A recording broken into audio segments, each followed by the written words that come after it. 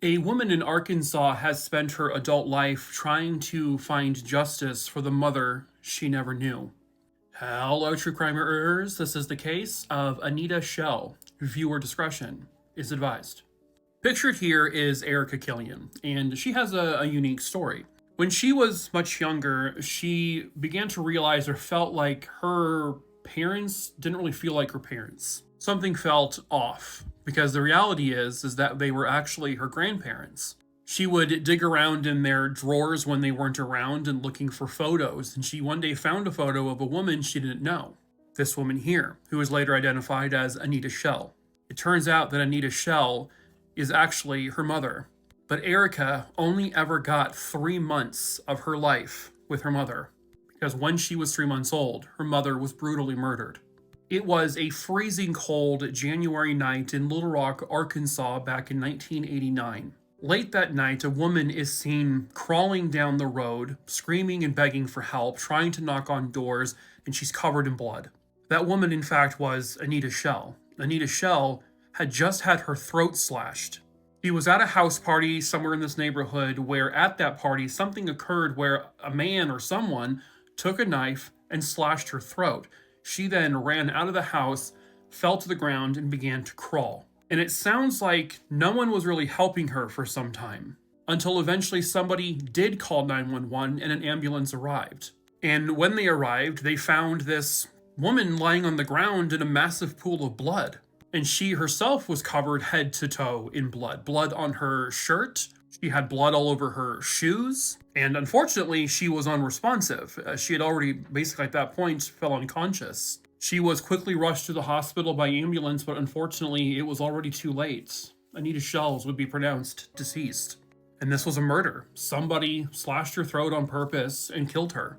And then the question became, who did it? Well, that's a mystery that has remained unanswered for over 30 years. Her daughter, once she discovered the identity of her mom and what happened to her, has now spent her entire adult life trying to find justice for her mom, trying to find out who did this, why it happened, and why has no one ever been charged with this case. Because a man was arrested as a suspect. Very quickly after she was murdered, a man named Leroy Harris was charged with first-degree murder because he was at that party, and apparently he was the one that was apparently the guy who killed her. However, Erica would then also quickly learn that Leroy Harris was almost immediately released from jail and all charges were dropped because police had no evidence. And the main reason why is because this was at a house party with a whole bunch of people, and a whole bunch of people are telling various different stories about what actually happened. What those stories are for sure, though, I don't know. But Erica has learned that there's this story, then there's that story, and this person has told something different than this person, and nobody seems to be agreeing with one another, and also there seems to be a lot of people who are just downright scared to talk, because perhaps there is some sort of retaliation that can happen. And they don't know if Leroy Harris is genuinely the guy who did this to her, and if it was him, why did he do it? What happened? Nobody's talking. And if Leroy Harris was in fact the man who murdered her, he will never face his day in court. Because a short time, I don't know exactly when, but a short time after he was released from jail and charges were dropped against Leroy Harris, he died. And if he was the one to do it, he took all that information to his grave. But my question is, if he was the one to do it, and if he's dead now, why are the people not coming forward and telling the true story? He can't hurt them anymore, but that would also mean that maybe it wasn't just him. Maybe multiple people were involved in this. Maybe multiple people helped him. Or maybe he helped the person who actually killed her. And that's the problem when you have this story with a whole bunch of people who are telling wildly different stories who are also afraid to talk. What is the truth? What actually happened? Erica Killian just wants to know. And she knows that if Leroy Harris is in fact her killer, it doesn't mean she can't have her day in court to prove that he was the one to do it. She has been fighting for, DNA technology back in 1989 was barely a thing. It was almost non-existent at that point. But now it is. It's a very big thing that we use all the time. Can we process evidence that you still have for any additional DNA that might lead to identifying her actual killer? Because even if he won't face justice, she deserves to know the truth about who killed the mother she never got to know. That is completely unfair that she had to grow up without her mom. And if it wasn't Leroy, then find the person who did do it. Maybe they are still alive. Erica and her family deserve to know. Someone somewhere out there has got to know the truth about who murdered Anita Shell, and perhaps that someone is you. If you have information on this case and you need to remain anonymous, you can. Please call 501-340-8477.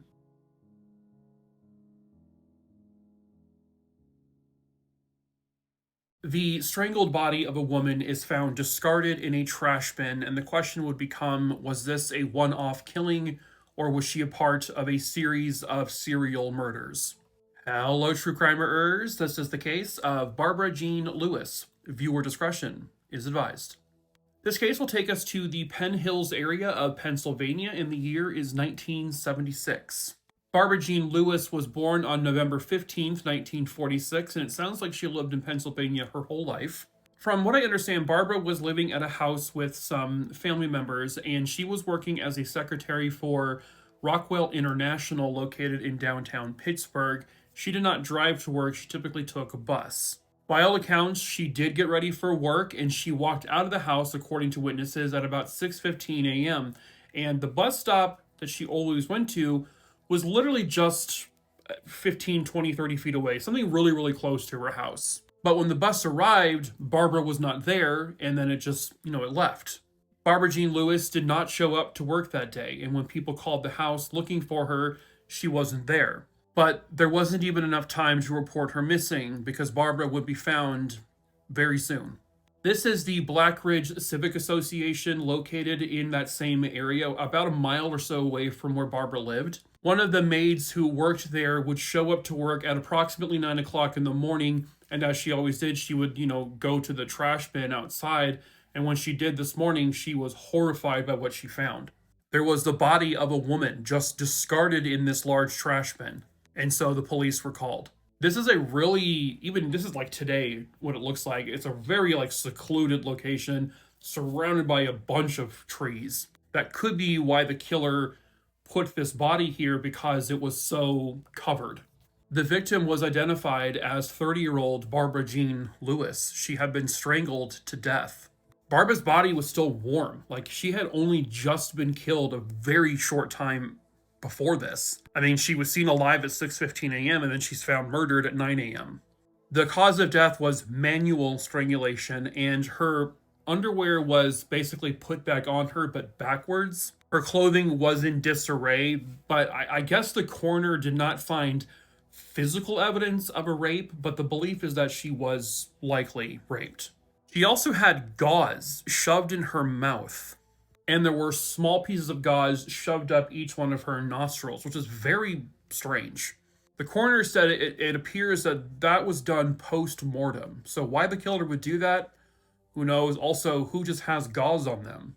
What makes matters even stranger is the fact that that bus stop was literally just within eyesight of her front door. She walked there every morning for work, so what happened between her front door and that 15, 20 or so foot gap to the bus stop? No one heard a scream, no one saw her being abducted, no one saw her getting into a vehicle, but they know she did not get on that bus. I think the overall belief is that she either was forcibly put into someone's vehicle and she just didn't scream, or they covered her mouth, or the more likely scenario is what people believe is that she got into the car of somebody she knew and trusted and said, okay, maybe I'll get a ride to work from this person. But then that person turned out to not be such a great friend and killed her. Someone who probably knew her routine. This is obviously before cell phones. This is before we had GPS everywhere. There were not cameras anywhere. So investigative tools back in 1976 were extremely limited, and it doesn't sound like they have, or at the time, didn't have anything that would have had DNA on it. Have they reprocessed the evidence they have over the years? I'm not 100% sure, but I would hope they have. But Barbara Jean Lewis wasn't the only murder victim. She wasn't even the only strangulation victim. There had been a series of other women around her age. One woman was even abducted also from a bus stop and found strangled, whose case has also remained unsolved. Her name was Susan E. Rush.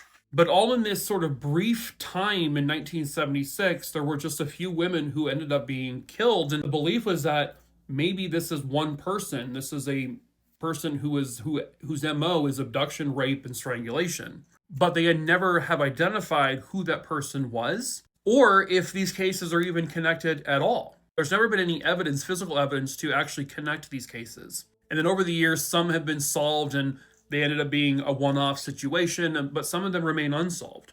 One suspect is a man named David Robert Kennedy, who was officially caught around 2000 or 2001 for the murder of a teenage girl. 17-year-old Deborah Jeanette Capiolo was found raped and strangled to death in 1977. It was only like a few months or so after both the rape and strangulation of Susan and Barbara. David Robert Kennedy had come up as a suspect very early on, especially in Deborah's case, but there was a potential linkage to the other ones as well. But in the early 2000s, when DNA technology was greatly advanced, they were able to officially link him through a DNA match to the murder of Deborah Jeanette Capiola. So he was arrested and charged with that. However, the DNA excluded him from Susan E. Rush's murder, but he was not excluded per se from Barbara Jean Lewis's case, but also has not been connected to it through DNA either. There is a chance that this man may be a serial killer who has killed numerous people. He may have been the Strangler from 1976 and 1977, but never officially connected. Another suspect is Weebles wobble, but they don't fall down. Holy Jesus. Edward Wayne Edwards, I'm sure you've heard of him before. Guy's a creep. He has committed several murders. He's a serial killer who was finally captured in the 2000s and cosplaying as obese Barney in 2011, died in prison. But a lot of amateur sleuths and some detectives have believed that he may have been responsible for Barbara Jean Lewis's case and a couple others in that same area. Now, his murders, primarily the confirmed ones, happened in Wisconsin. But a lot of people believe that he traveled around and he might have committed more murders, but it's just speculation. But Barbara Jean Lewis's murder remains unsolved. There is a chance that one of these monsters may have killed her, that have already been arrested and convicted of other crimes, but also there's a chance that neither of them did this to her. There is a strong possibility that someone did this to her that knew her personally. Maybe a friend, a former fling, a distant relative, someone. That is really kind of the belief at the end of all of this, is that it's someone she knew and trusted. But someone somewhere out there has got to know the truth about who murdered Barbara Jean Lewis. Perhaps that someone is you. If you have any information on her case, you are asked to please call 833-255-8477.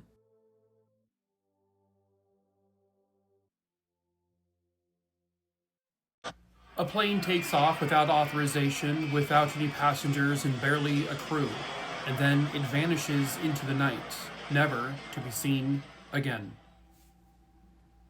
Hello, true crimerers. This is the 2003 disappearance of the Angola Boeing 727. Viewer discretion is advised. This story will take us to Angola, which is located in Africa, and specifically it happened in Luanda. Pictured here was a Boeing 727 that was first built in 1975 and was a part of American Airlines until about 2001. Eventually, it was sold to a company in Florida. The company was Aerospace Sales and Leasing. And essentially the idea was to no longer have this be any kind of passenger plane, but more of like a delivery plane, specifically for delivering fuel to mining towns. The plane was then owned at that point by a man named Murry Joseph, who over time kind of gutted the plane. It changed its appearance. The plane was then sent to Africa, and it was going to be used to deliver fuel to the war-torn areas there in Angola. And for a brief time, this venture was working. They did deliver fuel. They loaded up the plane with fuel tanks full of diesel fuel. But unfortunately, the person who was operating the business there, who was leasing the plane for this project, a man named Keith Irwin, ended up failing to pay his contract. The business venture then very quickly failed, where the people that Keith Irwin had hired there, Americans who he flew to Africa to take care of this operation, well, he basically left the plane there, and all the people he had brought there all went back home. So the plane was left abandoned here at this airport in Luanda. So Maury Joseph, the original owner of this entire plane after it was sold to him, well, he and this man here, Ben Padilla, at some point they go to Africa themselves. They're doing another operation. And once this whole business deal falls apart, Maury Joseph basically wants to restore the plane and bring it to Johannesburg, where Ben Padilla, who is an aeronautical engineer, a licensed pilot, etc., is hired to help restore this plane. And then a great mystery happens. May 25th, 2003, the plane all of a sudden begins to move on the runway, and this is completely unauthorized. The plane's transponder, everything that would have been used to track this plane's movements, had been deliberately turned off. It begins to taxi on the runway, but it's also going very erratically. It's kind of moving back and forth. And then it just begins to slowly take off, goes up into the sky, and vanishes forever. This is not an actual image of it. Nobody has seen this plane ever since. A secondary mystery involved in the disappearance of the plane is what happened to Ben Padilla. There are no confirmed reports stating that Ben Padilla was actually on that plane. However, he was there working on the plane, and Ben Padilla himself just so happened to disappear the exact same day the plane disappeared. One witness says they were confident they saw Ben Padilla get on the plane or was already in it. Another witness said it was Ben plus another individual that Ben had hired that also got on the plane. Another man named John Mutantu, who I can't find a photo of, but also it's not confirmed he was even there or ever got on the plane. This is a Boeing 727. This is a large craft, and it would have taken more than one person to properly fly this thing. Ben Padilla is a licensed pilot, but not for planes like this. He was a private pilot for much smaller crafts. He was an experienced aircraft mechanic and a flight engineer, but he did not possess the skill set to fly this particular plane, especially on his own. The other individual rumored to be with him also was not a licensed pilot. And if it was literally just the two of them, nobody knows how they managed to get this plane in the air, let alone fly it away somewhere. But it is possible. I mean, it's not like it's an impossible task. He knew enough about how to operate planes, but it's just a matter of flying it that seemed to be kind of a concern. And the other mystery became, where the hell is the plane? Where did it go? It's basically right near the coast here, and it's very possible it could have just gone straight into the ocean and crashed. Nobody saw this. This is a large plane. Someone would have surely seen something like this happen if it happened fairly quickly off the coast. No one saw a plane crash anywhere on land. It had enough fuel to get a very short distance away, but it certainly wasn't going to be able to fly for very long. But they searched the land of this area. They searched in Johannesburg, where the plane was eventually supposed to end up going, but no trace of it was ever found. Like, not a single piece of this plane has ever been recovered.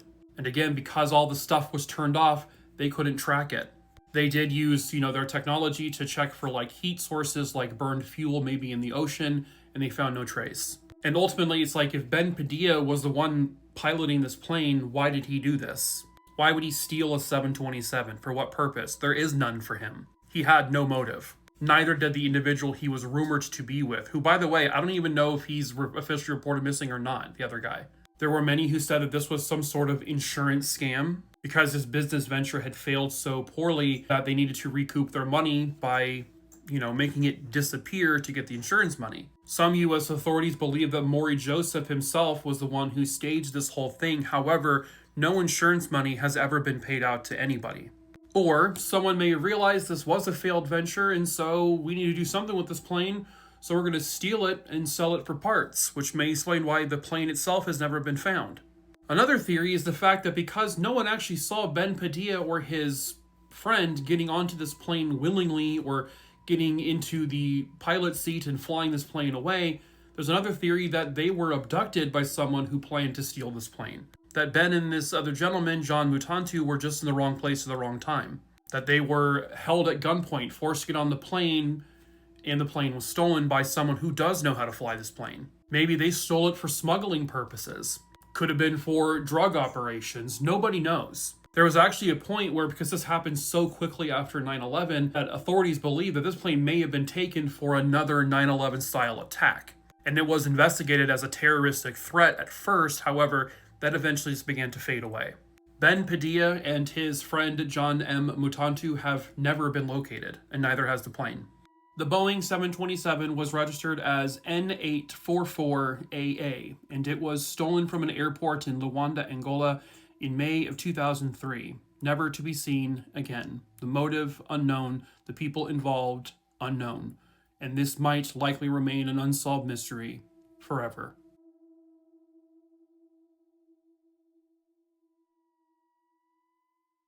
It was the early morning hours of July 4th, 1997, when a wife and mother of two would suddenly vanish off the face of the earth. Hello, true crimerers. This is the case of Bonnie Lee Schultz. Viewer discretion is advised. Bonnie Schultz had been married to her husband, Richard, for a little over 20 years when this case occurred, and they had two children together, 15-year-old Josh and 10-year-old Gretchen. Bonnie was a great mom. Her kids absolutely adored her, and she loved spending every waking minute with them. For the majority of their marriage, Bonnie had basically been a stay-at-home mom, but in the recent months or so leading up to her case, she had gotten a part-time job. And her relationship with her husband, Richard, seemed to be deteriorating. There weren't any, domestic issues in this marriage at all. But it sounded like Bonnie was growing apart from Richard, basically stating that she felt that he and her did not have much in common anymore. Richard would state, well, that's kind of the whole thing about relationships, is opposites attract. But she had talked about divorce on July 3rd, 1997, with Richard. On that July 3rd evening, Bonnie would leave the house because she had plans to meet up with a coworker and a friend for a pre-4th of July house party. And when she left the house, that is the final time that Richard or her children would ever see her ever again. Bonnie and her two acquaintances went to this house party, and then a little bit after they got there, they decided to leave and head to a bar.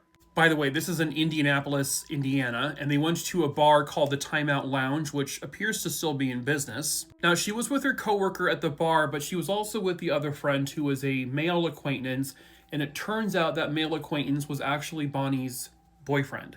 She was actually having an affair at that time. But sometime around 2 or 3 in the morning, she leaves the bar on her own. She is then seen getting into her vehicle, a 1990 blue Mercury Stable station wagon. This is not the exact one, just one that's similar. And then she drives off on her own. I don't know if this is the exact path that she took from the bar, but she was planning to drive back to her home. So I screen recorded this quickly just to show you the drive that she might have taken and to show you the surrounding areas around the path she would have potentially been on.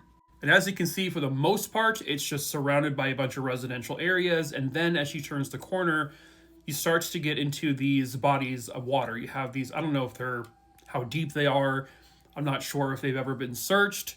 I think they have, as some of them have been, but you can see that there is a path where there are several small bodies of water that she would have driven past. Now, her friend and coworker said that she did not appear to be drunk, and the bartender also said she did not appear to be drunk.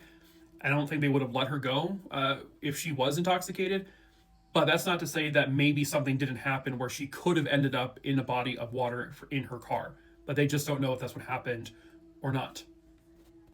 Bonnie and Richard also worked very different schedules, and so when Bonnie wasn't home when he woke up that morning, it wasn't unusual. But around noon or 1 o'clock in the afternoon, he began to notice that she still wasn't home and he hadn't heard from her. By 5 p.m., Richard reports Bonnie missing to the authorities. This is also on July 4th, 1997. Richard himself reached out to any family members of hers that he could get in touch with. He reached out to other friends, coworkers to say, hey, have you seen her? Do you know where she is? That's when they get the story about how she was at the bar and that she left on her own, according to the witnesses. The first person that police looked into, obviously, is Richard, the husband, and that's when it was uncovered that she was talking about getting a divorce. Richard did not want a divorce. He had suggested to Bonnie, let's do counseling first. All I know at this point in 2026 is that they have not officially ruled him out as a suspect, but he's also never publicly been named like, we think he did this. Because the fact of the matter is they don't know because they don't know where she is. And it's been an absolute mystery ever since because she was seen by many people at that bar and people did see her getting into her car. But what happened after that exactly, nobody truly knows. I see some mentions that some bodies of water have been looked at And I know recently some big social media people who do true crime as well, they started searching the bodies of water themselves. And there was even mention that possibly they might have discovered her car in one of these bodies of water. However, as of the time of me filming this video, her car has not actually been located, and neither has Bonnie. I believe the family continued living in their home for a few years, but eventually they moved to a new state. Richard has always, from what I can tell, kept in contact with the police to see, like, what's the update here. He's been cooperative. He's talked to the media saying, I have nothing to do with this. He also said, I understand that you're going to look at me, but, I didn't do this. I know this boyfriend was also talked to, as well as the coworker. They were both thoroughly interrogated, and the police believed at that point that they were telling the truth. But also, those two have also not been cleared officially as suspects. At least the boyfriend hasn't officially been. Because the fact is Bonnie could have left on her own and driven her car. Maybe she was more intoxicated than people thought, and maybe she did go into some water. The areas of water I showed, though, aren't super huge, so I think they would have been able to maybe find a car in any of those little areas. But it's also not necessarily the easiest thing to do. Bonnie wasn't suicidal, according to anyone in her life. She, despite wanting divorce, was still very happy. She loved being a mom to her kids. She's not the type of mom who would ever just pick up and leave her kids. I know we always say that in videos like this, but, the reality is you never really know what's going on in a person's head. Maybe she did, but it didn't fit her character whatsoever. But you never know.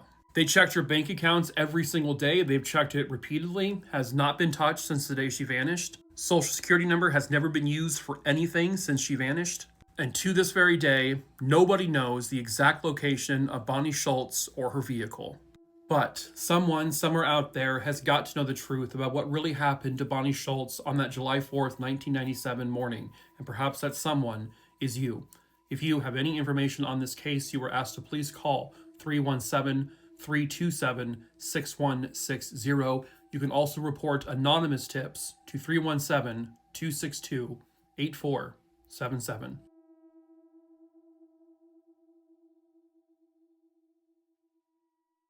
Starting in 1971 and going all the way up until about 2006, the bodies of at least 34 young women had been found buried or dumped in an area we now know as the Texas killing fields. Body after body after body, mystery after mystery after mystery. This is the story of the second known person ever found in the Texas killing fields. Hello, true crimerers. This is the case of Brenda K. Jones. Viewer discretion is advised. Pictured behind me is Galveston Bay, located there in Galveston, Texas. On July 1st, 1971, a 14-year-old girl, her name is Brenda K. Jones, had been visiting her aunt. Her aunt was sick, and so she was actually visiting her at the John Seeley Hospital. But shortly after she's done with her visit, there are witnesses who see her at 34th Street and Avenue I, and this is around 7 p.m. on July 1st. She was seen alone, and no one appeared to be following or stalking her or anything like that, but Brenda never makes it home. The following day, the body of a young woman is seen floating in Galveston Bay. Her hands were actually tied up with the plastic strings that were a part of the sandals she had on, and she was gagged with a half slip. She was also almost fully nude, except the only thing she was wearing was her bra. And she was sadly identified as 14-year-old Brenda K. Jones. And Brenda had been strangled to death. I don't know if there was any indications of rape, but with her being in the water, that might have been difficult to find out. Brenda was born in November of 1956. She was attending Central Junior High School at the time. She had 3 sisters and 2 brothers. This is a 14-year-old kid. I mean, who would target a 14-year-old kid? Unfortunately, it's going to be some mysterious predator lurking around, like she didn't have any specific enemies. The Texas killing fields was actually not a term coined until 1984. This was after already several women had been discovered in or around this area. The Texas killing fields isn't necessarily just a single field. There is one prominent area along Calder Road, I guess near the Calder oil fields, where a large portion of the bodies were discovered. But it isn't just that area. It's actually this 25 or 30 acre kind of plot. But the Texas killing fields became a much more broader term to refer to all of the bodies found between 1971 and all the way up until 2006, between Galveston Island and League City, Texas, and this is along the I-45 corridor. So when the Texas Killing Fields essentially was coined, they would link all of the bodies previous to that particular case. Brenda K. Jones was the second body discovered amongst all of them.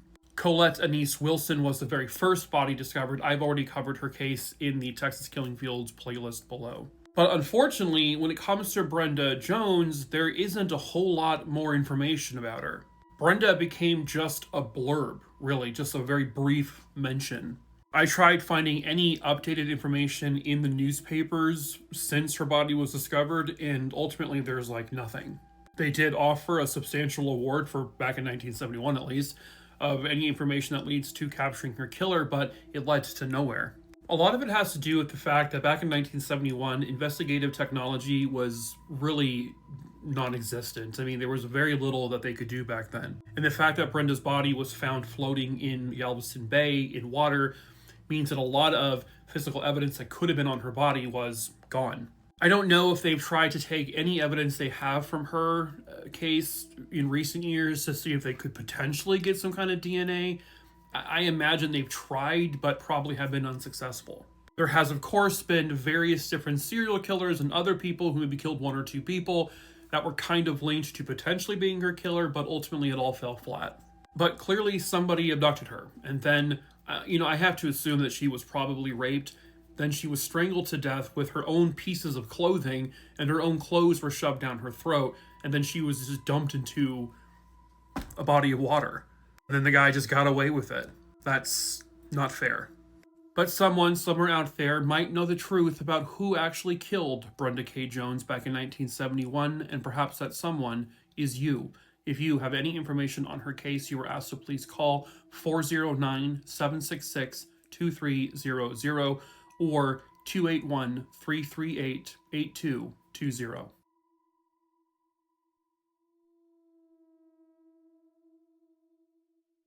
Would our horrible buddy here ever face justice for the horrific crime spree he committed in which he murdered 3 people? Hello, true crimerers. This is the case of Buddy Justus. Viewer discretion is advised. It all started in this home in Ironto, Virginia on October 3rd, 1978. A 21-year-old woman named Ida Mae Moses, who unfortunately I cannot find a confirmed photo of, was found murdered inside this home, which was tragic enough, but to add to it, she was also 8 months pregnant. Ida had been shot 3 times. Ida had also been raped, and it appeared the home was forcibly broken into.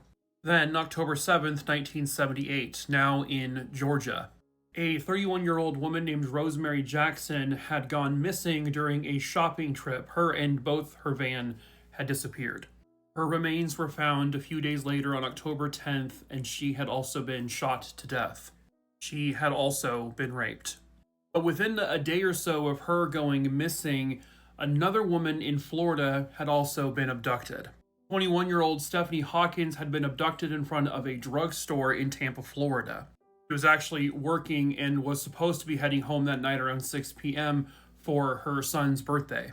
Witnesses said that she was actually abducted at gunpoint while sitting in her van. Around October 13th, 1978, Stephanie's body had been found. She too had been raped and shot to death. Now, because of witnesses for the murder in Georgia, the murder of Rosemary Jackson, they were able to piece together the identity of a transient named Buddy Justus.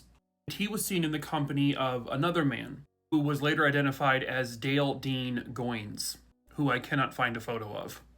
Dale Goins was found with one of the victim's stolen vehicles. And so when he is apprehended, he also confirms and links Buddy Justus to the one who actually committed these crimes. Once they had his name, they were kind of trying to find out where he was, and he discovered he actually had gone back to Virginia to visit family. This is where the murder spree started. Once they saw him visiting family, they quickly swooped in and arrested Buddy Justus. Now, Dale Goins had admitted to being there for the murder of Rosemary Jackson and Stephanie Hawkins. He actively participated in the crimes. However, he stated Buddy Justus was the one who physically pulled the trigger, killing both women. However, Dale was not present for the first murder of Ida Mae Moses, and that's because Buddy Justus did that one all on his own.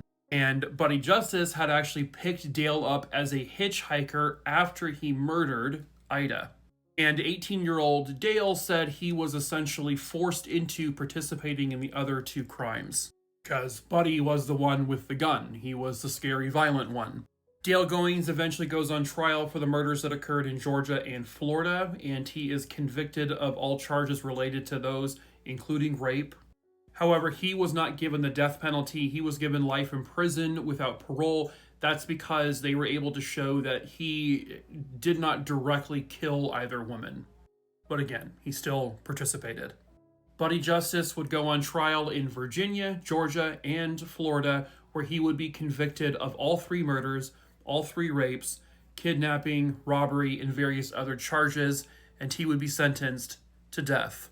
Initially, he never fought his conviction, stating, I agree with whatever happened here, but then eventually he changed his tune by trying to appeal, which he would lose. He ends up trying to take his own life multiple times, but fails each time. On December 13th, 1990, he had a last meal that consisted of steak, french fries, a tossed salad, strawberry pie, and tea. He also requested a glass of wine, but they said no. He had no final words, and he was strapped into the electric chair where they threw the switch, and he was executed. And with the throw of that switch, Buddy Justus would face the ultimate justice. And finally, the three women he brutally murdered got the justice they rightfully deserved.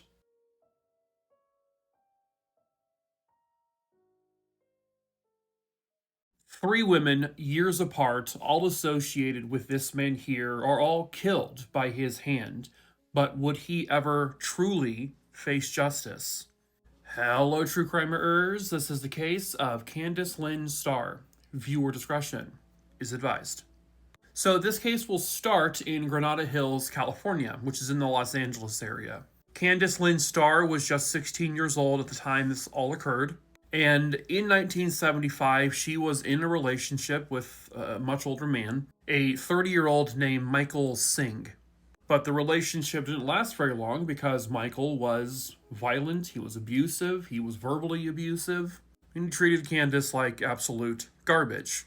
On September 21st, 1975, Candace is in her home that she lived in with her family, and it was just her and I think two of her sisters. She was one of 6 total kids in the family. But on that September afternoon, Michael Singh just walks into their home with a gun, points it at her, and abducts her from the home. One of the sisters says that he grabbed her by the throat and literally dragged her and yanked her over that little wall outside of their home, and he had a gun to her head and forced her inside the car and then sped away. And that was the last time anyone in her family would ever see her again. 3 months later, in December of 1975, in Gallup, New Mexico, which is roughly 650 miles away, a man and a younger woman enter a gas station. I think it was called the Thrifty gas station in Gallup on US 66 Avenue. The gas station attendant sees that this man and woman get into some kind of heated argument where the man then takes out a gun. The gas station attendant says something where this man points the gun and fires towards the attendant, but he manages to duck out of the way. But then this man takes the gun, points it to the head of this young woman, pulls the trigger, shooting her in her head and killing her instantly. He then gets into a van outside and he speeds away. Police arrive at the scene. They find a young woman there, but unfortunately she has no identification on her. She has absolutely nothing on her person that will tell them who she is. So they have no idea who she is or who he is. Nobody recognizes them. And this being 1975, the technology wasn't there. We didn't have Facebook or even MySpace, or we didn't have the internet. We didn't have anything to communicate instantly across the entire country. But we did have the news, and they could distribute her image and a composite drawing of her across news stations. They passed these flyers around the entire country. So this individual was buried in an unmarked grave. And then finally in 2009, using DNA technology, they were finally able to identify their Jane Doe in New Mexico as Candace Lynn Starr. She finally got her name back, and at that point, that's when police would piece everything together because they knew who abducted her in California. It's just that police in New Mexico and the police in California again, in 1975, there just wasn't that instant communication. And then now rewinding all the way back in time, now they know it was Michael Singh who killed her at that gas station. That's clear as day. But where is he? Well, after he shot and killed Candace, he fled to Missouri where he met another woman, a 29-year-old named Mary Ann Spain. The two of them would actually end up getting married. However, he was very violent towards Mary, and it ended the relationship. On September 23rd, 1976, as Mary Ann Singh was outside of her home, he pulls up with a gun, points it right at her, and shoots her, killing her. He gets into his car and he flees, and actually, unfortunately, her kids witnessed the murder. They were not Michael's kids, they were children from a previous relationship. He is eventually found and arrested and brought back to basically face his charges. But at his trial, Mary's two children would testify against him, stating that they witnessed the two of them getting into an argument where he then just shot and killed her. His defense team tried to say it was all Mary's fault. She was the bigger one. She actually was stronger than Michael, calling her the instigator and saying that the gun accidentally went off and killed her. Michael Singh was found guilty for the murder of Mary Singh, and he was sentenced to just 10 years in prison because he was only convicted of manslaughter. Roughly 4 years into his sentence, he is now given work release, which means he's allowed to leave the prison to work. And unbelievably, he meets a woman named Susan. The two of them hit it off, and they get married. In terms of, did she know about his murder conviction? I don't know. But in May of 1982, he is arrested for physically abusing Susan. He beat her, kicked her in the ribs. And even after that, he is actually still allowed to go back out on work release, even after he's been arrested and charged with beating her, because he was still awaiting his court appearances for that. On May 25th of that same year, he finds Susan and he abducts her. Susan is never seen alive ever again. That's because he took her to a secluded location and he beat her to death with an instrument and just buried her in a grave. But as he was trying to bury her, a couple of cops noticed and he was immediately arrested and then charged with her murder. Look at how happy he is now. In July of 1984, he goes on trial for the murder of Susan Singh, and he actually in this case tries to argue that he is insane. He's cuckoo-cuckoo. And unbelievably, it works. The jury finds Michael Singh not guilty by reason of insanity, and he's not released. He is put into a mental health institution where he would have to remain until they determined that he was okay enough to be in the world again. But that never happened.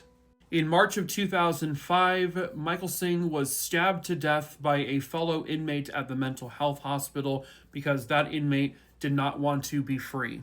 This guy, I guess, was about to be released, but he said, I don't want to be released, I need to be back in custody. And he said the best way to do that is just to kill someone. And so he killed Michael Singh. Not a big loss, really. Heroic, even, I would say. Unfortunately, I don't have photos of his other two victims, and sadly, one of them got very little justice, and the other got none at all. Because it sounds like this man was able to easily manipulate the court proceedings and the jury. So fast forwarding back to 2009, when Candace Starr is finally identified using DNA, they also would determine that Michael Singh was in fact her killer, but unfortunately at that point he was already dead. And so he never went to court or never went to trial for her murder, and Candace Starr, sadly, never got the proper justice she rightfully deserved.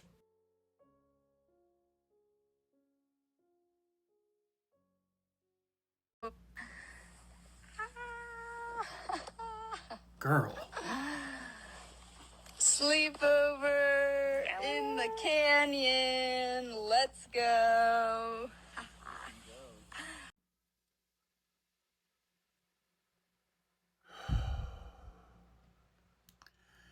She used to light up a room whenever she walked into it. Might as well get used to talking about her in the past tense. This is future worst deaths imaginable. Viewer discretion is advised. This is most avoidable deaths in human history. Viewer discretion is advised. Everyone would say that Penelope always made the best decisions and she always had a good head on her shoulders. But clearly everyone was wrong. The victims of this tragic, avoidable accident, were they white?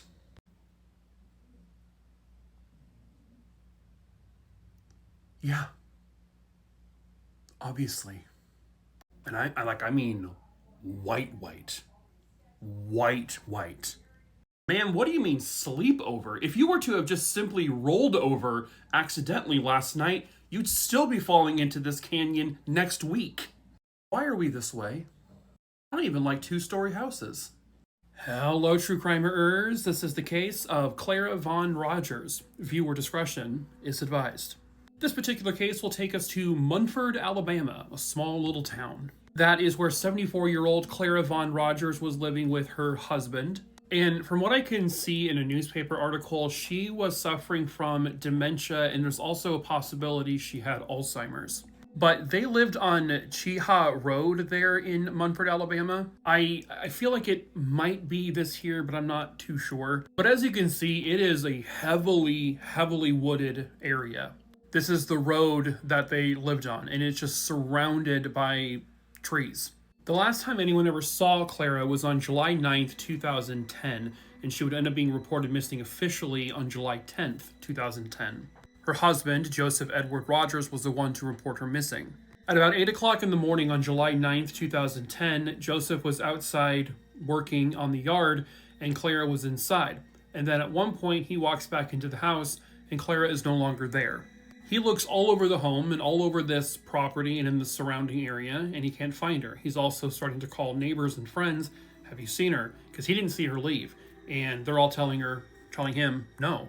So the search would begin for her, and they combed that area really well from what I understand, but they just never found her. And then on the night she disappears, sometime around 9:30 p.m., police were given a tip from another individual that a woman fitting Clara's description, they weren't sure if it was her or not, was seen on Stockdale Road in Talladega County, but that sighting was never confirmed. And then honestly, her case just seems to go cold. It falls off the face of the earth, and there's very little published about it. There's one newspaper article and then another one that shows a series of missing people, including her image on the side there. And then as I was looking into this case to see if there was any updates of whether or not she had been found, I saw this article that says remains found identified as missing Clay County woman. It starts to talk about Clara Vaughn Rogers, but unfortunately when you click on this, everything is behind a paywall, and I just can't pay every single newspaper that exists in the world. That's why I have a subscription to the newspapers.com site, but even there, this article isn't there. So I want to preface this next part by stating that I utilized Google AI to see if they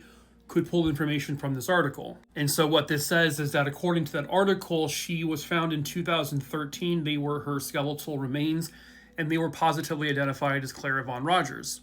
An official cause of death was never publicly determined for Clara Vaughn Rogers. They were too much at a state where you couldn't tell physically if there was any trauma to her remains. And they also have never stated whether or not they think this is foul play or an accident or something like that. But because Clara Vaughn Rogers was suffering from dementia and possibly Alzheimer's, it's possible, because she had wandered off before, that she had just wandered into that vast sea of trees and something happened. But why they didn't find her in that area when they searched for her, I don't know. I tried asking also where exactly were her remains found, and that was also very unclear. There was no specific mention of exactly where she was found. But I take all of this with a grain of salt because I don't know how accurate it is, because I can't physically read the article. If I was wealthy, I would pay for every subscription I came across, but every single city, and counties especially, have their own individual newspaper site that you typically have to pay for. And it's just impossible to keep up with that. Newspapers.com, which is like a 6-month subscription, is usually really reliable. You can find a whole bunch of articles, but sadly with this case, there's almost none. So I cannot confirm the exact outcome of Clara Vaughn Rogers' case. I don't know how factual that information is, but I do know that she walked away from her home, or something happened at her home where she went missing, and she was potentially found 3 years later. But maybe there might be more information out there that the police still need. And if you have any information on her case, you are asked to please call 256-354-2176.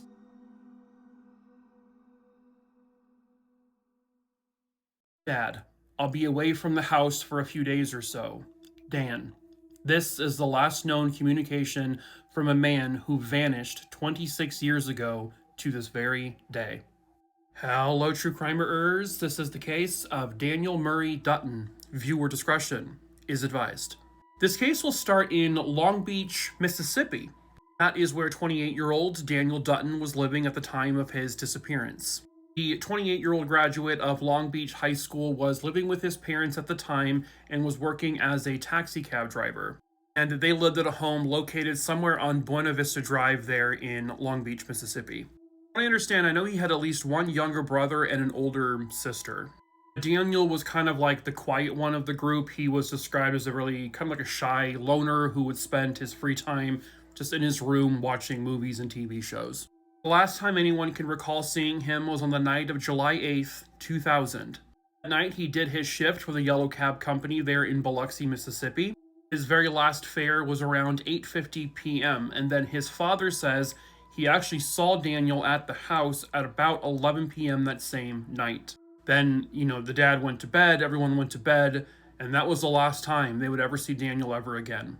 The following morning, they wake up, Daniel is gone, and they have a very brief note that simply says, "Dad, I'll be away from the house for a few days or so. Dan." And that was it. That's the only communication they have from him. From my understanding, the family did not officially report him missing until July 17th. However, his cab that he drove was found on July 13th. But the strange part is that it was not found in Mississippi. It was actually found over 400 miles away in the area of Lake City, Florida. This is about 5 days after he was last seen by anyone. And nobody knows why on earth his car was found in Florida. He didn't know anyone in Florida. It became an instant mystery. The days in there in Florida had called the Yellow Cab Company to report this cab being there because Daniel himself had not checked into that hotel at all. And then the Yellow Cab Company is who actually informed his family. The vehicle were his checkbook and a couple of receipts and then his glasses. These are the actual glasses here, and that immediately alarmed his family. Daniel always joked with his family about how bad his eyesight was. He at one point said that he needs his glasses to see in the shower. So for him to not have them was alarming. Receipts found in the vehicle also show that he had stopped at some point in Gainesville, Florida, which is about 51 miles away from where his vehicle was found. Receipts in his vehicle indicated he had paid in cash for a room at the Econo Lodge there in Gainesville, Florida. He also purchased a backpack, a toothbrush, and toothpaste. And all of those purchases happened on July 9th, so this is the day after the last time anyone ever physically saw him. Another alarming thing that was found inside the vehicle in the trunk was a golf club. That golf club had been completely bent in half. However, it did not have any blood on it. There was no blood in the trunk. There was no blood in the car or around the car. Why there was a bent golf club, though? Very strange. That would indicate to some people that maybe he was struck by it, or he struck someone with it, and then perhaps it was cleaned off before being put back in the car. There were no traces of blood. Daniel's bank account had been overdrawn, I'm not sure by how much, but for the past few weeks before he disappeared. He had also maxed out all of his credit cards, and they also had a .22 caliber gun at their home that had been missing since the day he vanished. There were no indications that he was suicidal or anything like that, but you never know. Obviously, a lot of people don't give indications. There is that possibility if that gun is missing and he took it, maybe he did something with it. The note indicated he would be back in a few days. Was this real? Did he really mean he's coming back in a few days and then something happened? Or it was just something he did to throw people off? This doesn't exactly scream suicide note. Is this really a way that someone like Daniel would truly say goodbye to his family? I don't know. I've searched and searched and searched. Years went by. It's now been 26 years to this very day that I'm posting this video, the last time anyone saw him, and there's been no trace of him. His bank accounts have never been accessed or attempted to be accessed, even though they were overdrawn. He has not utilized his email. He has not communicated with anybody. He also did not have a cell phone. Back in 2000, cell phones weren't a common thing we all had. They were very, very basic back then as well. But he didn't own one anyway, so there was no way of tracing him that way. And ever since, it's just been a complete mystery. Did he end his own life? Did he maybe pick up the wrong person in his cab. Maybe he met or saw something he shouldn't have seen. Is foul play what happened here, or was it something, an accident happened? It's all a mystery. Nobody knows. But someone somewhere out there might know the truth about what happened to Daniel Dutton that day, and perhaps that someone is you. If you have any information on his whereabouts or what may have happened to him, you are asked to please call 228-863-7292.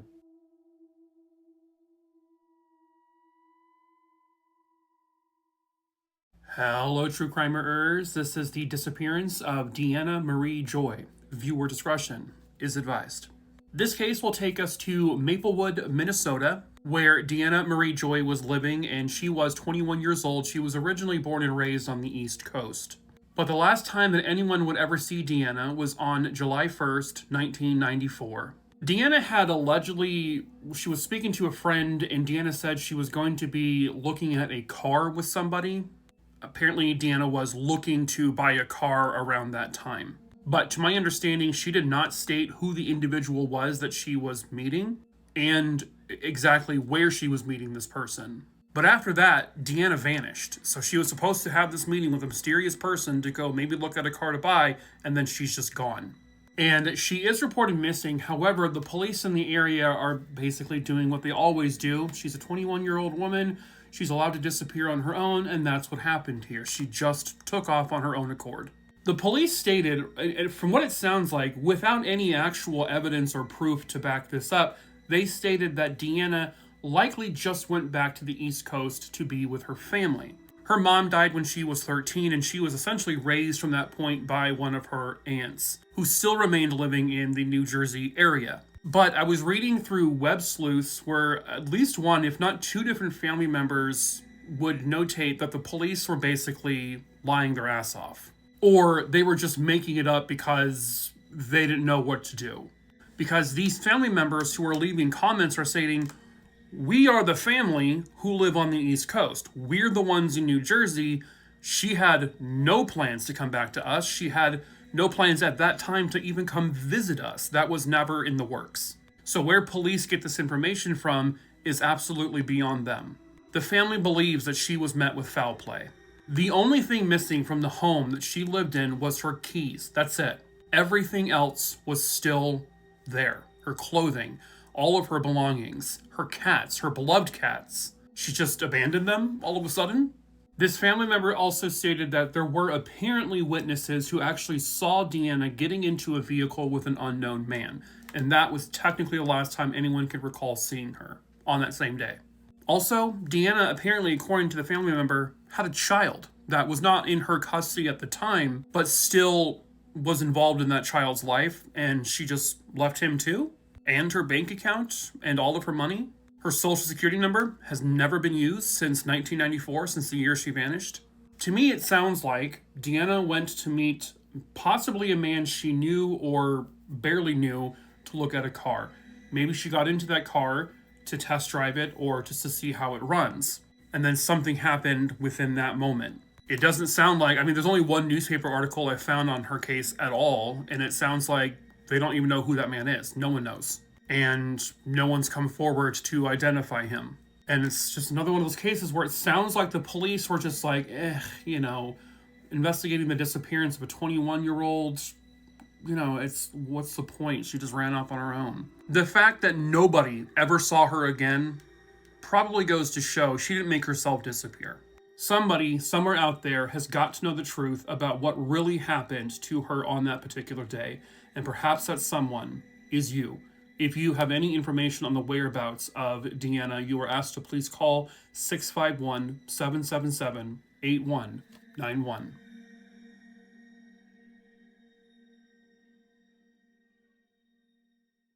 Found dead, crack-addicted prostitute.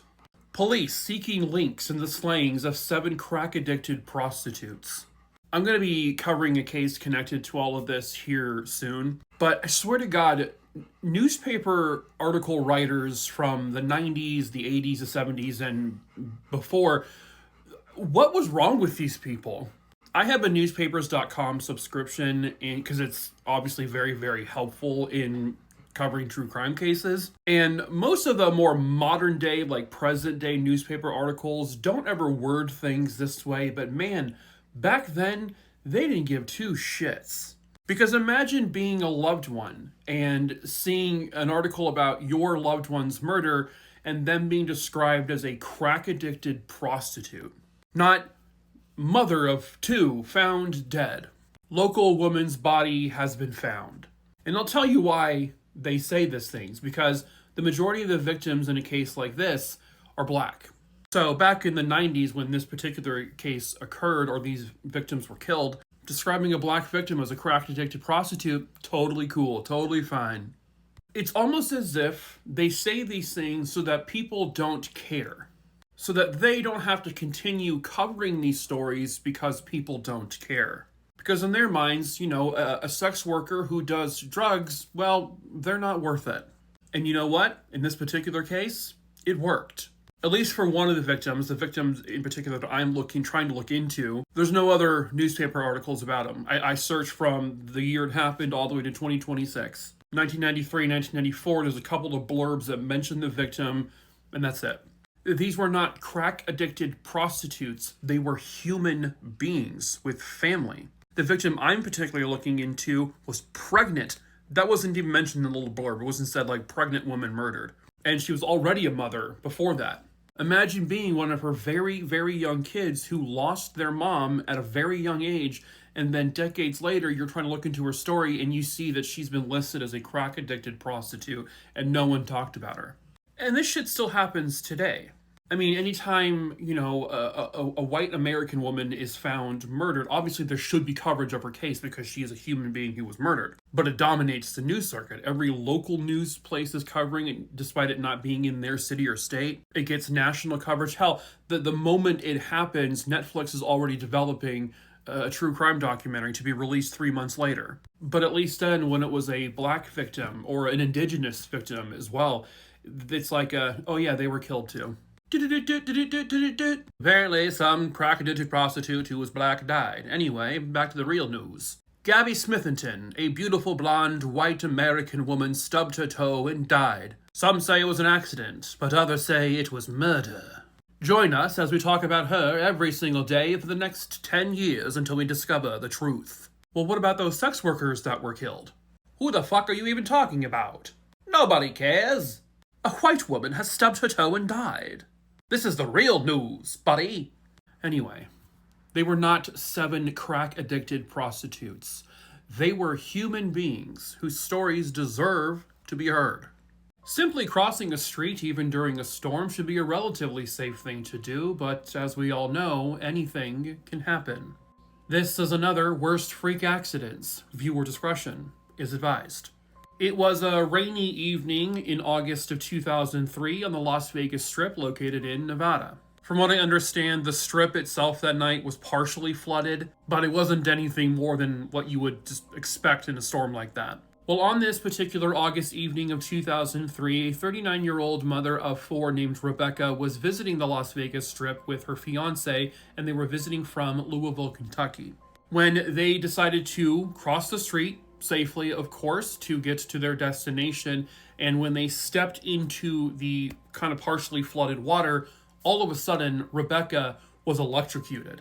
This is obviously not the actual image, but as she stepped onto the water, just a burst of electricity came out.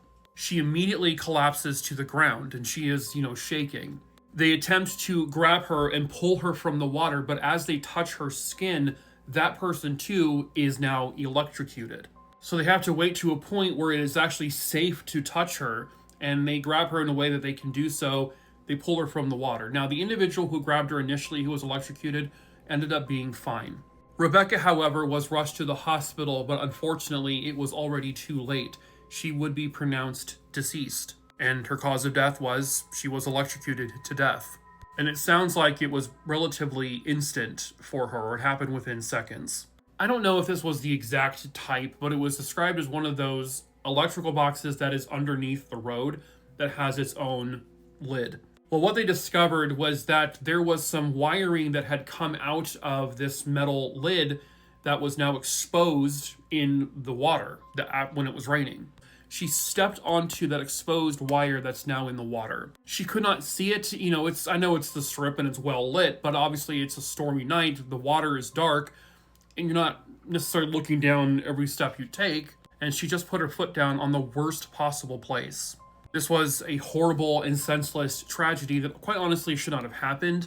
But in a city like Las Vegas, where electricity is obviously more prominent than most cities, it does become kind of difficult for them to send out people to look at every single electrical box that's out there. And I'm sure they would have found this issue eventually, but obviously it was too late. Numerous people were sued. There were multiple co-defendants in a lawsuit. From what I can tell, most of the people ended up settling out of court. But one of the companies, Acme Electrical, does end up going to court, but they are found not liable for what happened. This is a story that shows that you can just simply put your foot down on the road, just walking across the street, and your life is over instantly. I didn't even know that this was a thing that has happened or could happen, but I guess now it's something that you could all be aware of that happens. She was able to get out of an abusive relationship and had plans to move back home to California, but unfortunately, it never came to be. Hello, true crimerers. This is the case of Elizabeth Forshee-Syperda. Viewer discretion is advised. This case will bring us to Mount Pleasant, Iowa, and pictured here in the middle was Elizabeth Forshee-Syperda, pictured here with her mom and her brother. Known by Liz to her friends and family, she was described as a really hardworking young woman. She was incredibly responsible, who had dreams of going to college and graduating and finding herself a really great career. She was dedicated, she was reliable and responsible. And Liz had a very nurturing, caretaking type of vibe to her. When she was much younger, she would babysit for a man named Michael Syperda. When Elizabeth graduated from high school, she ends up moving in with Michael Syperda, who had divorced his wife, and she married Michael Syperda.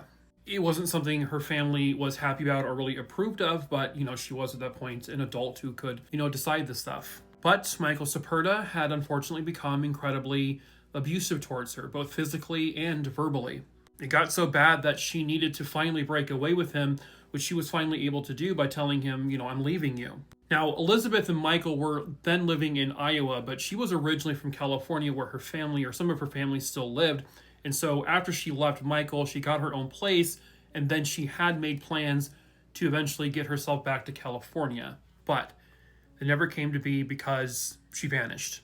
When she was with Michael, he basically controlled her to the point where she was not allowed to talk to her family or friends. But she would still manage to sneak calls to her family basically every time he was gone or at work. But then one day those phone calls just immediately stopped, even when she got her own place. When no one could get a hold of her, eventually she was reported missing, and they noticed at her apartment everything was still there.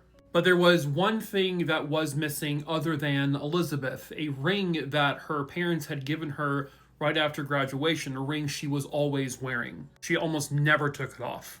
Michael Syperda was brought in for questioning because obviously he's this abusive ex who's going to be the first suspect. He tells police that the abuse allegations were, he really tried to say it wasn't as bad as it sounds. He said, that's way out of my character, that's not me. However, when she moved out, he also basically called her every single day at her apartment, almost borderline harassment and stalking. Well, the day she disappeared, from that point moving forward, he never once called her apartment. Even though phone records show that he absolutely called her every single day. Well, suddenly it stops. Suddenly Michael Syperda doesn't seem to care where she is. Whatever, she's wherever she is, it's fine. And also, they search his home, and he has a little safe, and in that safe, they find the missing ring. And he can't offer any explanation as to why he has it. He gives them nothing. But because her apartment showed no signs of foul play, no blood or anything like that, there's no crime scene literally anywhere. They have no potential murder weapon. They have no witnesses. Nobody saw anything. Nobody heard anything. They were having a really hard time being able to do anything about it. But in 2017, after talking to many people, including friends of Elizabeth who said that Michael had threatened to kill her on a number of occasions, the fact that he was very physically abusive, the fact that her ring was found in his apartment after she disappeared, the fact that he stopped calling her and stopped caring where she was from the day she disappeared, despite having no body or a crime scene, he was...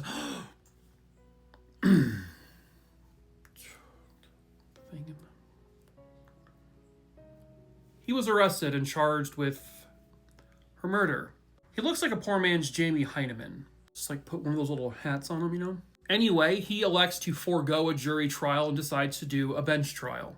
Again, the evidence against him is extremely circumstantial. There is really no physical evidence whatsoever. But the judge finds him guilty of the murder of Elizabeth-Syperda, and he is sentenced to life in prison.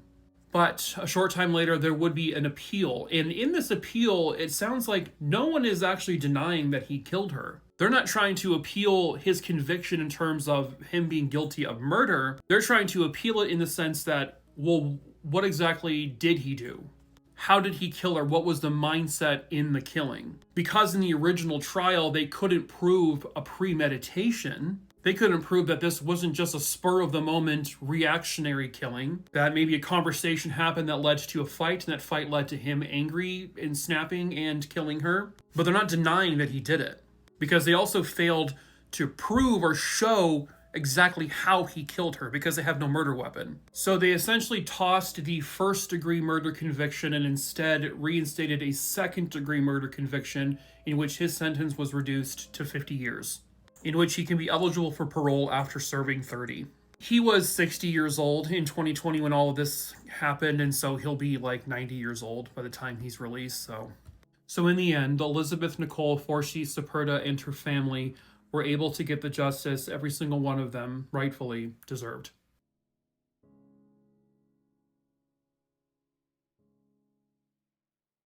This fella sure has a knack of people in his life suddenly going missing, and yet he has never been convicted of any of it.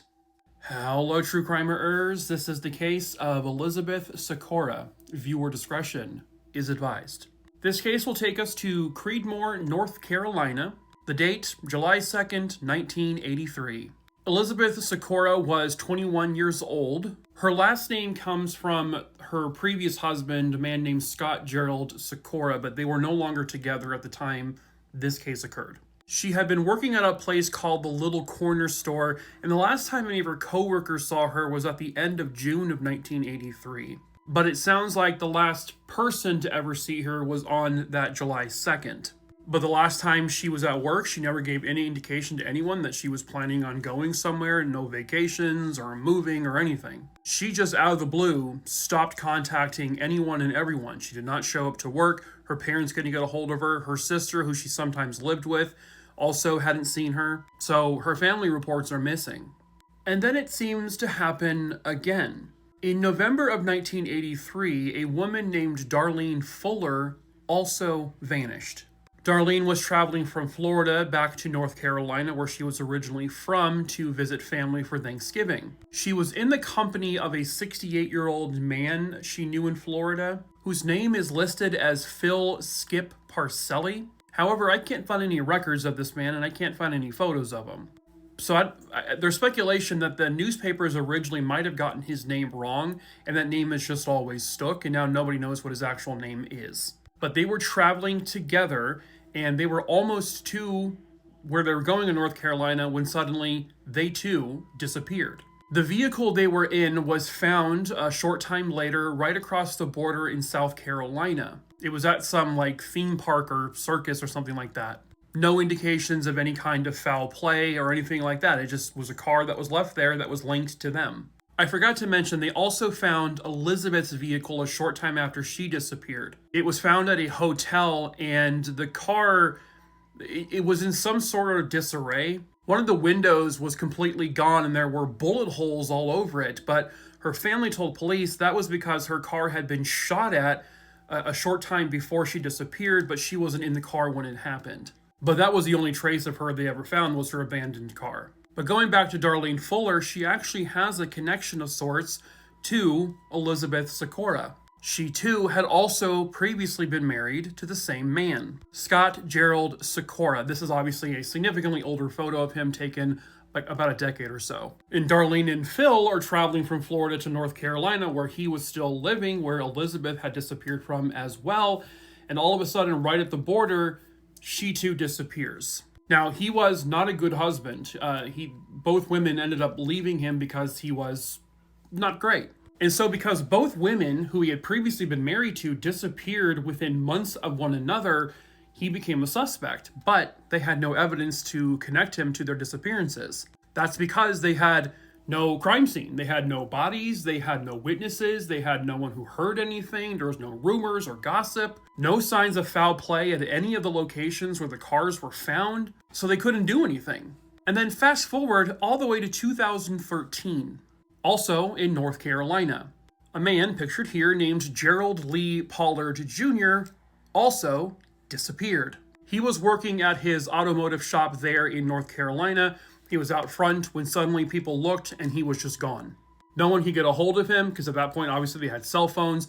No one could reach him. No one had heard from him. No one had seen him. No one knows what happened to him. And so 30 hours after he disappeared, he too was reported missing. Well, guess who his brother-in-law at the time was? Scott Gerald Sykora. Yeah. So now there is not one, not two, not three, but now 4 missing people, all linked to this man. Now, police in 2017 end up arresting Scott Gerald Sykora for the disappearance of Gerald.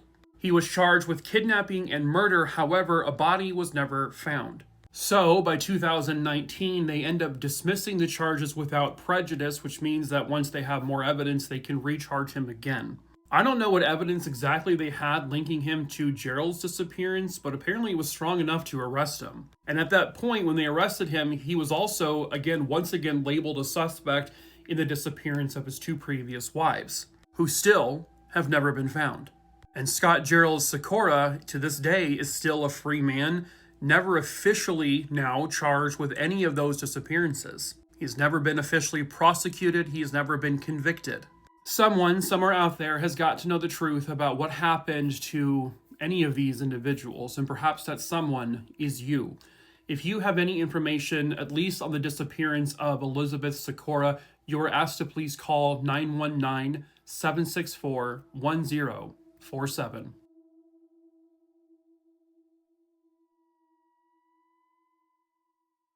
34 years ago, a mother of 3 walked out of her home, got into her car, and drove away. She has never been seen since, and the question still remains, where is Felicia? Hello, true crimeers. This is the case of Felicia Cochran. Viewer discretion is advised. This story will begin in Pell City, Alabama. Felicia Cochran was born in August of 1965. Growing up, she always seemed to be a really happy-go-lucky, full-of-life young woman. She graduated from high school in 1983, and she had many dreams and aspirations of one day owning her own business. When she was about 16 or so, she did get pregnant with her first child. Felicia then gave birth to her second child while in college. From there, Felicia began to kind of alter her career dream path. She told her mom that she wanted to become a flight attendant, but her mom was like, well, that's great, but you probably should just wait until your kids are older, so that because, a flight attendant, you're going to be going all over the place overnight. So Felicia ends up in the meantime getting jobs at places like Hardee's, where she eventually meets a man named Travis. Her and Travis do actually end up getting married, and they have 1 child together. Everyone who worked with her at the Hardee's, the people she trained, said that she was just such a nice and kind person, and she was always so patient when training that some of the family members of the people she trained at Hardee's would end up making dinner for her because of how nice she was. But then her husband Travis just became this really violent, abusive guy. But she did eventually find a way to actually leave him and file for divorce.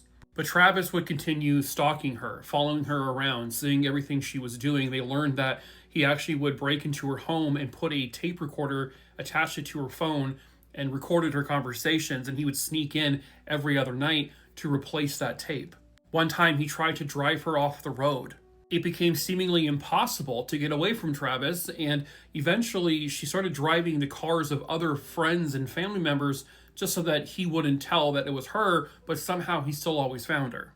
And then she vanishes. When I originally saw the story, it was on July 11th, 1992, because I've been doing that, on this day kind of thing for a while now. Several different places listed her disappearance as July 11th, but it turns out that's actually not true. She disappeared on June 11th, 1992. This is confirmed in a couple of the news articles that I found. But on June 11th, 1992, she gets into her 1987 gray Nissan Sentra. She is planning to go to Birmingham, Alabama for a hair salon appointment, which she does apparently make it there, and she goes through with her appointment. But then Felicia never comes home. Her 3 children that night were actually staying with Travis's mom, their grandma, but Travis was not there with them that night.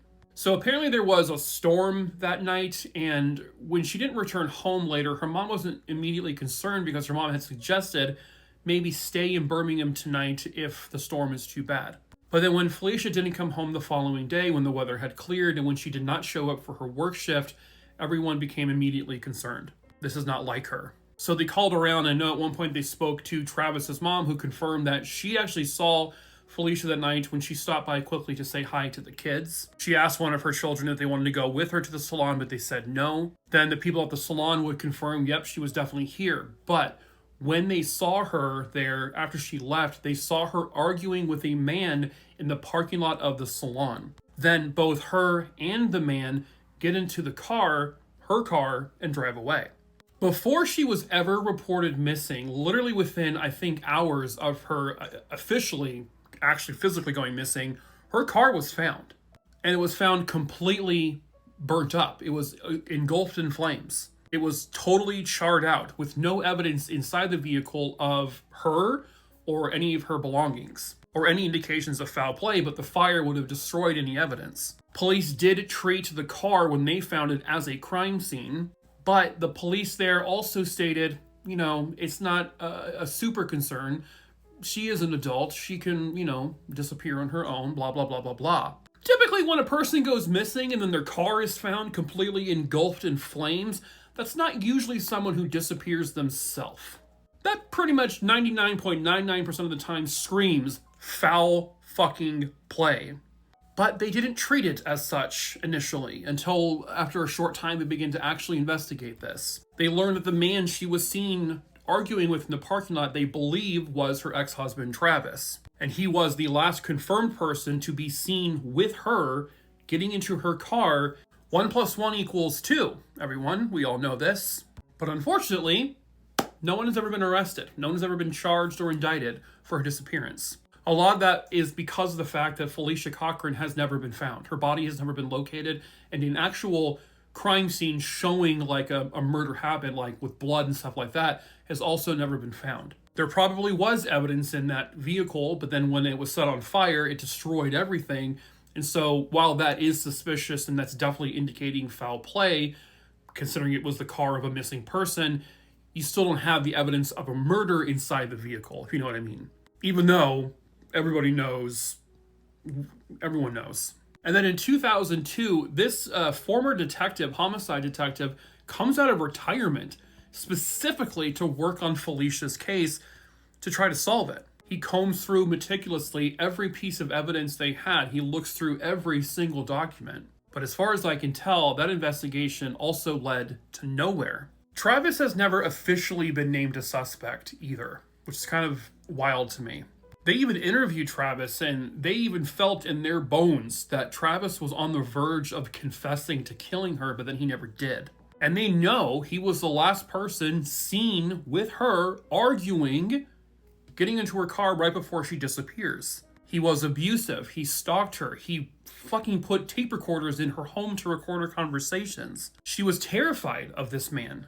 Again, 1 + 1 = 2, but I understand you also need the evidence to do anything. We can't just go around arresting people, charging them with murder if you don't have the actual evidence. If you're going to go to trial for a crime like this, you need to make sure you have the evidence to convince a jury beyond a reasonable doubt that this person did this. Most importantly, for that to happen, they need her body. Someone, somewhere out there, has got to know the truth about where Felicia Cochran is located and what exactly happened to her. Perhaps that someone is you. You can report information anonymously if you are afraid to come forward. You can call 205-884-3334.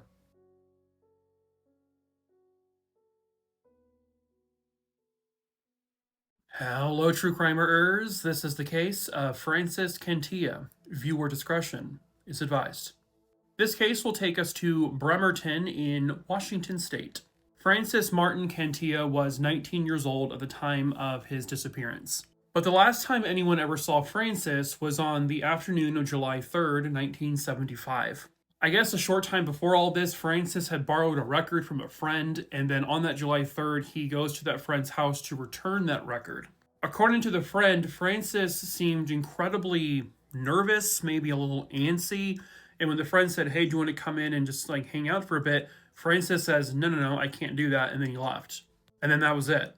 Nobody ever saw Frances ever again. He just disappeared. He vanished. Now, his mother and his family had last seen him back on June 22nd when they had like a little family gathering somewhere, and he was his normal, happy, bubbly self. Frances had also recently lost a bunch of weight because he was trying to, and he was in a really healthy place. There was nothing out of the ordinary when she last saw him. But eventually another family calls Frances's family to say, hey, have you seen Frances? Because we haven't seen or heard from him. And they realize we actually haven't seen or heard from him for a couple of weeks. So the family goes to Frances's apartment, which I guess he lived at on his own on Elizabeth Avenue. I don't know exactly on Elizabeth Avenue where it was, but his prized 1965 Mustang was parked in front of his apartment. Nothing out of the ordinary in or around the car. When they enter his apartment, they find nothing also out of the ordinary. They found his wallet, his house key, his car key, his comb, a couple pieces of loose change on the dresser. There was cash on the dresser just out in the open for anyone to have taken. But missing was Frances, nowhere to be found. And again, in the apartment, there's no signs of foul play. It's just he was seen and then he is gone. And the question became, like, what was he nervous about when he saw his friend when he returned that record? It doesn't sound like the friend knows. That friend is the last person to ever have seen him. But it's clear that Frances did get to his apartment. Because again, his car was there and all of his belongings were there. So what happened in that apartment? That's the question. What happened to Frances? As the years went on, I was reading in a newspaper article that just the idea of whatever happened to Frances became wilder and wilder. Frances had been working for, I guess, a pipe fitter, and he just failed to stop showing up to that. But did something happen at work that maybe he got injured and no one reported? There were beliefs that maybe Frances somehow got amnesia and wandered away not knowing where he was. But then you would think that somebody would have spotted him.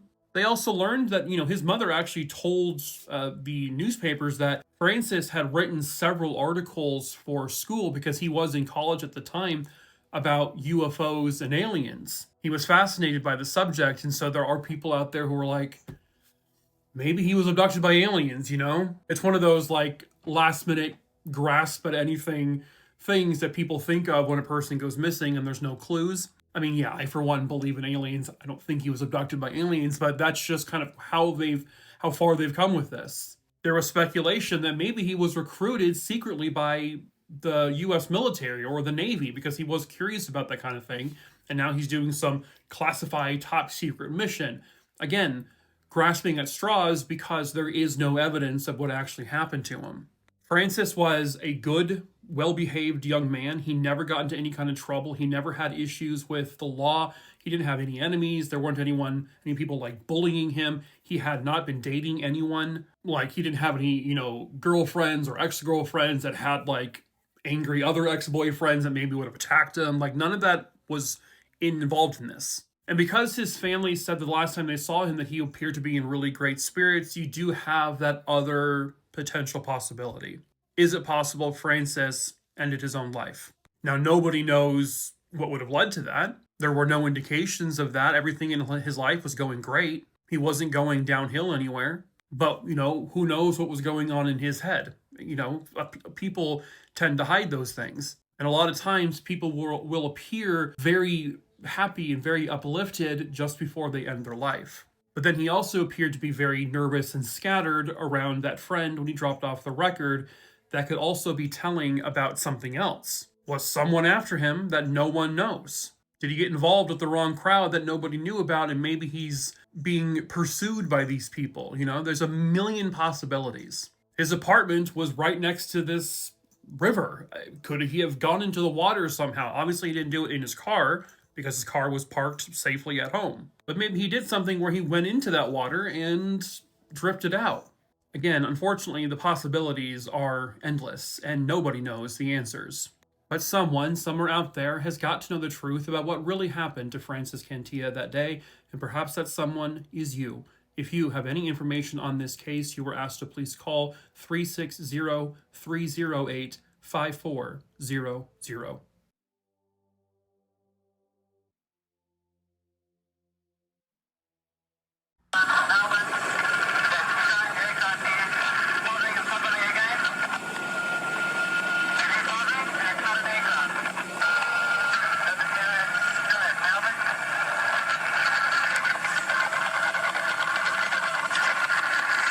Hello, true crimerers. This is the unsettling disappearance of Frederick Valentich. Viewer discretion is advised. I was watching an Unsolved Mysteries episode when this case popped up and it jogged my memory, and I remember this one absolutely terrified me as a kid. So these are all images from the actual show. This also might be a long video because I'm going to be playing the full 3-minute recording of the actual audio at the very end. Frederick Valentich was a 20-year-old pilot living in Australia. By 1978, he had been flying for about 2 or so years, and on October 21st, 1978, he would board his Cessna 182 light aircraft and would become one of the eeriest missing persons cases in recent memory. So his goal that day was to take off from the Melbourne area and go towards King Island. His flight path would take him near or past Cape Otway, and this is something he had flown by numerous times before. But when flying over the Bass Strait, something happens where he ends up communicating with air traffic control. And it's very, very eerie. And of course, Unsolved Mysteries spared no expense in the 80s and the 90s with their visual effects. But what he described was a metallic object flying or hovering above him. Described it as a green shape. It was long. He told air traffic control, it's flying at speeds that I had never seen before. It seemed to be darting around. Frederick tells them it appears to have been chasing him. He asked them, are there any military aircrafts, in this area? And they said, no. They asked him, where are you heading? He said, to King's Island. And as he is saying that, he kind of interrupts himself. So he said, quote, to go to King Island. Melbourne, the strange aircraft is hovering on top of me again. It is hovering, and it is not an aircraft. And then what followed on audio is 17 seconds of a very bizarre metallic scraping noise with no voices. Frederick is not saying anything. He's not screaming anything. I don't know if that means he had to be pressing down on a button to be communicating, and maybe that's why his voice wasn't heard. I'm not sure. But what they did hear very clearly was a very clunking metallic noise. And then he was gone. Vanished. Never to be seen again. What he himself was describing essentially sounded like a UFO. This green, elongated, metallic thing with these lights kind of underneath it, and it was hovering at times. It was chasing him. It did not appear to be a normal aircraft. There were no other military aircrafts as far as anyone knew in the area. Towards the end, he did seem to be very kind of nervous, or maybe even scared of this, and then gone.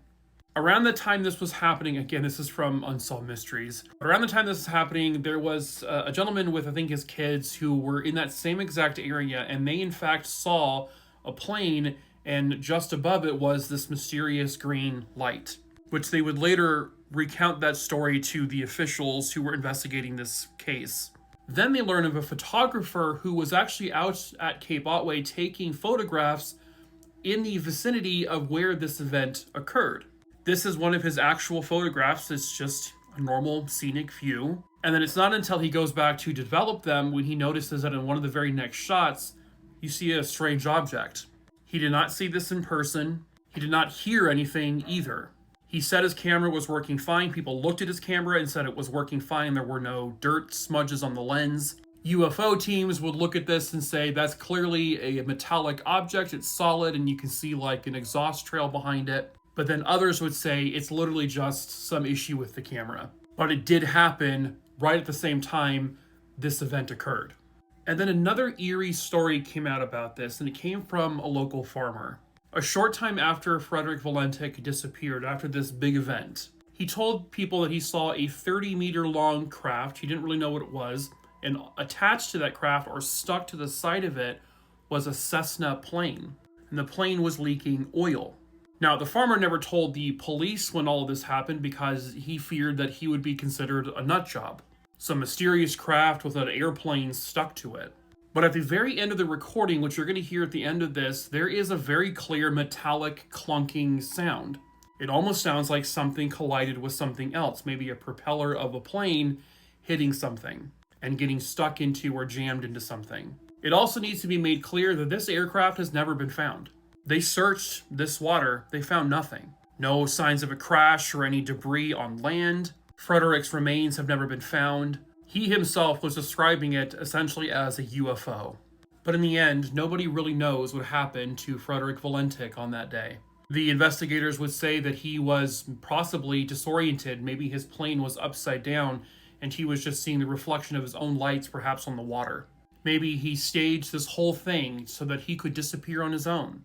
Or maybe, just maybe, he had contact with an alien UFO, and something happened from that.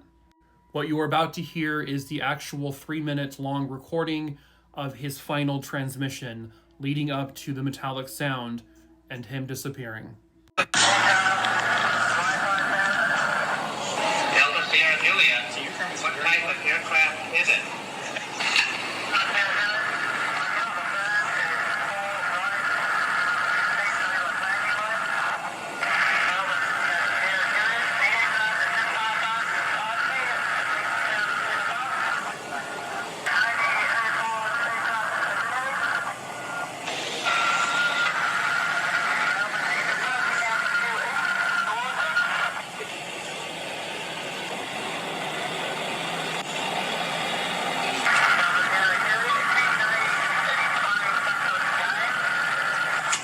That was deleted from the press accounts for some reason.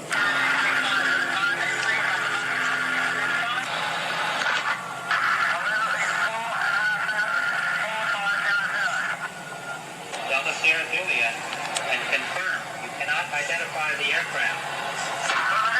Delta Sierra Julia, roger. Stand by.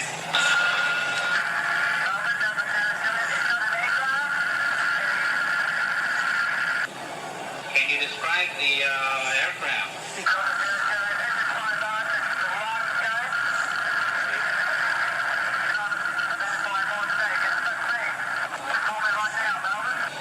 Delta Sierra Juliet, roger. How large would the object be?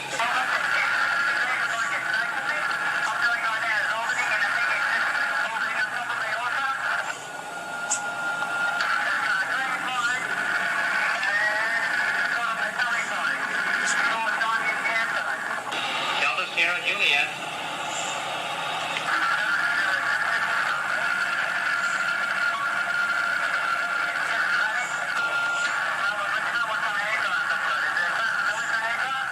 Delta Sierra Juliet, confirm the aircraft just vanished.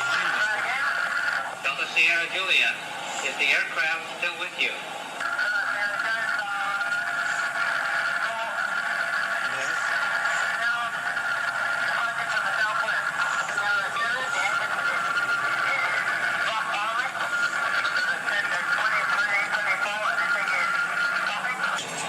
Delta Sierra Juliet, roger. What are your intentions?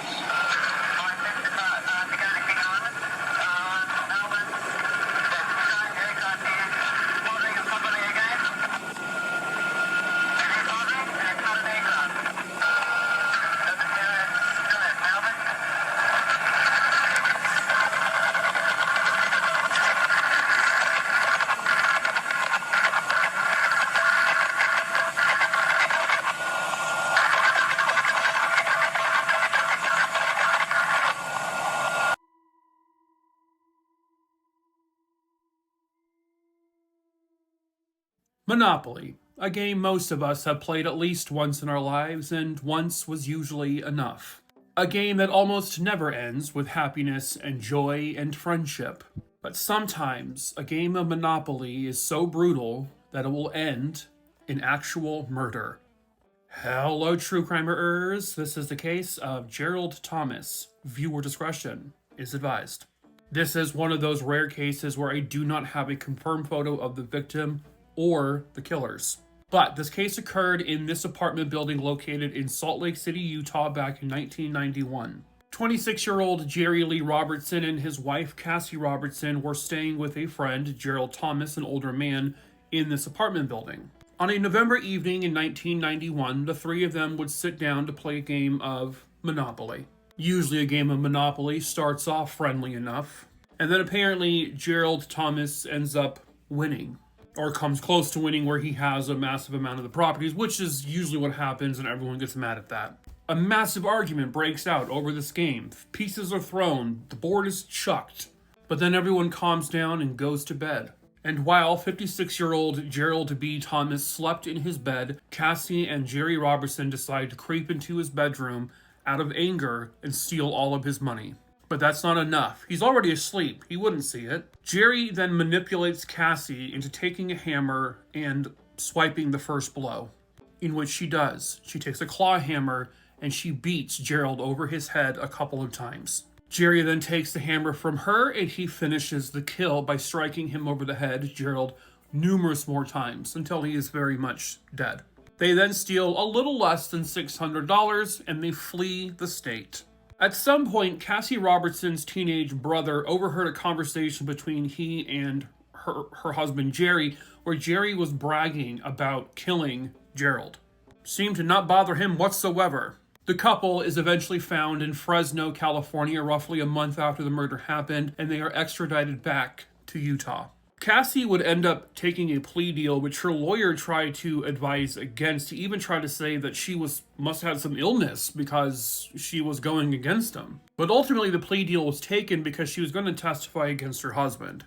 Jerry was a very manipulative man, and he was able to manipulate his wife into striking the first few blows, which she still did by choice.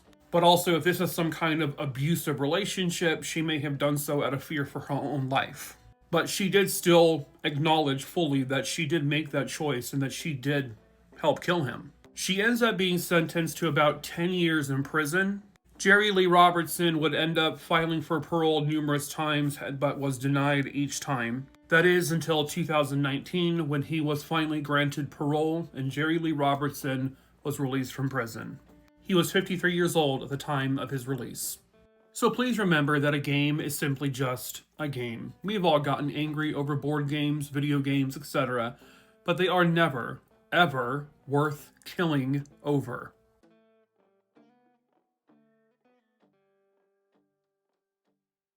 Someone actually confessed to killing the 90-year-old man, but unfortunately, no one has ever been convicted. Hello, true crimerers. This is the case of Henry Young. Viewer discretion is advised. This case will bring us to 1990 Jonestown, Mississippi. Back then, a really small town, and I think even still today, a really small town. This is one of those everyone knows everyone types of places, especially back then. Henry Young was actually born in July of 1900, so he was 90 years old when all of this happened. He was living at what was then called the Alcorn Russell Farm in Jonestown. And according to one newspaper article, he did have a girlfriend who lived in a different city. But on July 23rd, 1990, Henry Young fell off the face of the earth, never to be seen again. So an article states that he left the farm property on his own that evening, and he was in his 1976 Ford Maverick. It sounds like he was supposed to be driving to meet his girlfriend in this other city. But he never made it. He was never seen again, and he would soon be reported missing. Witnesses would then come forward to state that they saw Henry Young in his vehicle at a certain point driving with a passenger. The passenger was later identified as a 17-year-old girl who was local to the community. What was the connection between a 90-year-old man and a 17-year-old girl? I have no idea. That's not listed anywhere. So the circumstances behind that situation, I don't know. What I do know is that 17-year-old girl was identified and she was tracked down by police and she talked to them. And she very bluntly, very matter-of-factly confessed to robbing and killing him. She told police that her and a 15-year-old male acquaintance of hers robbed Henry Young outside of the Silver Saver store in Tutwiler, Mississippi, which is roughly 30 or so miles away from where he lived. And then after robbing him, they beat him to death and then just hid his body somewhere. So they're both arrested for this potential murder. However, they still don't know where Henry is. They also don't know where his car is. But based off of information they gave, they would end up dragging the local Hobson Bayou to see if they could find him or his vehicle. They searched it very, very thoroughly. They found absolutely nothing. No trace of him or his car. They brought in helicopters. They brought in search dogs. They were searching on foot this entire area, not just where the car was supposed to be, but also near the store where he was killed. They found nothing. Absolutely nothing at all. On August 24th, about a month or so after he was last seen, his vehicle was finally found. And you might think, oh, it was in some body of water. He must have just driven it into a water. Those kids were lying. No, his car was not in the water. It was actually found a little away from the Mississippi River. It was found in Friars Point, Mississippi, several yards away from the Mississippi River in just a bunch of like grass and weeds. The car had clearly been there for quite some time because grass was actually starting to grow through the car. This was clearly someone trying to hide the vehicle. However, there was no sign of foul play in the car, like no blood, no crime scene, nothing. They're putting out monetary rewards for any information that could help bring him home. Meanwhile, they're trying to figure out, what do we do with these two teens who one of them confessed to killing this man? Well, unfortunately, because they had no body, they had no crime scene, they had no murder weapon, they have no witnesses, they just have a child, literally a child, confessing to killing him. And unfortunately, that's not enough. And so they end up dropping charges against both of the teenagers. I also forgot to mention, they did also eventually find his pants, his shoes, and his car keys separate from the car. But again, it doesn't yield any evidence of what actually happened to him. No additional charges have ever been laid against anybody. There have been no indictments, nothing. Even if he wasn't murdered at that point, Henry Young would be almost 130 years old, so he is obviously deceased. But someone somewhere out there has got to know the truth about what really happened to him, because justice can still be served, and also, most importantly, where he is, to be able to bring him home and lay him to rest. If you have any information on his case, you are asked to please call 662-624-2411.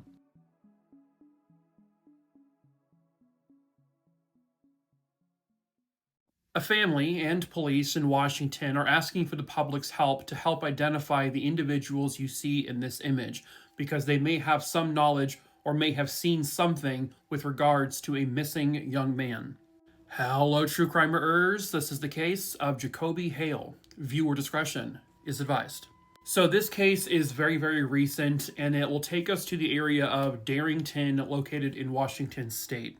21-year-old Jakhobi Hale was at his grandparents' property there just outside of Darrington.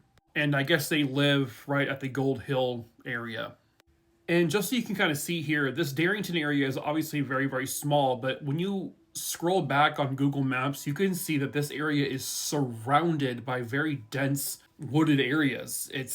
There's probably very easy to get lost in something like this. Jakhobi Hale was last seen sometime around 10 o'clock in the morning on May 16th, 2026, leaving his grandparents' property. He told his grandparents that he was going to be going on a brief hike and he was going to be walking north. When Jakhobi left the house, he did not take his cell phone.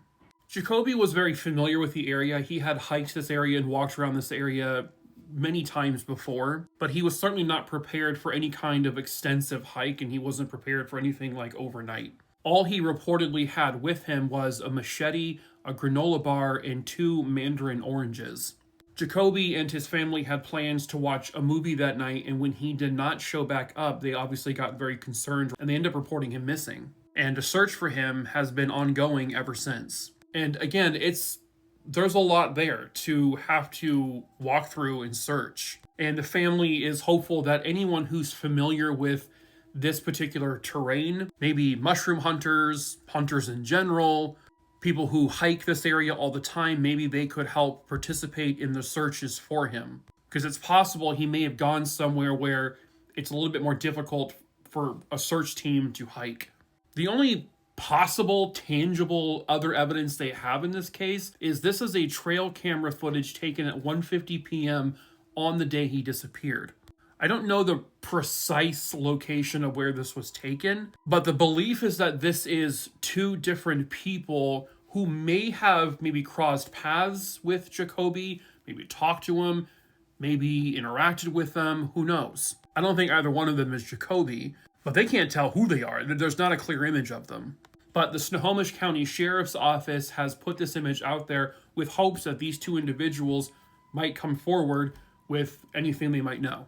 And I don't think they have come forward. And so I don't know if that means like maybe they've seen themselves and said, oops, no, we're not going to come forward at all because maybe we did something. Or maybe they just haven't seen this footage and maybe they don't recognize themselves. His mom and his grandmother have gone on the news pleading for the public's help with anything at all that can help bring Jakhobi home. They obviously would prefer him to come home alive, but they have also acknowledged the fact that there's a chance he could be gone, but they still want him home. I don't see any real mention of any substantial proof that foul play is involved here. It doesn't mean that it isn't, but it's not explicitly detailed that way. That this might be an endangered young man who went on a hike and maybe just took a wrong turn, went somewhere that got injured and maybe he couldn't move and then, died from the elements. Or maybe he did run into the wrong people. I've seen people make comments like, oh, he's a 21-year-old kid. How come he doesn't have a cell phone on him? That's weird. That's suspicious. Sure, but also, like, you don't know his mindset. You don't know him as a person. And maybe he was just the type of person who didn't really need to bring a cell phone when he went on a hike. He wouldn't be the only one in history to ever do that. So I don't necessarily think it absolutely means that that's something nefarious. I mean, it could be, but you just don't really know. But it is detrimental because they can't use it to track him or ping his location. All that's known is he's a missing 21-year-old guy who's been missing since May 16th of this year, 2026. And these two individuals might be the only people who saw him that day who might know something, anything. And as of right now, this is pretty much their biggest lead. So if anyone knows who these two people are, if you recognize yourselves, you are asked to please call the Snohomish County Sheriff's Office. Someone, somewhere out there, has got to know the truth about what really happened to Jakhobi Hale that day, and perhaps that someone is you. Anyone with information about his whereabouts or who may have seen him on May 16th is asked to please call the Snohomish County Sheriff's Office at 425-388-3393.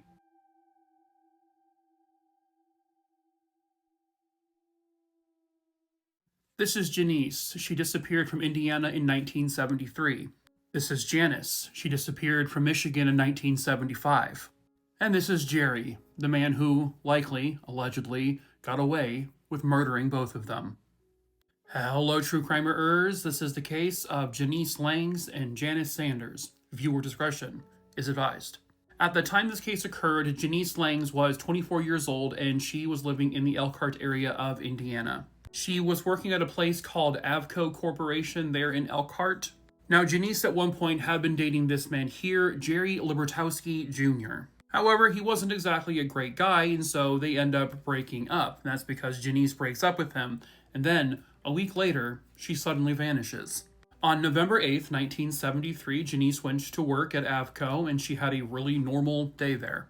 The last time her parents saw her was that morning when she had breakfast with them, and I guess sometime after work, she dropped a friend off at home, but then Janeice herself never got home. Her parents would soon report her missing because her car was also not found. She drove a 1972 Mercury Montego. Police did talk to Jerry Libertowski because they had broken up a week prior and they were learning that he was not great to Janeice. And there were reports of the fact that he had actually seen Janeice a short time before she disappeared. But there just wasn't much they could do, and so he went about his life. And then pictured here was 24-year-old Janice K. Sanders. Janice Sanders was a mother of two very young children, and she had gotten divorced, I think like a year or so prior to all of this happening. She was a deeply devoted and very caring mother to these two kids. But unfortunately, they had to grow up without their mom. Because another very familiar name comes up. Jerry Libertowski Jr. had also been dating Janice just before she disappeared. But once again, Jerry is not a great person, and so Janice ends the relationship with him. He isn't very happy about it. A week after she breaks up with him, she vanishes. On July 20th, 1975, Janice Sanders went to her job as a waitress at Pete's Patio, located in Niles, Michigan. This is about 25 or so miles away from Elkhart, Indiana. Janice got off of her shift a little after midnight, and according to a couple of witnesses, she was seen in the parking area arguing with a man later identified as Jerry. It seemed to be a very heated argument, but no one really knows what happened after that. What they do know is that Janice never got home. Her and her car both disappeared. Janice is officially reported missing on July 21st, and now that they have this man, Jerry Libertowski, as being connected to her, they learn very quickly that he is connected to another disappearance back in 1973. Both women had dated Jerry. Both women had broken up with Jerry roughly a week before they both disappeared. Both of them had incredibly similar names. Both of them were about the same age. Both of them drove similar cars. Both of them had lived for a short time in Jerry's home before they disappeared. And the two women also knew each other, and they had a lot of the same friends, same circle. Both women had very tumultuous endings of those relationships with Jerry. 1 + 1 = 2. But you need evidence, and more importantly, you need to find out where they are. In 1976, a few years after Janeice's disappearance, pieces of her car are found. Her car had clearly been destroyed by someone. Now, Janice's car was actually found a very short time after she disappeared. It was found in August of the year she disappeared. But there were no signs of foul play, and there were no indications in the car of where she was or anything out of the ordinary. It was found in a hotel parking lot. Clearly, it was left there deliberately by somebody else. So police are now kind of working together in both states, trying to figure out how they can get Jerry for this. And that's when one of Jerry's friends and former co-workers comes forward to state that Jerry confessed to killing both of them to me. And not only that, I believe this man is the one who ended up leading police to these car parts of Janeice's vehicle. Another thing to note is that Jerry was interviewed like literally the day after Janice disappeared in 1975. This is an actual photo of him that day that he was interviewed. He had very fresh scratches and a bruise on his face. According to the witnesses who saw him arguing with Janice in the parking lot of the restaurant, he had no such scratches and no bruises on him whatsoever. And not only that, when they searched his home around 1976 or so, after both of these cases kind of came together and they found the car and this witness came forward, they found belongings that belonged to both women in his home. So, he is actually arrested in 1976 and he is charged with the murders of both women. However, at that point, the bodies of Janeice and Janice had never been found. So they had an uphill battle, especially in the 70s. Going to trial with no bodies is very, very difficult. You had to rely really strongly on circumstantial evidence, like the things that they belonged to them found in his home, the friend coming forward to say that Jerry had confessed, the friend pointing him out to where a part of Janeice's car was. But the jury was not convinced enough, and they found him not guilty of the murder of Janeice. And this is Jerry celebrating his victory, smiling, happy, shaking his lawyer's hand. Aha, I got away with it. Allegedly. And because they lost the case against him for Janeice's murder, they ended up having to drop all charges against him for the murder of Janice. Janice's now adult children have grown up trying to find their mother and find the answers. I think there were glimmers of hope in recent years, but unfortunately her remains have never been recovered. And neither have the remains of Janeice. And the man responsible for killing both women, allegedly of course, but let's be real here, come on now. Well, he ended up getting away with it completely, and he also got away with never telling anyone where either of the bodies was located. In 2010, at the age of 67, he dies, taking any information he has to his grave.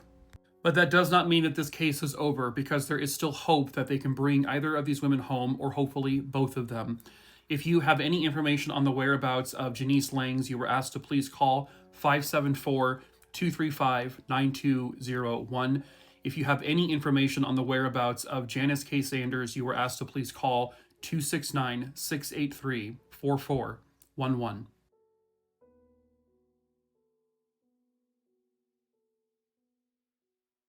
This looks like a nice, charming young fella, doesn't it? Well, he fancied himself to be the next Ted Bundy.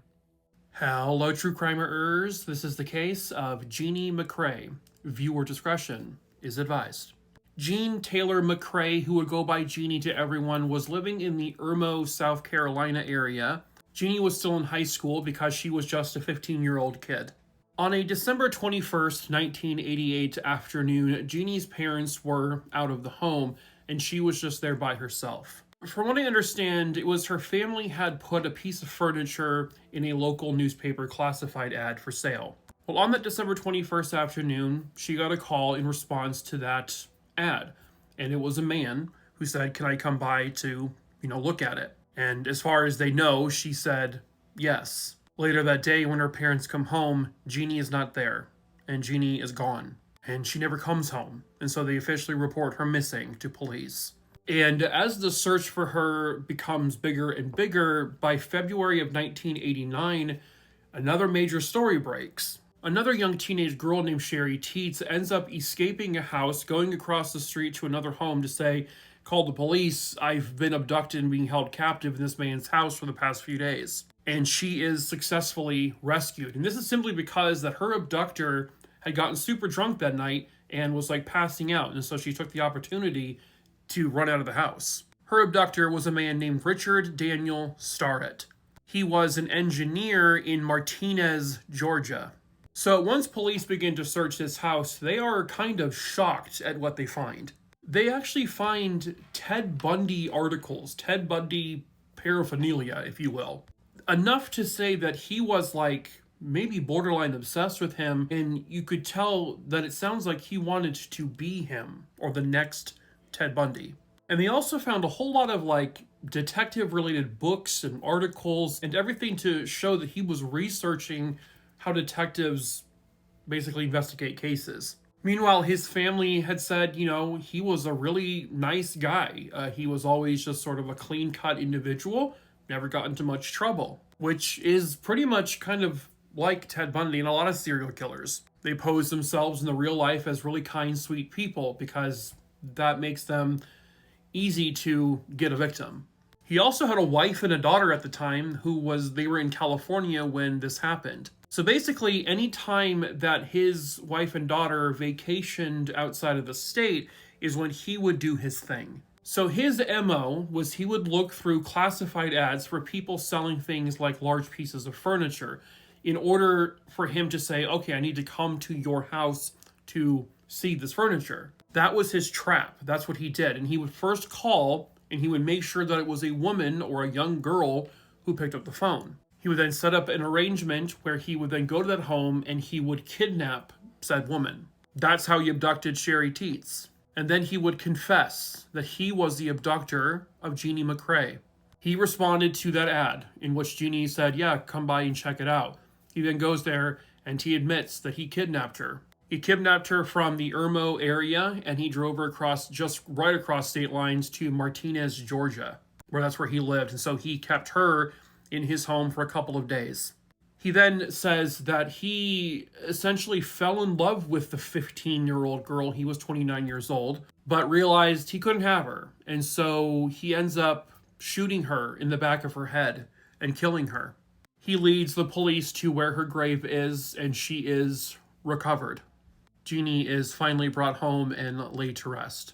So he goes on trial, and I hate when they do this. They put a little suit and a tie on these people, and it's you can't polish an unpolishable turd, but they can try. This is always to make them look like they're kind, soft, gentle people, that they could never do this. But he had already admitted to it. He confessed to it. Not to mention, you have victims who survived him who said, yeah, he's the one. So he goes on trial first for various other kidnappings, including Sherry's kidnapping, and he is found guilty of kidnapping and burglary, and he is sentenced to 3 consecutive life terms. He is then indicted for the murder of Jeannie McCrae because they had his confession. However, they would try to argue that he was mentally unwell, and they were going for the death penalty for Jeannie's case. But because of this psychological profile and his mental state of mind, they determined that they wouldn't be able to approach the death penalty. So he ends up actually taking a plea deal where he again admits to abducting and killing her, and he is given an additional life sentence. On December 11th, 2006, Richard and another inmate had attempted to escape prison. But they were both really fucking bad at it, and the guards caught them before they even approached the outer wall, and they were quickly apprehended. And in a prison cell is where he remains to this very day. Jeannie McCrae was just an innocent 15-year-old kid who was just trying to help her parents out by having someone come look at the couch that they were selling. Unfortunately, though, it would lead to her abduction and murder. But thanks to another victim who was able to escape, they were able to apprehend her abductor and kill her very quickly. Her remains were found and brought back home. and her killer is now sitting in a prison cell for the rest of his pathetic life.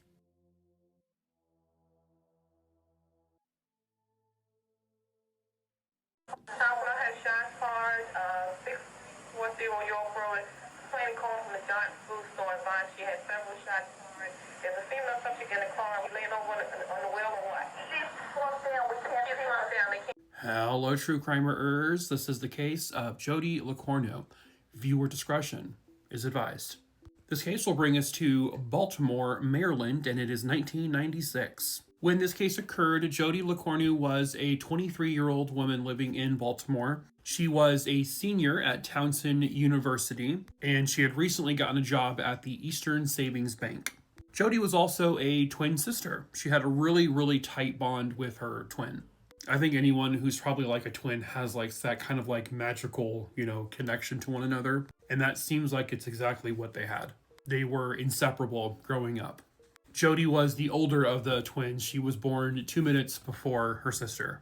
Jody also had a boyfriend named Steve at the time this case occurred, and the two of them were living together in an apartment. And Jody was also a very social person. She was very stylish. Definitely a very fun, infectious type personality, was the life of the party type of person. But unfortunately, everything came to a very sudden and very tragic and mysterious end on March 2nd, 1996.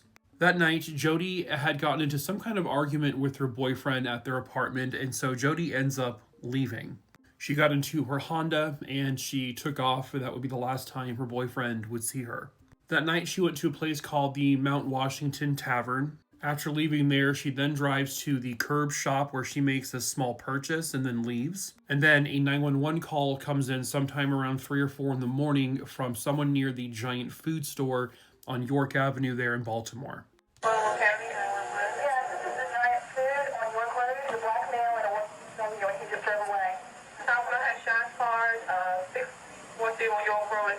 Plane call from the Giant food store in Vaughn. She had several shots fired. There's a female subject in the car. We laying over on the wheel or what? She's slumped down. We can't see her down.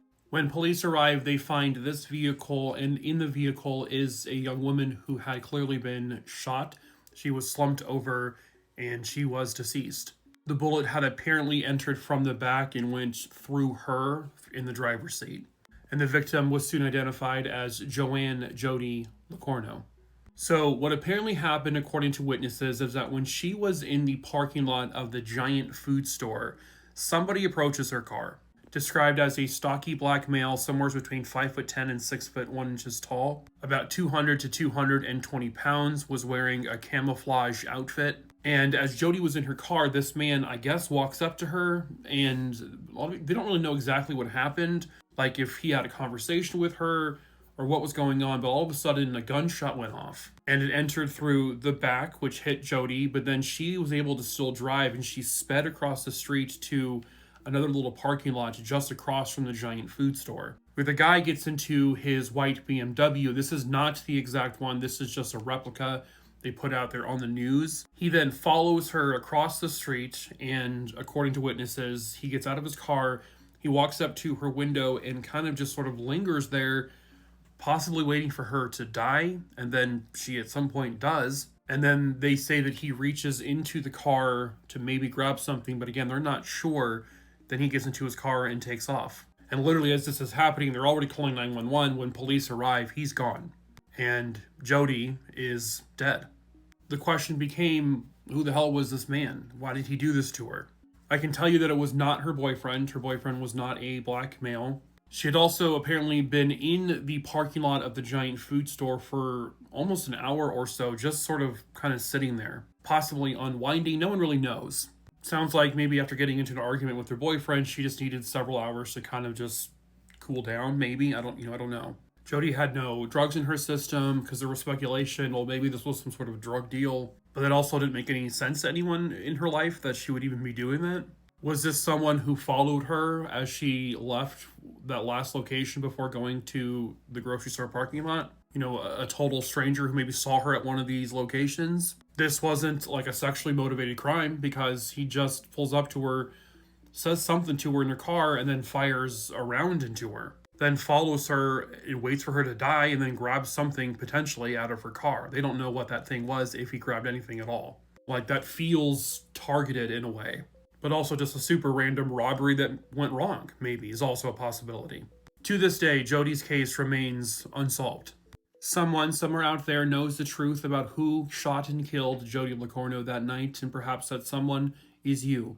If you have any information on her murder, you are asked to please call the Metro Crime Stoppers of Maryland at 1-866-756-2587.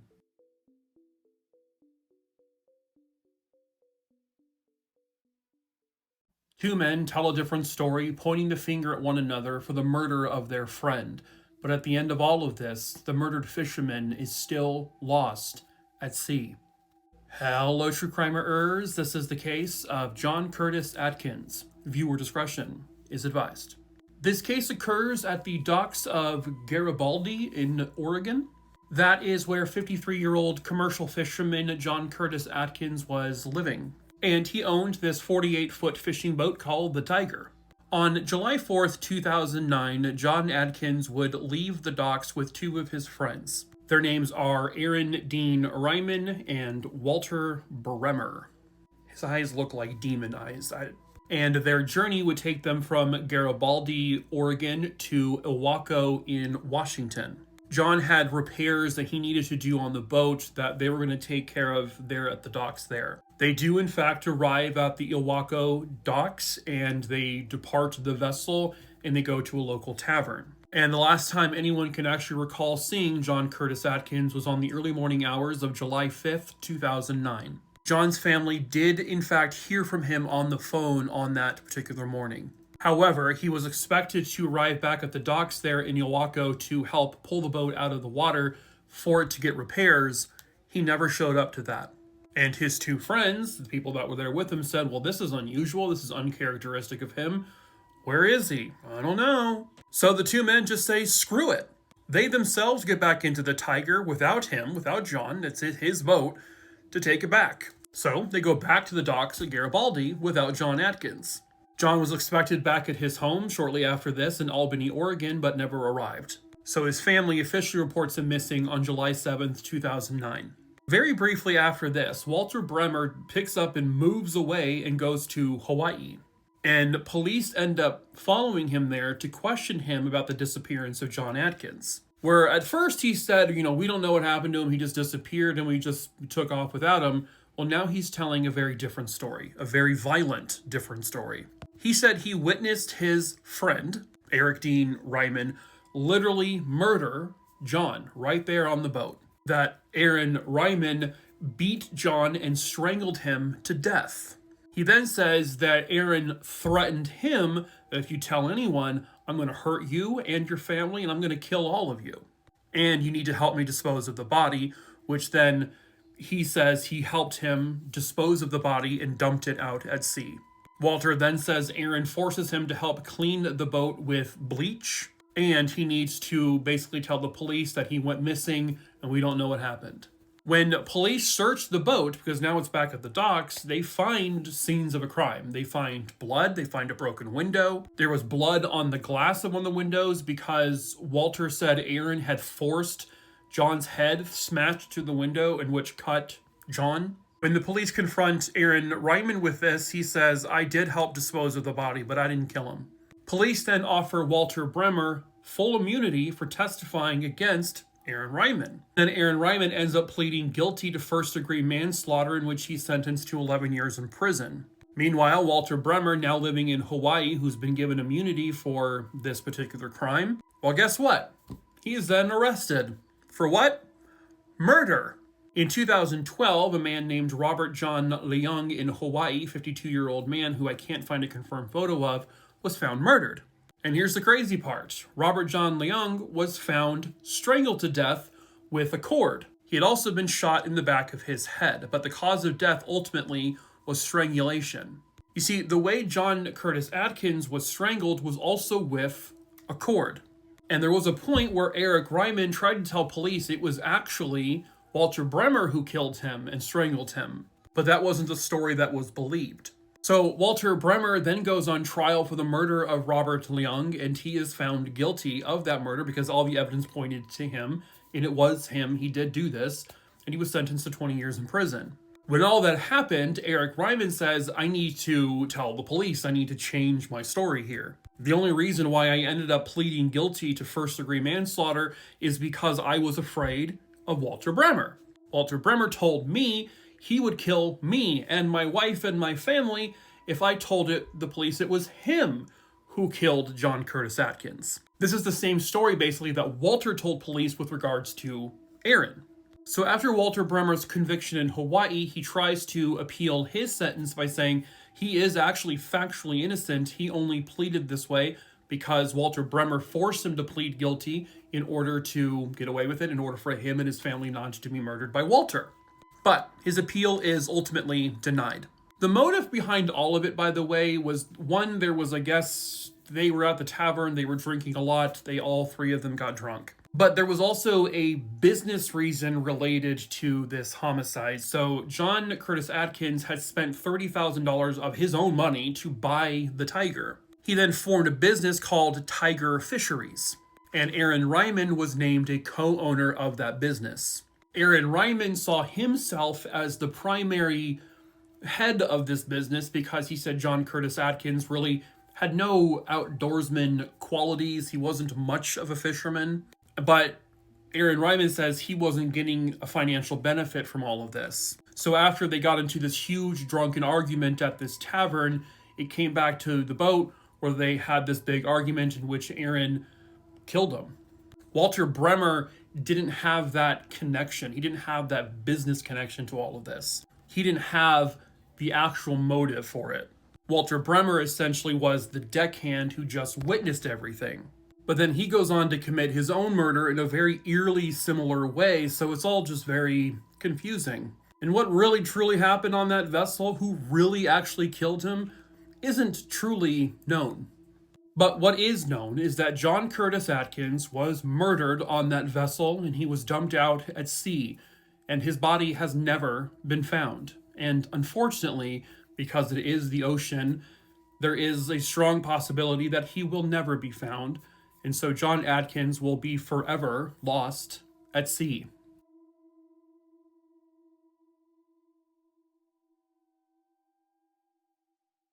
Hello, true crimerers. This is the case of Joseph Constantino. Viewer discretion is advised. I have really little information about this case. I can't even find him mentioned in newspapers. But Joseph Constantino lived with his wife, who was pregnant at the time this case occurred. They lived on Yates Avenue in the Bronx in New York. I believe Joseph and his wife had 3 kids already, and then she was pregnant with their 4th. Joseph himself worked as a firefighter, and he also worked for the Snapple company. He worked in the distribution part for Snapple. Joseph would he would take late night calls sometimes with regards to certain deliveries being done. And the last time he was ever seen by anyone was on July 17th, 1994. At about 9 o'clock that morning, he and his wife would go to upstate New York, where they would have a nice, quiet, peaceful little picnic. They had a wonderful marriage. They had a great afternoon. She said everything seems totally normal. And then they go home and they just sort of have their afternoon, and he spoke to other family members and his kids that day, and again, everything seemed normal. At approximately 11 p.m. that night, he gets a page on his beeper, which is typically would come from something to do with the Snapple distribution company. So he told his wife, I have to go see a store owner with regards to the Snapple delivery right now. But he and his wife would take the dog out for a quick walk. He would kiss her goodbye, and then he got into his car and he left.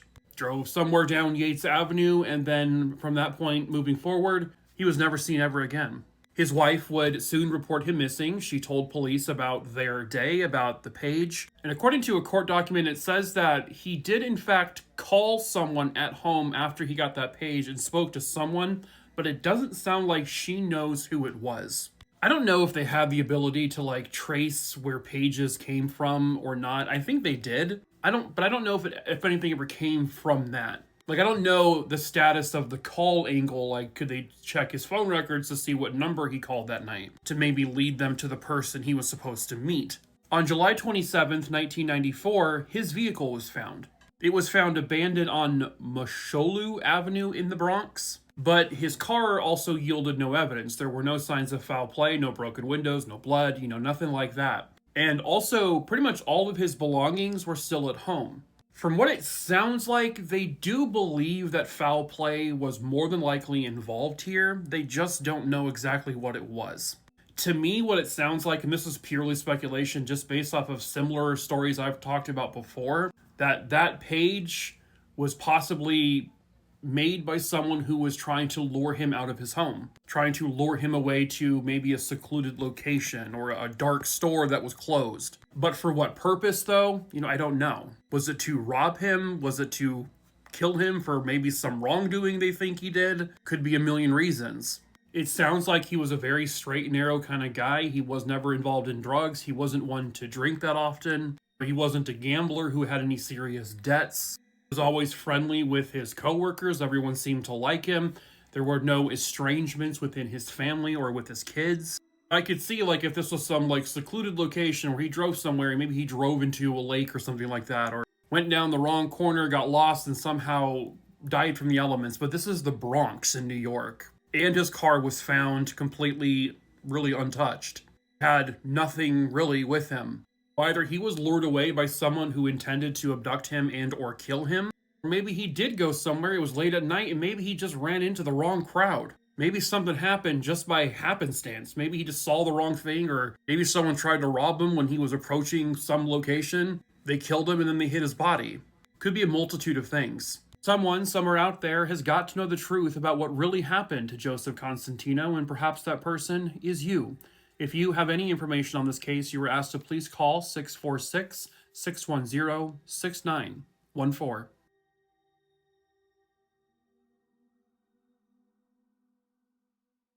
The brutal murder of a mailman who was just doing his job. But it started with the attempted murder of many, many children. Hello, true crimerers. This is the case of Joseph Santos Aledo. Viewer discretion is advised. Joseph Aledo was living in Los Angeles. I know he had at least a brother and two sisters. The photo I'm showing here is actually the last photo ever taken of him. This is with his two sisters and his new nephew. At the time, I guess he was working as a fill-in at the Chino Hills post office. And on occasion, he would go on the routes and deliver the mail himself when he was needed. The morning before all of this happened, the day before, he got a phone call that said, hey, we need you to fill in on this particular route tomorrow. As it turns out, unfortunately, that last-minute call to replace someone would lead to his death. It all started on August 10th, 1999 at approximately 10:50 a.m. A man named Buford O'Neill Furrow Jr. was armed to the teeth. He came from Tacoma, Washington, where he loaded up his van with all sorts of weapons and ammunition. And his goal that day was to go to 3 different Jewish community centers and just unload his gun. In the early 1990s, he became involved with a white supremacist named Richard Butler. He actually became a part of Richard Butler's security detail. And I guess at one point he was married to a woman, Debbie Matthews, and Debbie Matthews was the former wife of another very bad person, Robert J. Matthews. He was a neo-Nazi terrorist. So you can see the circles that he lived in. And so his intent to go into these Jewish centers to just open fire was all racially motivated. So he ends up going, though, from Washington, because I guess a couple of places he had tried to go to first were armed with security guards, and so he got too scared and didn't go to those places.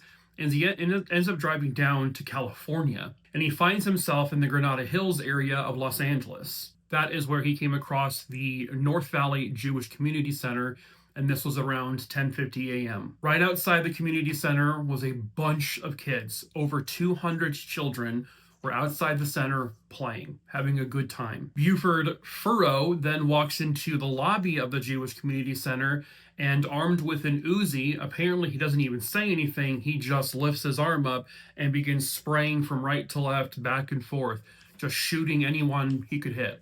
And he did hit several people. He would shoot the receptionist in the lobby. He shot a teenage camp counselor and 3 young children. Then, like the brave man he is, he gets into his vehicle and he flees. He runs away. About 20-30 minutes later, he comes across a woman who's driving a car, and he ditches his van and he carjacks the car from this woman and makes her get out, and then he takes off again. A couple of miles away from the Jewish Community Center, where all this had just happened, Joseph Santos Aledo was doing his mail round. He just so happens to come into contact with Buford Furrow, who Buford apparently asks him, "Can you mail this letter for me?" And Joseph says, "Absolutely, of course I can." And he takes the letter, or he takes something from him, but that was never the goal. Buford then just opens fire on him. He shoots him. He shoots Joseph 9 times, gunning him down on the street. 911 was called, but unfortunately it was already too late. Joseph Aledo was pronounced deceased at the scene. The van that Buford had been driving originally was found, and police located all sorts of, guns and ammunition inside of there. They're also responding to the scene at the Jewish Community Center. Fortunately, despite several people being struck with bullets and there being 250 kids outside, nobody was fatally shot. A 5-year-old boy was shot in his abdomen. He lost 50% of his blood. 2 6-year-old boys were shot. One was shot in the hip and the leg, and another one was shot in his heel. A 16-year-old counselor named Mindy was shot in her right thigh and her shin, and then the 68-year-old receptionist was grazed in the arm and in the back. One of them was in very serious condition, but would end up pulling through. Buford Furrow, meanwhile, manages to get himself a taxi by someone who has no idea what just happened, and then he ends up taking a 270-mile trip to Las Vegas, where eventually he just casually walks into an FBI office and he says to them, quote, "You're looking for me.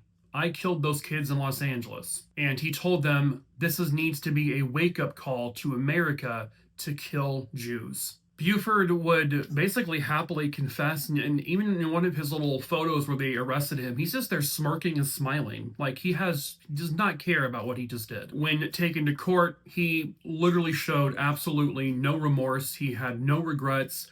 He basically insinuated that he's happy with what he did, and he would basically do it again if given the chance. And he encouraged others to do what he did. They could have gone for the death penalty, but he ends up pleading guilty after a legal battle determining whether or not he was mentally competent or if he was, insane. They deemed that he was very well aware of what he was doing. He may have had some mental health issues in his life, but in this moment, he was fully aware of what he was doing, and he planned it. He was sentenced to life in prison without parole. Apparently in 2009, there's a claim that he tried to renounce racism and neo-Nazism, but the damage is done, bud. And so in a prison cell is where that worthless scum will die. Joseph Aledo was simply killed because of his skin color and because he filled in for someone else. But Buford admitted that he killed him because, he thought he was Hispanic because he had darker skin. So his murder was racially motivated as well. And thankfully, Buford will die in his prison cell, and then he will rot in hell for the remainder of his natural, pathetic existence.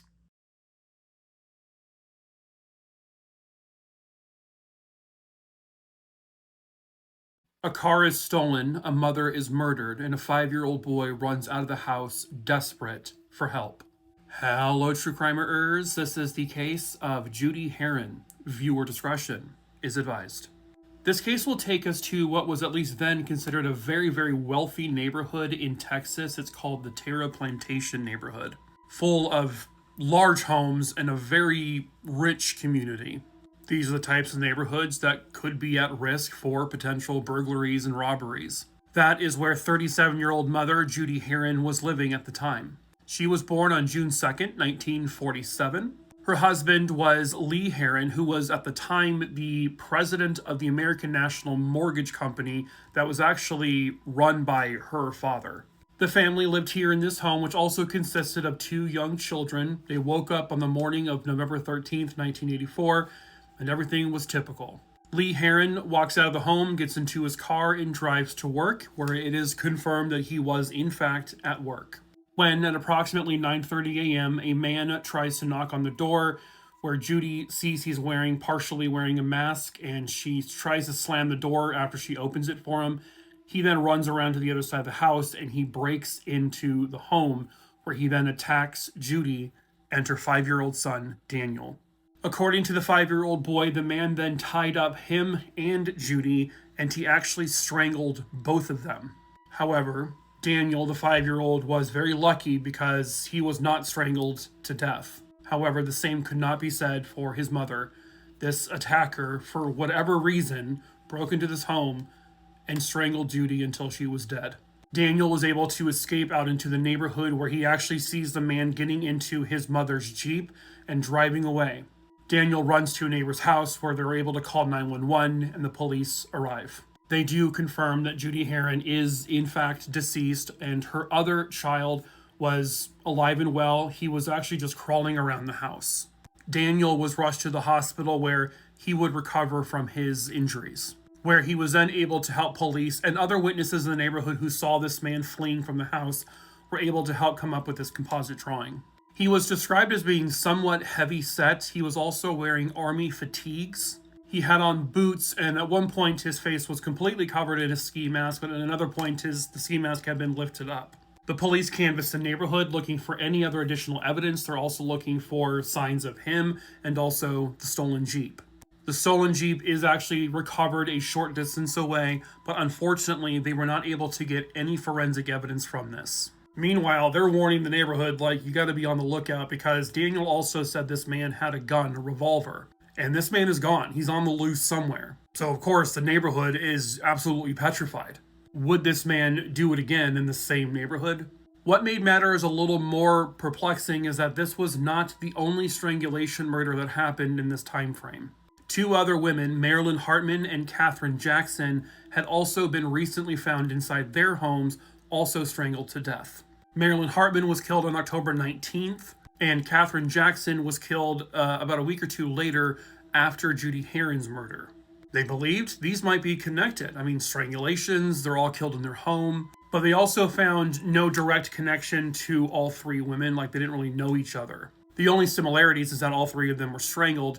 They didn't have any witnesses who saw a man running from their homes or anything like that. So it could just be a crazy coincidence. Or they have a serial killing strangler out there. A man who may look something like this. They put this image out there on the news, in the newspapers, but unfortunately it did not lead to identifying this man. Judy Herron's husband was ruled out because he was definitely at work, and it was obviously not him that the son saw, because the son would recognize his own father. And according to Daniel, this was an incredibly random attack. This man appeared to be possibly going from house to house, where he just saw that someone was in this house, and that's the house he decided to go into and attack. There were no indications, or at least reports, that Judy was raped. And I also don't know if anything was actually stolen from her home or any of the other victims' homes. So what the exact motive of this person was, I'm not sure. I don't think the police know either, unless they're keeping information close to the chest. This could simply be a man who is insane, who goes around and just kills people. I mean, it's not out of the ordinary, unfortunately. Someone somewhere out there might recognize this man, or might have information on the murder of Judy Herron. The other 2 murders are also unsolved. If you have any information on this case, you are asked to please call 817-743-4522.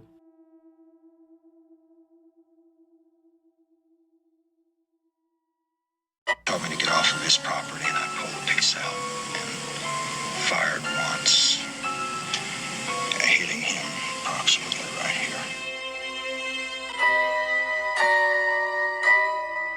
Hello, true crimerers. This is the case of Kelly Dean Hogan. Viewer discretion is advised.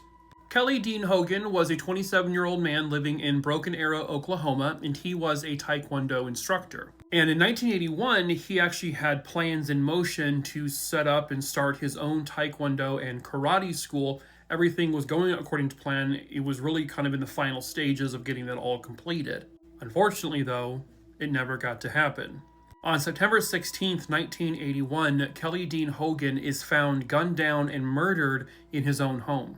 And unfortunately, I guess there just wasn't any substantial clues, or there were no witnesses or anything like that, and so Kelly's murder goes cold. And then in 1986, seemingly out of nowhere, a man comes forward to confess to the murder of Kelly Dean Hogan. a man named Randolph Dial, and he would plead guilty to the murder, and this was a part of his recorded confession. Told me to get off of his property, and I pulled the picks out and fired once, hitting him approximately right here. Okay, this is all very random. Why did you do it? Well, he said it was a contract killing. He claims that some big-time crime boss drug dealer hired the hit of Kelly Dean Hogan because Kelly Hogan had backed out on some kind of drug deal, which made no sense to Kelly's family. The police weren't exactly buying the story, they couldn't corroborate the story, but as they dug further, they did eventually learn that the motive he gave for this drug dealer was not true. But he has now confessed to killing Kelly Dean Hogan. He gave explicit details of the crime that only the killer would know. So whether his story was true or not, they know he killed him, and he ends up being convicted of the murder. He would end up being sentenced to life in prison, and that was that. Until it wasn't. A few years into his sentence, Randolph Dial was transferred to a minimum security prison. He was labeled as a very model prisoner.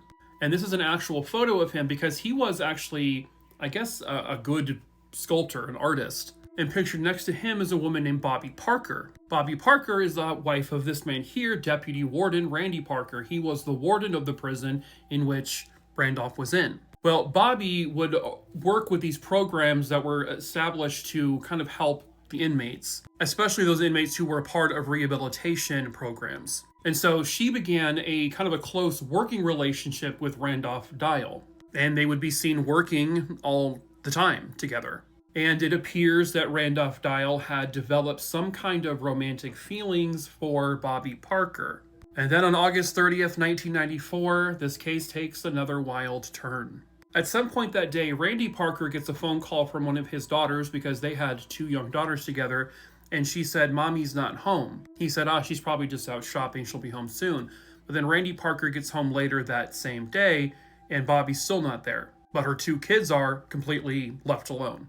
So knowing that she was working that afternoon with Randolph Dial, he wanted to know if he knew anything about what happened to her. So he calls the prison and says, "I need you to check on Randolph Dial's cell so we can bring him in for questioning." But lo and behold, Randolph Dial was no longer there. He was gone. He was missing. And the belief is that Randolph Dial, while working with Bobby, must have abducted her and fled in her van. Bobby Parker's mom gets a phone call within a day or so from Bobby. She says, "I'm fine, I'll be home in a couple of days," but she is very clearly distraught and she's crying. But she said, "Please tell the girls that I love them, tell Randy that I love him." And her mom knew and felt something was very wrong here, and so obviously she alerts the authorities. A short time later, they get another phone call from Bobby Parker, again stating kind of the same thing: "I'll be home in a few days, I'm okay," but she's obviously crying again. Eventually, they find Bobby Parker's van abandoned off the side of the road. There's no sign of Randolph or Bobby, and there's really no evidence in the van indicating where they might be. And Bobby Parker, this whole time, is considered an endangered missing person. She is the victim of a crime. Over the next couple of years, there would be possible sightings of Bobby Parker and possibly Randolph Dial together, but none of them were ever confirmed. The case eventually airs on Unsolved Mysteries and also America's Most Wanted, and it would be a 2005 airing of America's Most Wanted that would lead to finding both of them. Someone from East Texas would say that Randolph Dial, I think it was under a different name, and this woman were working on a farm. They owned this chicken farm together. Police arrive and they find both of them, Randolph and Bobby.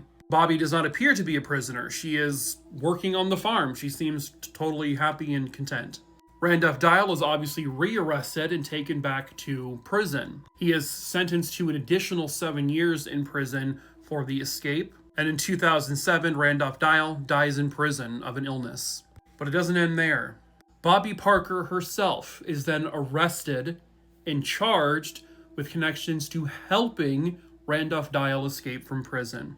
That she, in fact, was madly in love with Randolph Dial. And those phone calls were staged to make it seem like she was abducted. Because, of course, she didn't want to be in trouble for helping an inmate, a murderer, escape from prison. But was that true? Well, the prosecution in 2011 presents evidence at a trial that they claim proves she was guilty of this. And the jury agreed with them, and she was convicted of it. And she was sentenced to a single year in prison where she was then released. And whether or not she was truly a victim or a co-conspirator in all of this seems to still be a debate. And it all started with the murder of a man named Kelly Dean Hogan, who was gunned down in his home by someone who said he was hired to kill him because of a drug deal.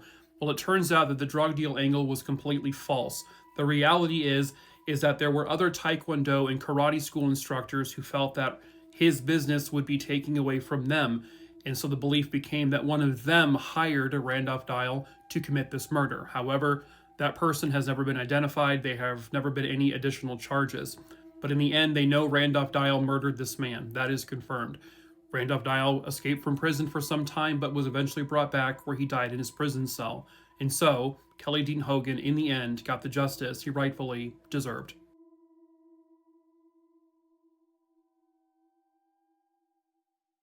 In the span of 1 year, 3 teenage girls would disappear near Lynbrook, New York. 2 of them were eventually found brutally murdered. One of them got some form of justice for a brief time, but one of them, to this very day, still remains missing. Hello, true crimerers. This is the case of Kelly Morrissey. Viewer discretion is advised. So this takes us to the little community of Lynbrook, New York. Kelly Morrissey was a 15-year-old high school student at the time, and she was also working part-time, I believe, at a factory. But the last time anyone ever saw Kelly ever again was on the night of June 12th, 1984. She left her home in Lynbrook and told her parents, "I'll be home sometime between 9:30 and 10 p.m. this evening." And then they saw Kelly walking away.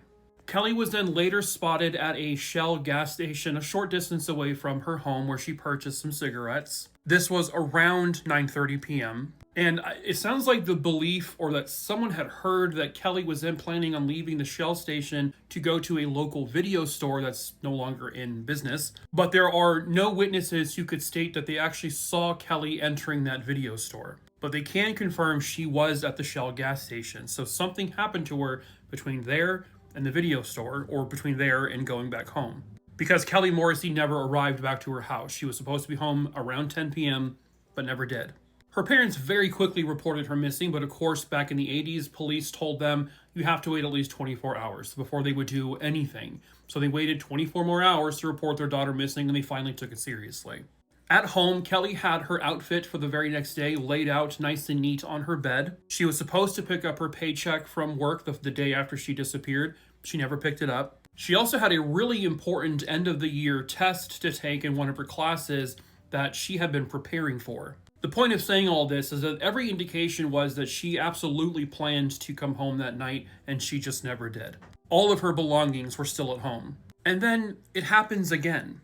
This is Kelly's good friend, Teresa Fusco. She was 16 years old in 1984. Teresa worked at a local skating rink. It was called Hot Skates. Now, the day that I'm posting this video to TikTok, the very next day over on my YouTube channel on July 17th, 2026, I am actually posting a full-length video with regards to the Teresa Fusco case. But Teresa disappeared about 5 months after Kelly, but a short time after she went missing, her body was found discarded in a field. She had been raped and strangled to death. And then it happened again, this time to a 19-year-old woman. In March of 1985, Jacqueline Jackie Martorella disappeared while she was walking home, the same thing as the other 2 individuals, and she vanished, but her body was also eventually found on a golf course. She too had been raped and strangled to death. 3 teenage girls who all lived in the same area, and I know for a fact 2 of them knew each other, all disappeared under the same circumstances, and 2 of them were found strangled and raped. But Kelly has still never been found. Now, I go into a lot more detail, obviously, over on my YouTube video, but Teresa Fusco's case was temporarily solved. A man named John Kogut ends up confessing to the murder and throws his 2 friends under the bus, Dennis Halstead and John Restivo. All 3 of them are convicted and sentenced to life in prison. Now, they were never officially linked to Kelly's disappearance or Jackie's murder. But 17 years into their sentence, DNA evidence revealed that they in fact were not Teresa's killers, and John Kogut's confession was very clearly coerced. They were feeding him information. He told 6 wildly different versions of the event. He forgot people's names. He forgot places where these things happened, but they kept putting information in him for him to say. And they also kept him up for about 18 to 20 hours straight after he worked a very long shift at a very labor-intensive job, and then he went home and did drugs and drank alcohol. So he had been up for a very, very long time as they're getting this confession from him. All of their convictions are later overturned. They didn't do it. But Kelly Morrissey did have a connection to John Kogut. She had actually briefly dated John Kogut at one time. She also knew Dennis Halstead and went to his apartment, which was actually just by that Shell gas station. But people knowing other people doesn't mean automatically that they're guilty of the crime. The only reason that they would be associated with potentially having done something to Kelly is because of their conviction in Teresa's case, which later turned out to be a false conviction. Keep in mind, this very large group of young people, all in the same age range, would always go to hot skates. It was a very popular happening place. So everybody knew everybody. Everyone hung out with one another. It doesn't make you a killer because someone had gone to your apartment a few times before. Jackie Martirella's murder remains unsolved, and Kelly Morrissey remains unfound. The belief is that she absolutely met with foul play. They do believe that this is a homicide. They just have no evidence of who did it, where it happened. They don't know where she is, where her body is. In 2025, this man here, 63-year-old Richard Bilodeau, who this is what he looked like back in 1984, the DNA from Teresa Fusco's case ends up matching him. So he has recently been arrested and charged with Teresa's murder, and he has yet to go to trial, but he has pled not guilty. He has, however, not been linked to Jackie's murder or Kelly's disappearance. For all anyone knows, he could be responsible for Kelly Morrissey's disappearance. He did live in the same area. But someone somewhere out there has got to know the truth about what happened to Kelly Morrissey and where she is so that her family can bring her home and hopefully get her justice. If you have information on her case, you are asked to please call 516-573-5336.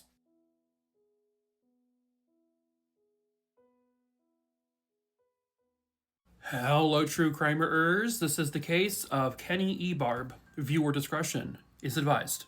Kenny Dwayne Ebarb was living in or around the Humble, Texas area back in 2005. Kenny was a father, and a good one at that. Everyone said that he really, really loved his child.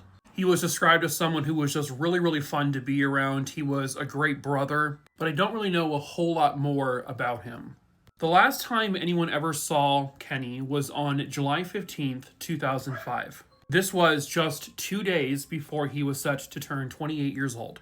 Now, reportedly, he was going somewhere to or near the 21,000 block of Countryside Lane in Humble, Texas. And according to a newspaper article, he was going there to collect money from a man he knew, about $500 for a job I guess Kenny did for clearing brush away from his property.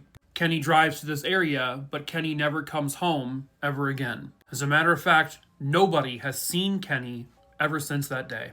So this was described as being in the vicinity of the 21,000 block near Farm to Market Road or the FM 1960 there in Humble.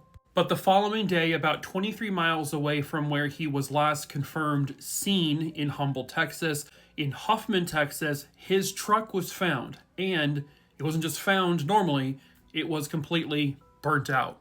And I'm sure I don't need to tell you this, but when you find a burned out vehicle of a missing person, especially within a day of them disappearing, that's not usually a sign of like, oh yeah, they just, went away on their own for a bit. The police have in fact labeled this a homicide case without a body. Police have even stated that they are fairly confident in who did this. At least they stated that back in 2007. However, they just never had any evidence, anything to help them go forward with an arrest. And most importantly, they don't have Kenny's remains. They've never been found.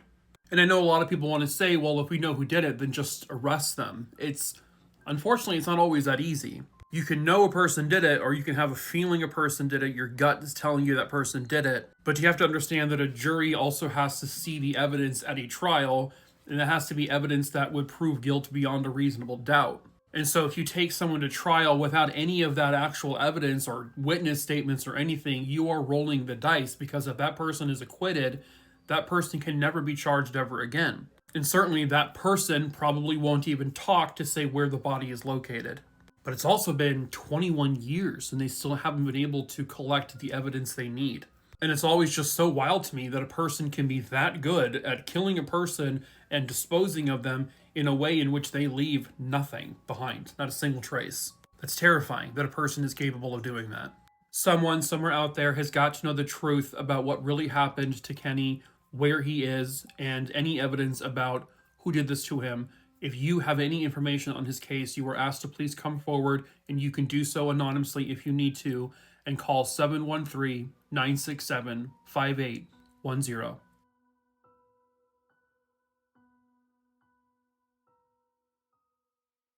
Maybe, just maybe, you lived in Oceanside, California back in 1980, and if so, look closely at this woman, because this is the woman who abducted a 17-day-old child in broad daylight. Hello, true crimerers. This is the abduction of Kevin Verville. Viewer discretion is advised. This case will take us to the beautiful Oceanside, California. I say that because that is where I grew up. But specifically, it takes us to Camp Pendleton. In the late 70s, Kevin Verville was a Marine who was stationed in the Philippines. He was there for a couple of years, I believe, where he would end up meeting a woman named Angelina. The two of them hit it off, and eventually they became married.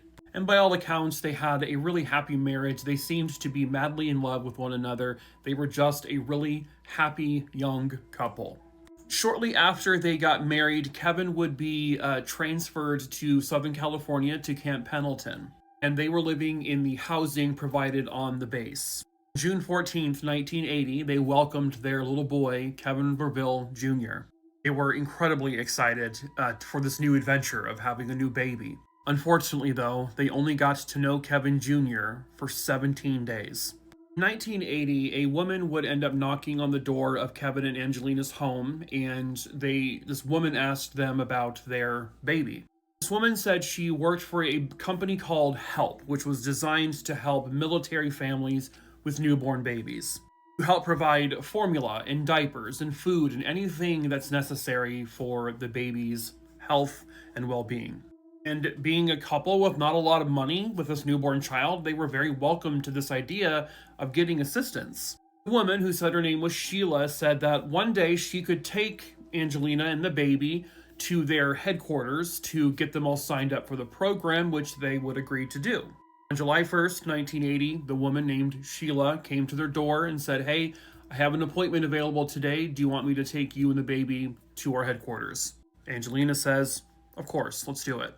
They just got home from unloading groceries. Kevin Sr. said, "I'll unload the groceries while you do all that. I'll see you shortly." And she gave a kiss goodbye to Angelina and Kevin Jr. It was the last time he would ever see Kevin Jr. ever again. In the vehicle, which was described as a 1960s four-door gray or silver sedan, Sheila told Angelina, "We have to go pick up one other woman and her baby because she also has an appointment. Is that okay?" Angelina says, "Yes, of course." They pull up to this house, and when they do, Sheila asks Angelina, "Hey, would you be willing to go knock on the door to let the other woman know that we're here?" And Angelina agrees. She gets out of the car, walks up to the store, knocks on it, and as she's doing so, the vehicle that Sheila is driving with her baby still inside speeds away. In the middle of the afternoon, this woman, Sheila, abducts Kevin Jr. There was no other woman, there was no other appointment. Sheila was not a social worker. Sheila did not work for some program called HELP. In 1980, Sheila was described as a white female who was probably around 20 years old. She had short red hair, and it appeared that she may have recently been pregnant or possibly had a recent miscarriage. Again, she was driving a four-door 1960s gray or possibly silver sedan. Angelina obviously immediately reports this to the authorities and to the people on the base, and the FBI and the authorities become involved. They start going door to door, asking anyone for any information, and they're kind of surprised to hear some stuff. They learn that over the past couple of weeks, a woman has in fact been knocking on all of their doors, asking them if they had any babies 6 months or younger, and if you know of any of your neighbors who have babies 6 months or younger. She was even being more specific. "Do you know anyone who has a baby 6 months or younger that might be Filipino?" This woman talked to dozens and dozens of people before she apparently found the right one. Days go by, weeks go by, months go by, and they do not find Kevin Jr. It has now been decades, and there is still no trace of Kevin Jr. The identity of this woman, Sheila, has still never come to light. I think the belief is that this is probably a woman, and we've seen this many times before, a woman who maybe has just lost a baby or has been unable to have children and decides to abduct someone else's child. Maybe she had a baby with someone from the Philippines. Maybe that's why she was looking specifically for a Filipino baby, because maybe something happened to that baby and she didn't want people to know. And so maybe she abducted one in order to replace hers, you know?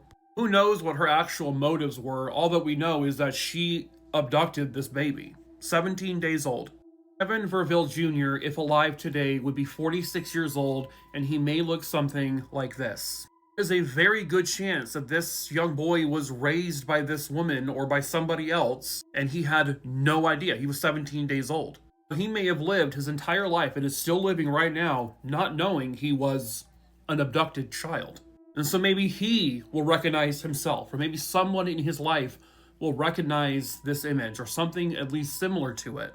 And maybe someone somewhere out there recognizes who Sheila is or was, because there's a chance that maybe she has passed on as well, who knows. Outside of the description I gave earlier, she also had a tattoo on her left hand in the webbing between her thumb and index finger. It was described as a tattoo of a circle with an X inside. Most importantly, someone somewhere out there might recognize this individual who is, in fact, Kevin Verville Jr. If that someone is you, if you have any information on this case, you were asked to please call 1-800-225-5324. You can also leave a tip at tips.fbi.gov.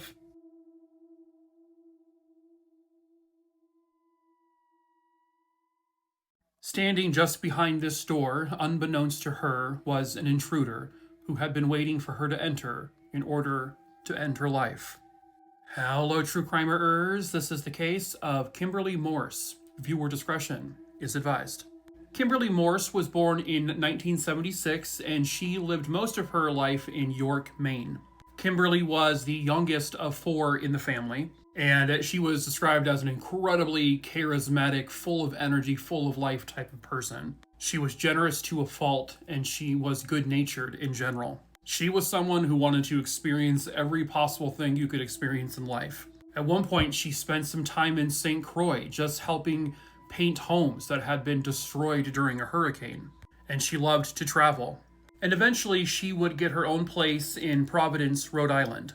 She enrolled at a beauty school, and then she took on a job as a dancer. She specifically got a job at the Foxy Lady Gentlemen's Club, and she chose this one specifically because they were very, very protective. This was the type of place where a dancer wasn't allowed to leave without a bouncer with them. Had to escort them, the dancers, to their cars. Every time a dancer left, they had to sign out of the building. This was a very security-heavy type of place, ensuring the safety of, the women there. Not only that, but Kimberly herself took defense classes, and she always carried mace on her. And she researched these dance clubs before she chose which ones to go to make sure it was the best and the safest one. Kimberly did this simply to pay her way through school. Outside of that, Kimberly never got involved in drugs, she didn't really drink that much, and she wasn't really dating anyone. On January 19th, 2000, firefighters there in Providence are called to the apartment building in which she lives. Smoke was billowing out of the basement floor apartment. This was Kimberly Morse's apartment. When they enter, they're able to eventually put out the fire, which apparently had started from a pile of clothes that someone had doused in gasoline and lit on fire on purpose. And tragically, in the bathtub, they found the nude body of Kimberly Morse. She had been stabbed numerous times. Her throat had been cut. And it appears like, from what I understand, she too was also set on fire. Obviously, this person did this in order to destroy any potential evidence. In the apartment itself, there was still plenty of evidence that had not been burned, including some blood stains near the front door. And based off of the pattern, it looked like that's probably where her throat had been cut, right by her front door. And according to other neighbors, in the hours leading up to her death, before she got home, neighbors said they saw her front door partially cracked open a bit. And there were no signs of forced entry. And the last time people saw Kimberly just before she got home, she was by herself. She was with no one. So either someone followed her in when she got there, or more than likely what they believe is that someone was already in her apartment before she got home. Judging by the fact that the neighbors saw that door cracked open, I don't think they realized if she was home or not at that point, but later they would determine that she definitely wasn't home at that point. Someone was in there, waiting, in darkness for her to enter. And the second she did is when they slit her throat. And then they kept stabbing her and dragged her body to the bathtub, took off all of her clothes, set her clothes on fire and also her, and then left.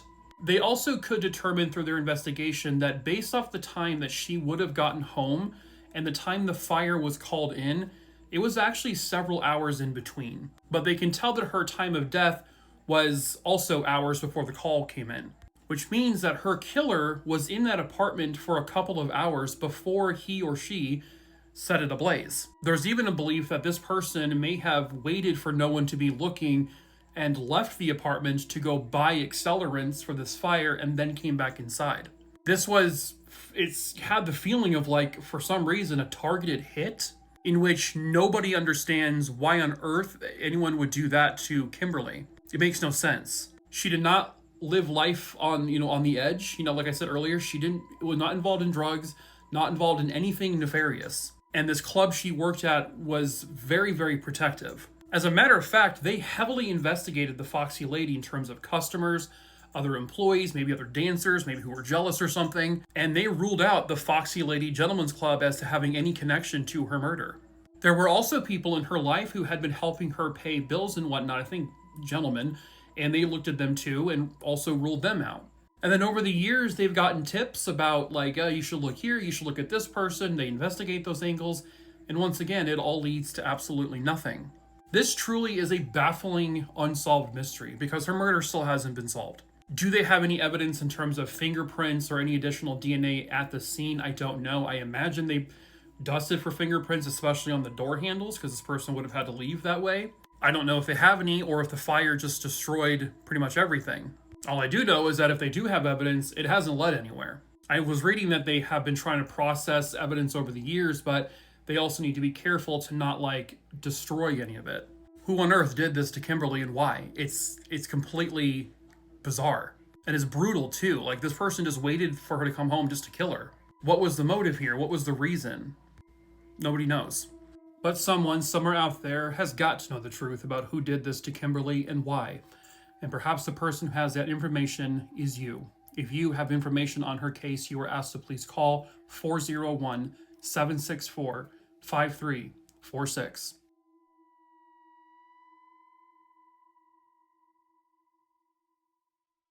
A father is pointing in the direction that his little girl was last seen. That was 22 years ago. Hello, true crimerers. This is the case of Leanna Warner. Viewer discretion is advised. This case will take us to Chisholm, located in Minnesota. Little Leanna Warner was just 5 years old when all of this occurred. She was the youngest of 3 siblings. This is her pictured with her 2 sisters.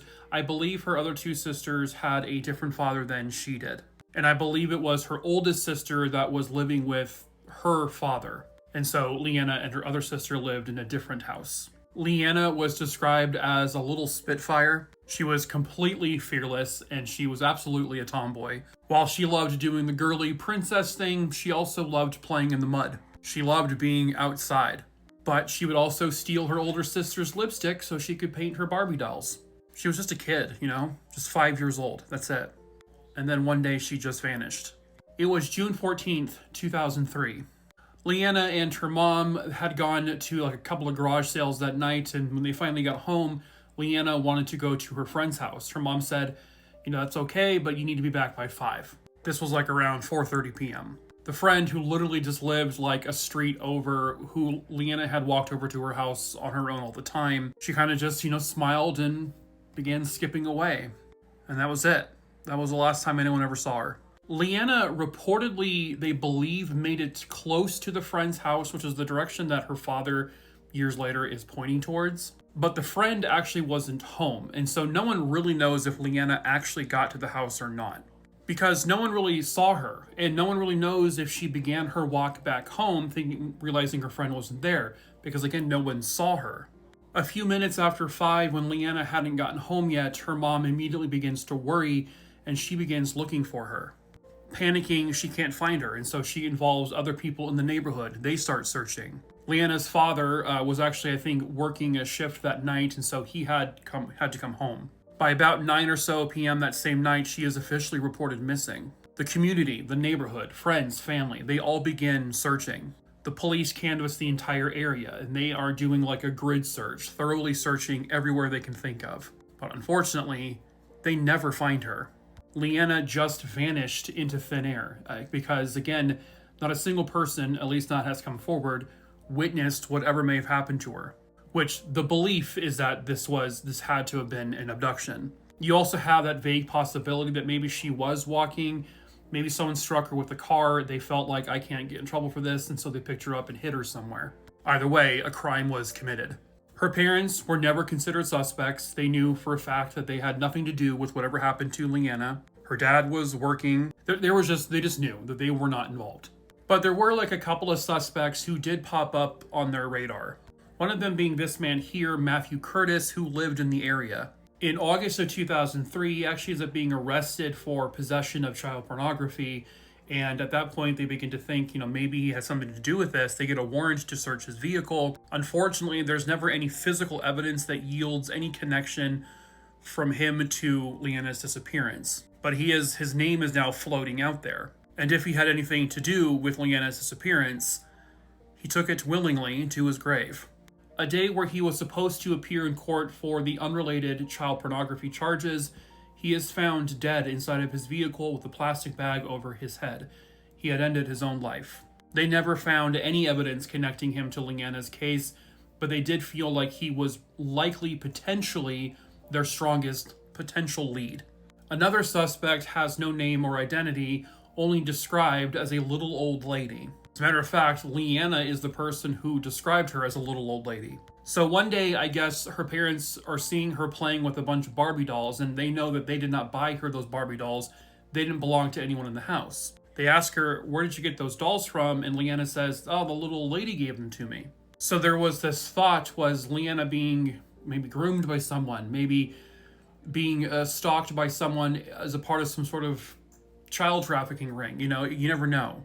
They investigated that angle. They never found out who this lady was, and they don't really know for sure if she was even real, but they have no evidence to show that anyone like that was involved in her disappearance. Also, the day she disappeared, there was a large concert going on, and normally this area they lived in was a pretty small populated area, but there did just so happen to be thousands of extra people there in that area. So if it was some kind of like maybe out of towner or something like that, then your suspect pool gets even larger. They just have never discovered any actual suspect. They said there has been some persons of interest. However, again, there's no evidence to show they did anything. And that's what they need. They need evidence. And most importantly, they need Leanna. This is a photo of Leanna's mom with Leanna's two sisters, obviously all grown up. Her sister was getting married. 4 days after this photo was taken, Leanna's mother was diagnosed with cancer. On December 10th, 2022, Leanna's mother dies from that cancer, never knowing what happened to Leanna. She died just 42 days after her diagnosis. Her daughters, pictured here, said that their mother said, quote, I'm not dying, but if I do die, I need you and Carly to find your sister. Give us the answers that we need. Don't stop searching. Bring her home. That's all I want from you. That's all I need from you. And I think maybe the only saving grace you can have with this type of tragedy is that, maybe, just maybe, her mother is finally reunited with Leanna. Her father is still alive and still out there searching, as well as her two sisters, who have basically taken that torch from their mom to find Leanna. This is an age-progressed photo of what Leanna may have looked like older, and they're just hoping that maybe she is still out there somewhere. Maybe someone took her and she just has no idea. Someone somewhere out there has got to know the truth about who abducted little Leanna that day. Perhaps that person is you. You can report information anonymously if you are afraid to come forward. If you have information, you are asked to please call 1-800-843-5678.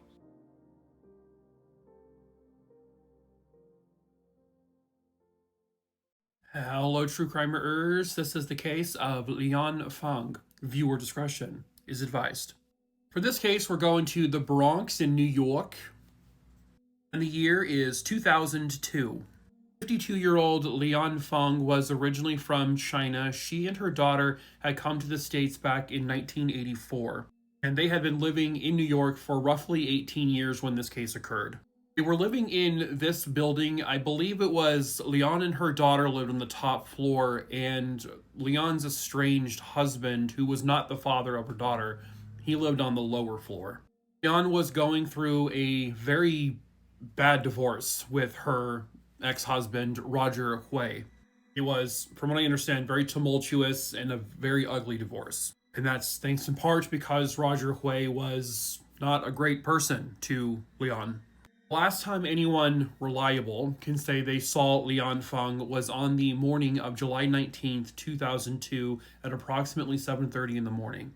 She was seen inside of her apartment, and later that same day, her daughter comes home, and her mom is not there, and she notices something extremely concerning. Jenna, her daughter, sees blood just sort of seeped into the carpet. There is large amounts of blood on a vase. And I also noticed it was very evident that someone had tried to clean blood from other locations. There's even blood spatter on the ceiling. Obviously, police are called and they arrive and they confirm this is definitely, there's blood everywhere. This is clearly a sign of foul play, considering that Lian is also no longer there. Here's kind of the crazy part, is that that's about it with this case. There is very little updates on it. Lian Fang's body has never been found, and they haven't explicitly stated that we know for a positive fact that she is dead. I mean, obviously 1 + 1 is 2 in this case. Nobody has ever been arrested. No one's even been indicted in this. She was going through a very bad divorce with Roger Hui, who was still living in the same building just the floor below them. Anna has pretty much stood by the fact that she believes he did something to her, and I think that's obvious, but it doesn't mean he did something to her. But I mean, with her missing, going through this horrible divorce, him being not a great person, with blood everywhere, and short time after her disappearance, he is now fighting to have her legally declared dead so that he could claim her life insurance money. This life insurance policy was like in the figure of $1 million or somewhere close to that. It sounds like there was some success in having her declared legally dead. However, her daughter Jenna fought vehemently against Roger Hui getting any of the insurance money, which I believe was successful on Jenna's end. I don't think he actually was ever awarded any money, because he also wanted to be able to sell a home that the two of them owned. Outside of that, I don't see any actual mention of Roger Hui ever being labeled an official suspect in this case. It is entirely possible he had nothing to do with it. This is the Bronx in New York. You know, this is a highly populated area. There is a lot of people, and it's entirely possible someone broke into that apartment with the intent of maybe robbing it and killed her. Just because it usually is the estranged husband or boyfriend or partner doesn't mean it always is. But again, 1 + 1. Lian Fang has never been located, and it is believed that she has met with foul play and that she was very likely murdered the day she disappeared. Someone somewhere out there has got to know the truth about who did whatever they may have done to her that day, and perhaps that person who knows is you. If you have any information on this case, you are asked to please call either 1-800-577-8477, where you can remain anonymous. You can also contact the Queens District Attorney's Office at 718-286-6580.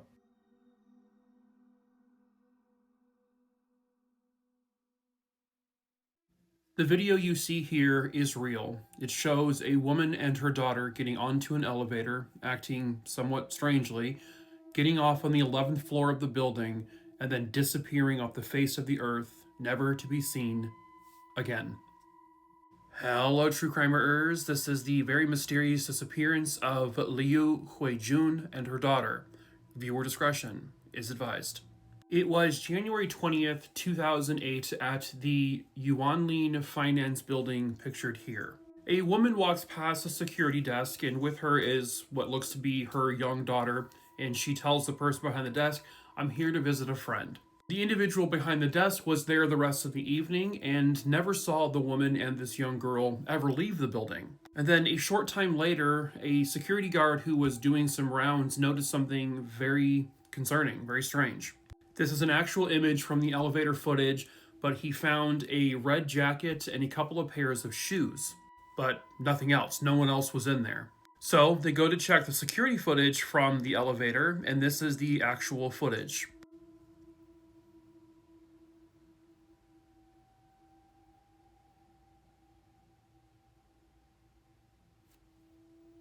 So it shows this mysterious woman and her daughter getting onto the elevator, removing their jackets, taking off their shoes.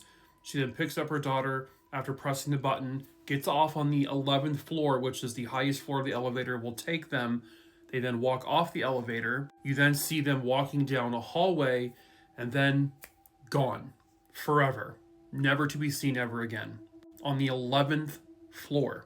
So eventually the authorities are involved and they do an extremely thorough search of this building. They search it from top to bottom. They go to the very top of the building, to the roof, and they search every single nook and cranny, every corner, every centimeter of this building. They do not find a single thing. They do not find this woman or her daughter.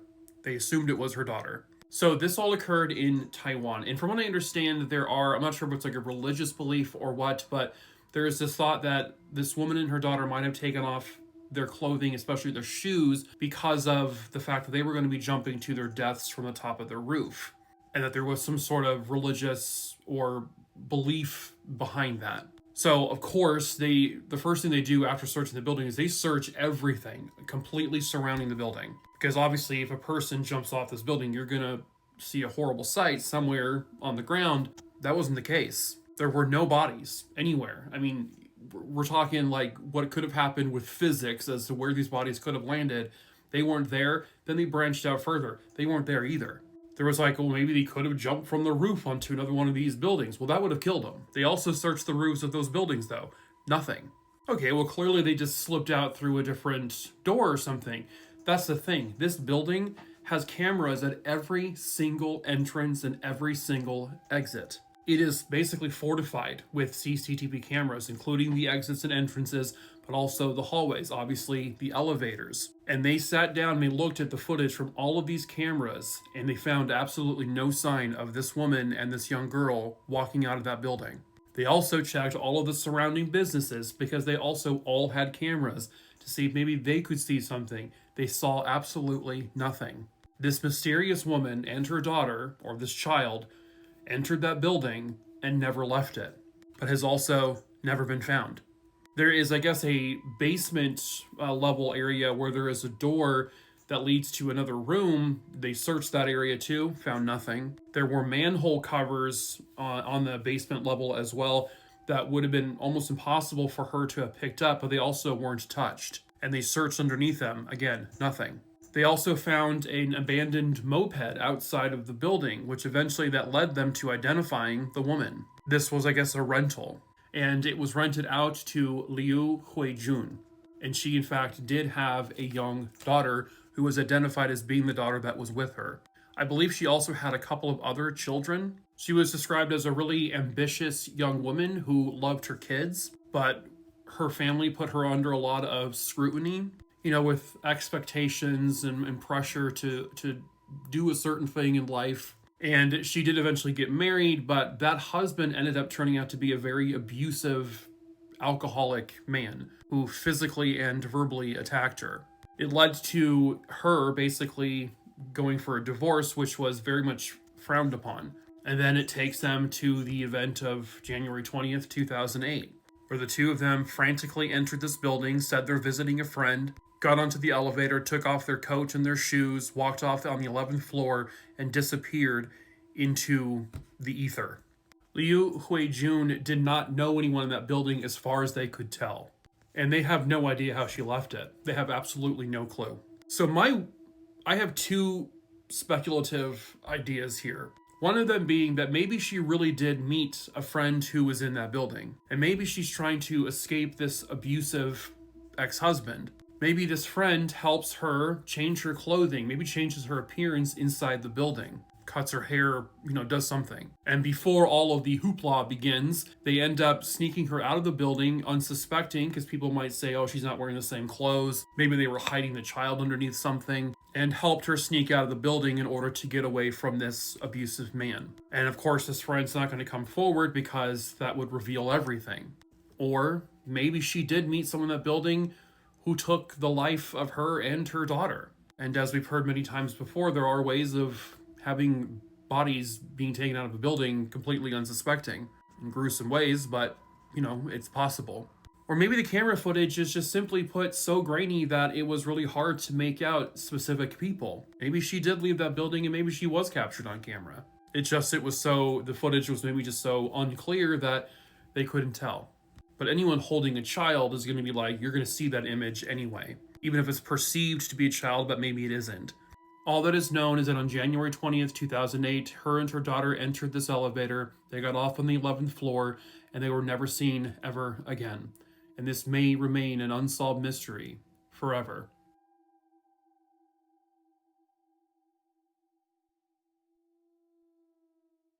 Rode my bike into the field. I was expecting a homeless person, and I was just going to see if they were okay.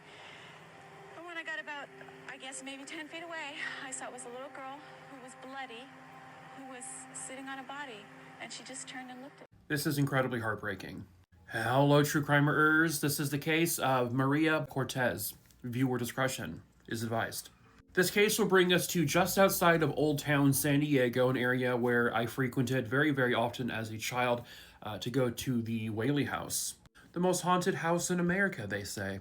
23-year-old Maria Cortez was originally from Mexico. She had immigrated to San Diego a short time before this case occurred. She had yet to get her citizenship here, but she was working very, very hard to get that citizenship. She did work as a housekeeper. She also did childcare. She had a 2-year-old daughter, and she came to America because she wanted to have a much better life, to give her daughter a much better life.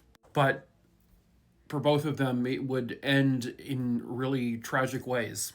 This is 7500 Mission Valley Road. This is what it looks like today. It's completely full of homes, condominiums, businesses, you name it. But back in 1992, it was just a field, a big open field. The clip I played at the very beginning of this video was from one of a couple of witnesses. This woman was a biker who just so happened to be passing through this road when she saw something. I can't even just describe how this had to have seemed. In this open field was a person lying on the ground, and lying or sitting on top of this person was a child, a very small little girl, crying and covered in blood.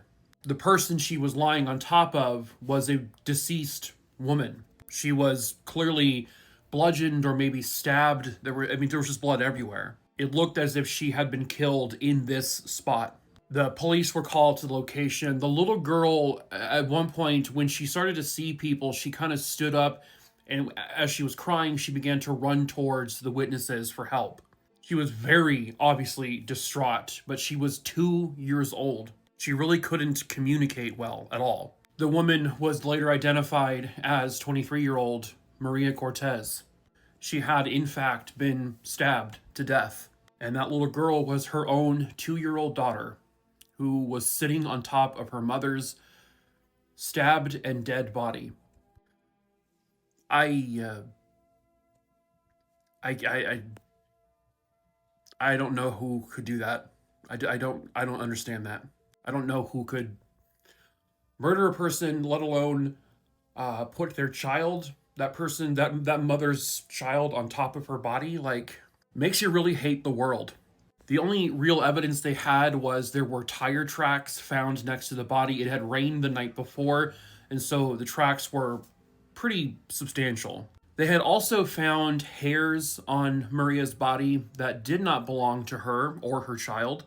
But back in 1992, there were no roots on these hairs. And back in 1992, If there were no roots, you really couldn't do anything with them. You could look under a microscope and say, oh, they look like this person's hair, but we didn't have the DNA technology then that we do now, where you can actually get DNA sometimes from rootless hair. Maria did have a boyfriend in which she was living with. He was the father of her daughter, but he was confirmed to be at work. Neither of them had cars. They both took buses to their certain jobs, and they could say that he was away when this murder would have happened.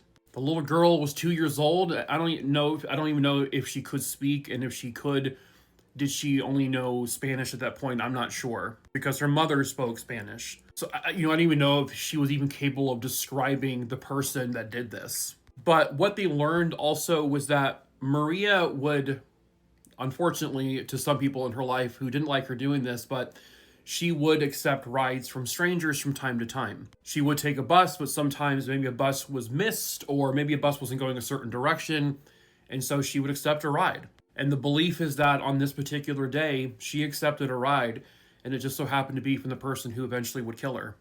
There were no mentions or indications of whether or not Maria had been sexually assaulted.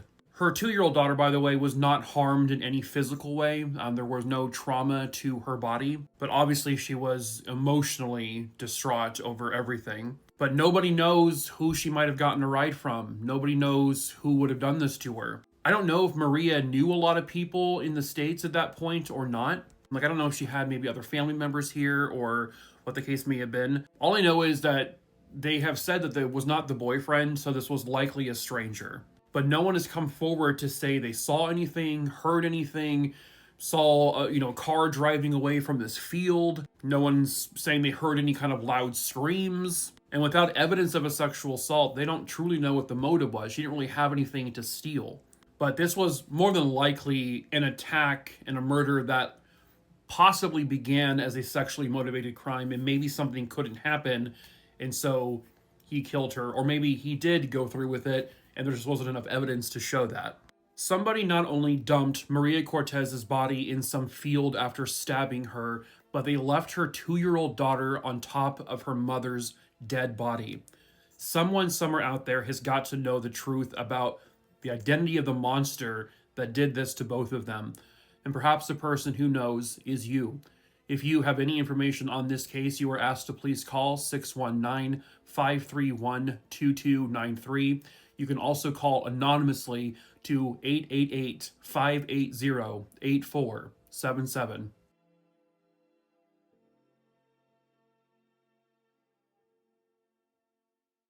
Hello, true crimerers. This is the disappearance of Maria Dolores Rosales. Viewer discretion is advised. This case will take us to Modesto, California, and the year is 1996. That is where 31-year-old Maria Dolores Rosales Pacheco was living. Maria at the time was a mother to 5 children. She had a 4-year-old, and then 4 of her other kids were actually staying with family in Tijuana in Mexico when all of this occurred. About a month or so before her disappearance, she filed for divorce from her husband, and they did officially separate. It sounds like she was living on her own and her husband was living somewhere else as well, but both living in the Modesto, California area. She was at the time working at the Valley Fresh Incorporated plant. I guess it was a food processing plant. I don't know if it's still the same thing now, but that's where she was employed. She was supposed to show up to her shift there on the morning of July 8th, 1996, but she never showed up. That's because the last time anyone can ever recall seeing her was on July 7th, 1996. She had gone to visit a couple of friends in the area of Ceres, California, before heading back home to Modesto, which is all the same area. But her friends physically saw her on July 7th. She was also seen at church in Modesto on July 7th, and then was later seen at a Walmart later in the evening on July 7th. That night, she calls a friend and says, hey, can you please call me at 4 o'clock tomorrow morning so I can wake up early? That way I can do some things around the house before heading into work. The friend says yes. The friend calls now on the morning of July 8th at 4 a.m., but there is no answer. She was supposed to go into work just a couple of hours later. However, her work would say that she never came in. She also never called. So Maria is officially reported missing by her family. Then they speak to her now ex-husband or separated husband, and he says, I saw her on the morning of July 8th. He says he physically saw her at the crossroads of Crow's Landing and Hatch Road at a grocery store parking lot. I don't know if it's this one up here that's a supermarket or not, but somewhere in this area. He said that she physically handed him their 4-year-old child, to which I guess he was supposed to take. And then he says he left and she was still there, and that was it.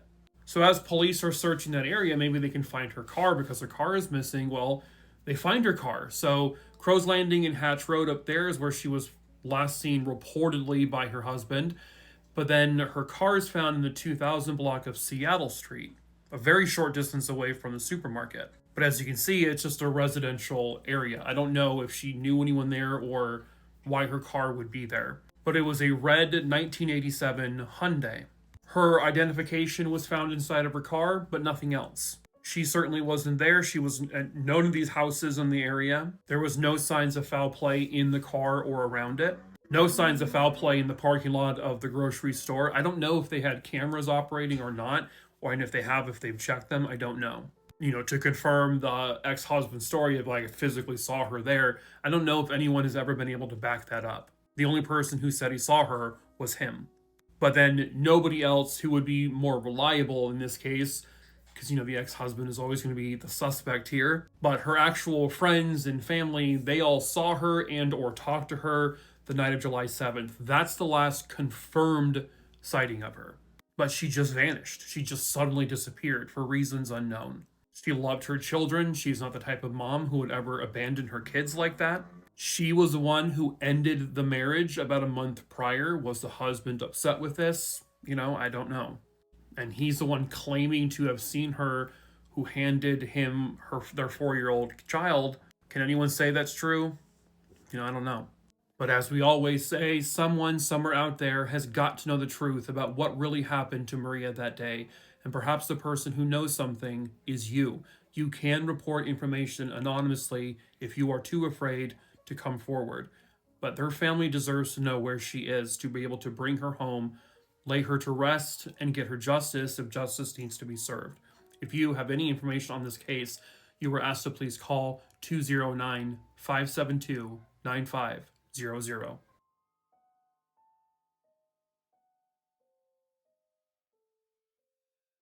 A teenage girl was last seen alive walking down this road in Colorado back in 1970. Some say she was talking to someone inside of a truck. Unfortunately, she would never come home alive. Hello, true crimerers. This is the case of Murry Burt. Viewer discretion is advised. Murry Ruth Burt was born in January of 1955, and she lived in Littleton, Colorado with her family. She had an older brother named Raymond, and it sounds like they grew up in a really normal household. Murry eventually in junior high would become a cheerleader and described as a really just happy young girl. But unfortunately, she would be forever stuck at the age of 15. It was a cold February 26, 1970 evening at Goddard Middle School in Littleton, Colorado. That night there was a basketball game in which Murry was a cheerleader for the game. When the game was over, Murry was expecting a ride home, so she sat outside the school waiting for her ride, but apparently there was some kind of cross-up and her ride never came. So she ends up deciding to walk the 1.5 miles or so walk back home. She never got home. Later that evening, when she never arrived home, she would be reported missing by her family, and a search for her began immediately.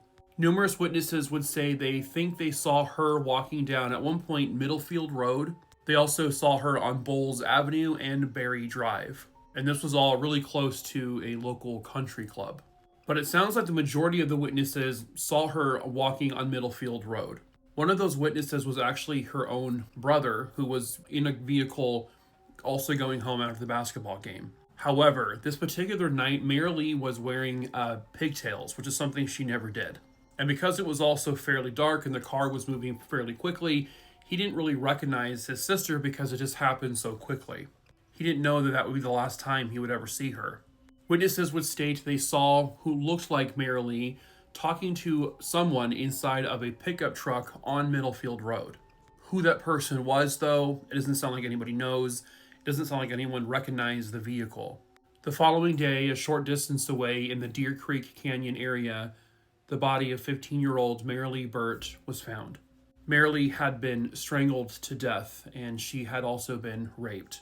She was found nude and basically just discarded into this field like she was garbage.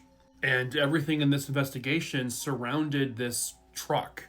They had no idea if this person was involved in her murder, or that was even her that people saw talking to this person. But the information about the truck was all over the news and the newspapers, and no one ever came forward. That could mean it was a totally innocent person who just by chance never saw that on the news. It could be someone who said, oh my god, that was me, but I didn't certainly kill her, but then didn't want to come forward just because they didn't want to be accused of doing something they didn't do. Or it really was her killer and abductor, and obviously they're not going to come forward. But unfortunately, her case goes cold very quickly, because back in 1970, DNA technology wasn't a thing. And because she was found in a field on a cold night, evidence was barely there. There's no fingerprints, nothing like that. No tire tracks, from what I understand. There's like literally no evidence. But then during a 1998 or 1999 cold case revamp of this case, they discovered that there was in fact DNA found at the scene. They just didn't know that it was really DNA back then. And ever since that discovery in late 90s, early 2000s, they've been trying to link that DNA to a suspect, but they've unfortunately have just never been successful. I don't even know like a description of the suspect or the person seen driving this truck. Someone somewhere out there has got to know the truth about who murdered Murry Ruth Burt that evening, and perhaps that someone is you. If you have any information on this case, you were asked to please call 303-795-4711.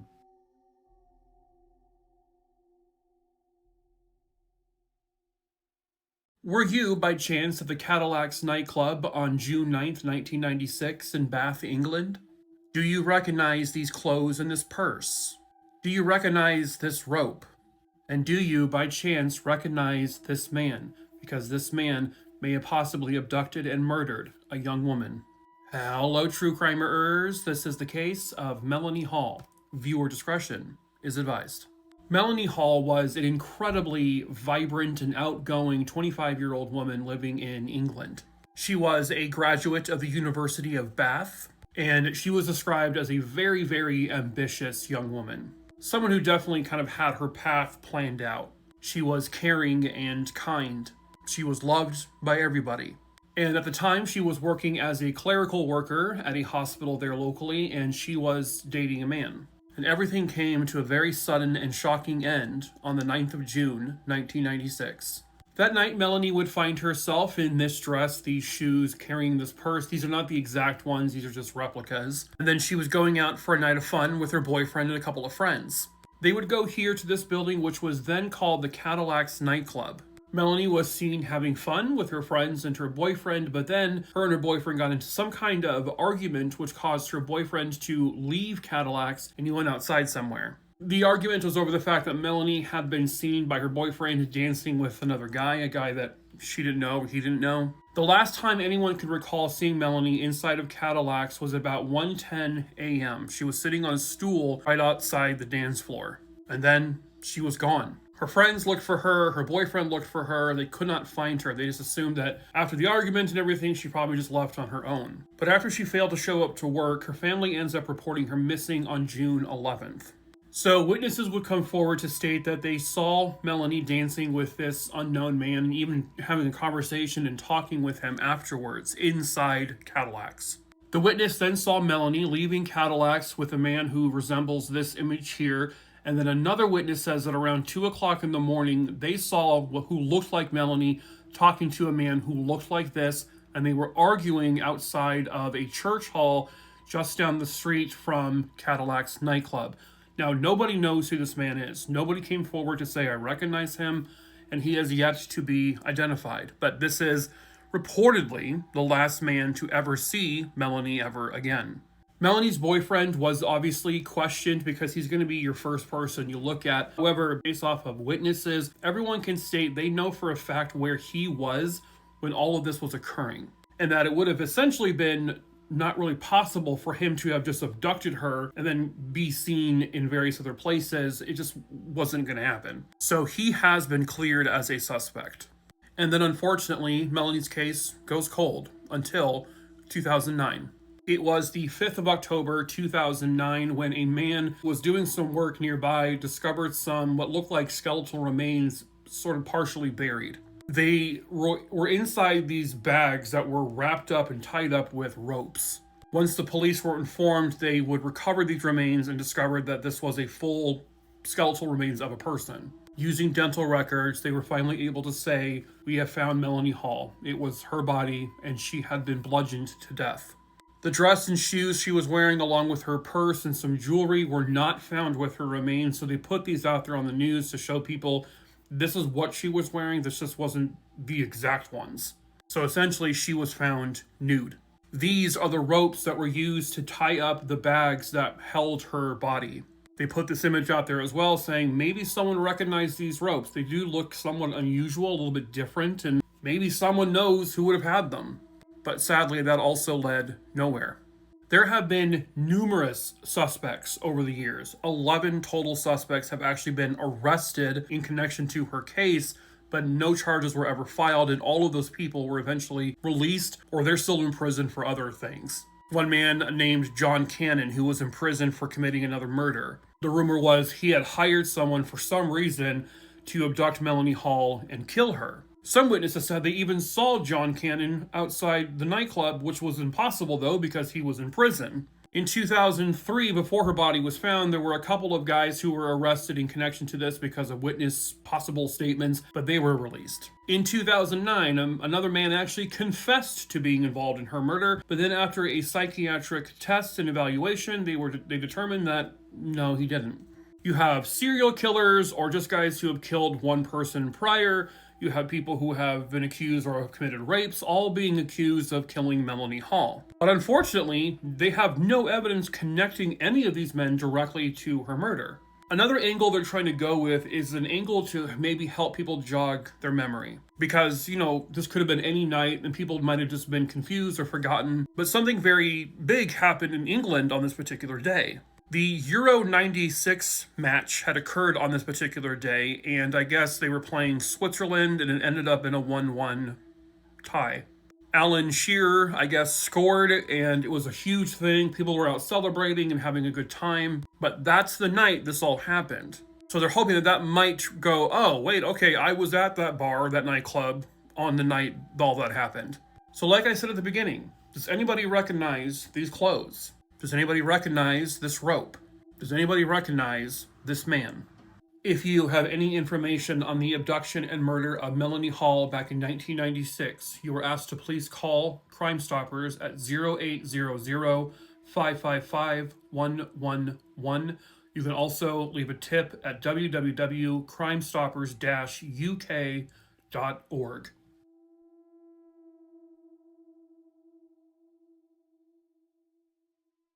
Super Miami with a stop at Tampa, took off for New Orleans shortly after midnight. The wreckage was found floating in the Gulf 120 miles southeast of New Orleans. A late film report from flight. New Orleans. Took off on New Orleans. Hi. Hello, true crimerers. This is the mysterious case of the crash of National Airlines Flight 967. Viewer discretion is advised. This story will take us all the way back to November 15th, 1959, and it starts in Miami, Florida. National Airlines Flight 967, this is a similar plane, not the actual one, was a Douglas DC-7B craft. There were a grand total of 42 souls on board. November 15th, 1959, National Airlines Flight 967 departs from Miami, Florida at 10:22 p.m. on its way to New Orleans. I wanted to be old-timey just for a second. So it actually ends up landing in Tampa, Florida at 11 p.m. and then 22 minutes later it takes off from there to head towards New Orleans. 12:44 a.m. was the last known contact from the pilots from the craft. The pilot said it was a completely smooth flight, weather was not an issue, which was true. He reported unlimited visibility at 12:44 a.m. I guess a little bit further down the flight path, there was some weather, like rain and some cloud coverage, but it was nothing unusual. Very normal. Certainly nothing that would take down an airplane, you would think. And then, all of a sudden, completely out of nowhere, National Airlines Flight 967 completely vanishes from existence. Once it disappeared from radar and once they could not get a hold of the plane via radio, a search and rescue mission would begin. The disappearance of Flight 967 occurred in the Gulf of Mexico. So that's where the search was concentrated. But here's the wild thing about it. I mean, this is a fairly large airplane, and they never recovered the full plane. As a matter of fact, they only found chunks of debris from the plane. Pieces of the craft had torn apart and were just sort of floating in the water. They found just one singular life raft. But the fact that they found almost no other life rafts, ones you would put on in the event of a crash, tells them that this happened completely out of nowhere. They had no warning. And this is another plane searching the water. And like I said earlier, there were 42 souls on board. However, they did not find all 42 of them. From the wreckage in the Gulf of Mexico, they recovered 9 full bodies and then a partial body of a 10th person.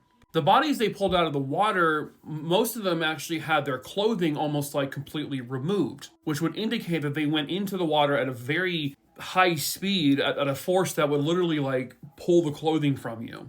But there were still 32 bodies they never found, and to this day have never found. This was shark-infested waters. And they only have small pieces of the wreckage. The actual main fuselage, they don't have it. And so they've never been able to do a full investigation as to what exactly caused this plane to go down. However, there was evidence on the bodies and evidence from the small pieces of wreckage they had that indicated to them that this wasn't just a simple crash into the water, that this plane might have been bombed. There was debate on whether or not the plane went down because the bomb went off, or did the bomb go off after it hit the water. But then what would have caused it to hit the water? That's the mystery. The skies are relatively clear. The weather really wasn't going to be an issue. These were experienced pilots. But everything happened so suddenly. They just don't know. They don't know what happened on this plane. But when they look at the passenger manifest, they see a name on there that jumps out to them. This is a younger photo of him, but they found on the passenger list a man named Robert Vernon Spears, a doctor with a criminal history who actually was wanted at that time. There were warrants out for his arrest. They're like, wow, this guy was on the plane and it crashed. Case closed, I guess. Except no. Robert Spears' wife then tells police, I saw him after the plane crashed. He was there. I saw him in full, talking and walking. He's not dead. He wasn't on that plane. Then another woman says, I think I know who was in Robert's place on that plane. This woman's ex-husband, William Taylor. William Taylor was a former associate of Robert Spears.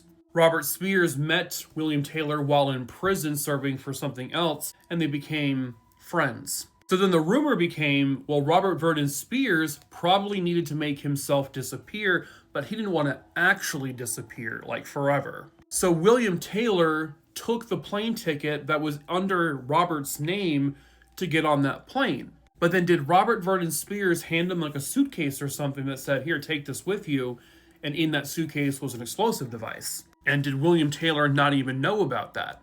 Or maybe he did and it was a suicide mission. William Taylor takes out a life insurance policy at the airport before getting on the plane, which would be payable to his wife.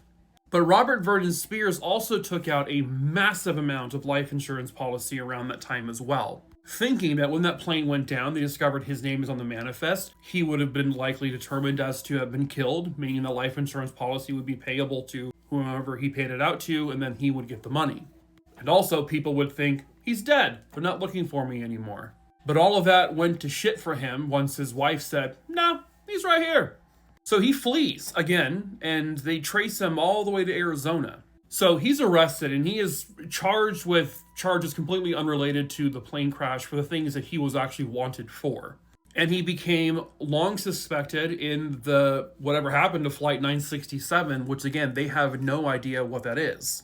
All of this I'm telling you is just simply speculation. They don't have any actual proof of it.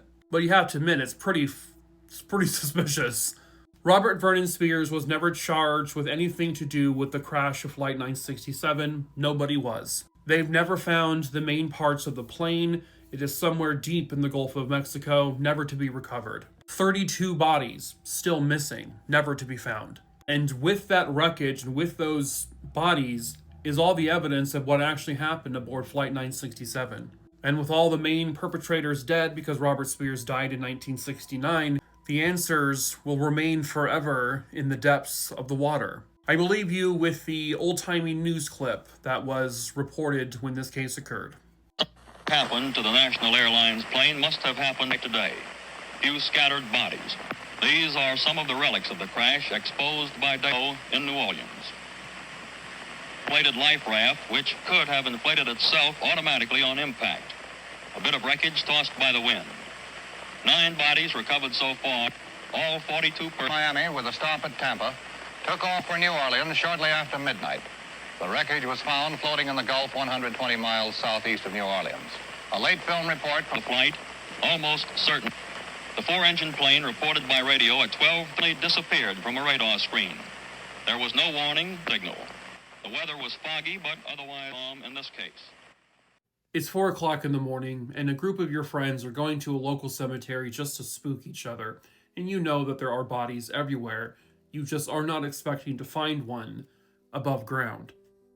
Hello, true crimerers. This is the case of Orison Chafin. Viewer discretion is advised. This case will take us to my neck of the woods in the Glendale, Phoenix area, and it's 1987. August 8th, 1987, specifically at the Rest Haven Park Cemetery.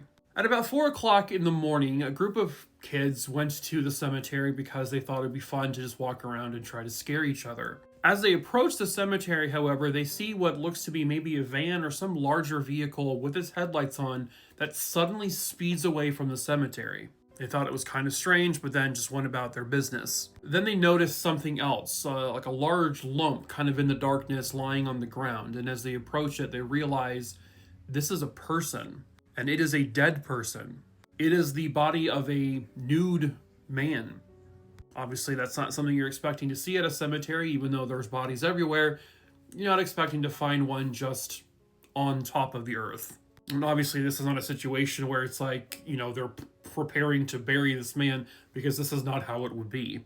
Police arrive, and eventually they identify him as a 54-year-old man named Orison Chafin Jr., but he was a 54-year-old roofer who lived alone in the Glendale area. I guess he was living in a trailer park somewhat nearby at the time. Orison was also a disabled veteran. He had served in the Navy and was also a member of the Veterans of Foreign Wars.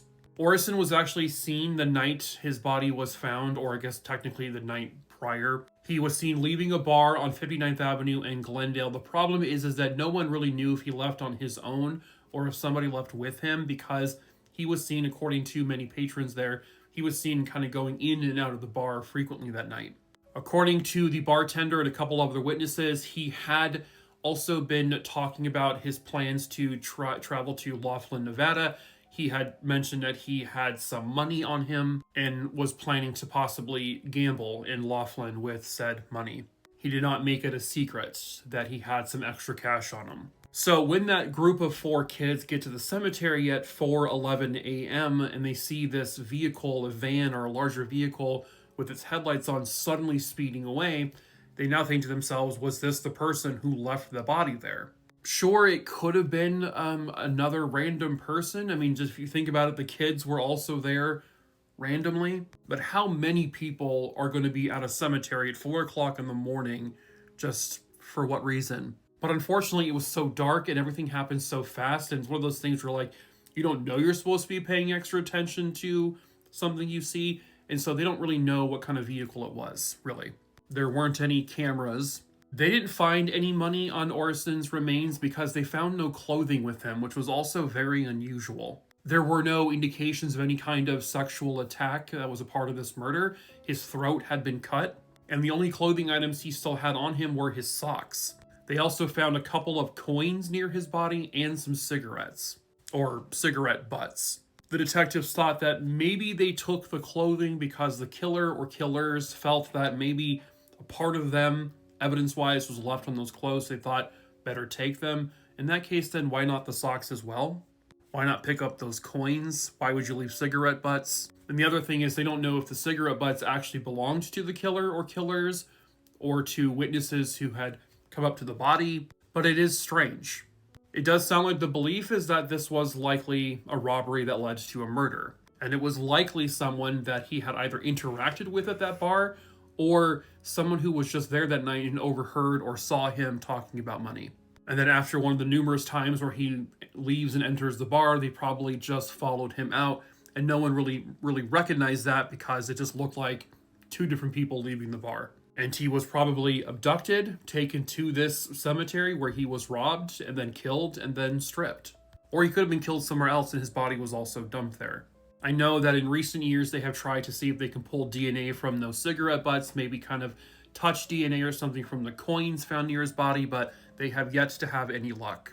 But someone somewhere out there has got to know the truth about who killed Orison Jim Chafin, and perhaps that someone is you. If you have any information on this case, you were asked to please call 623-930-3173.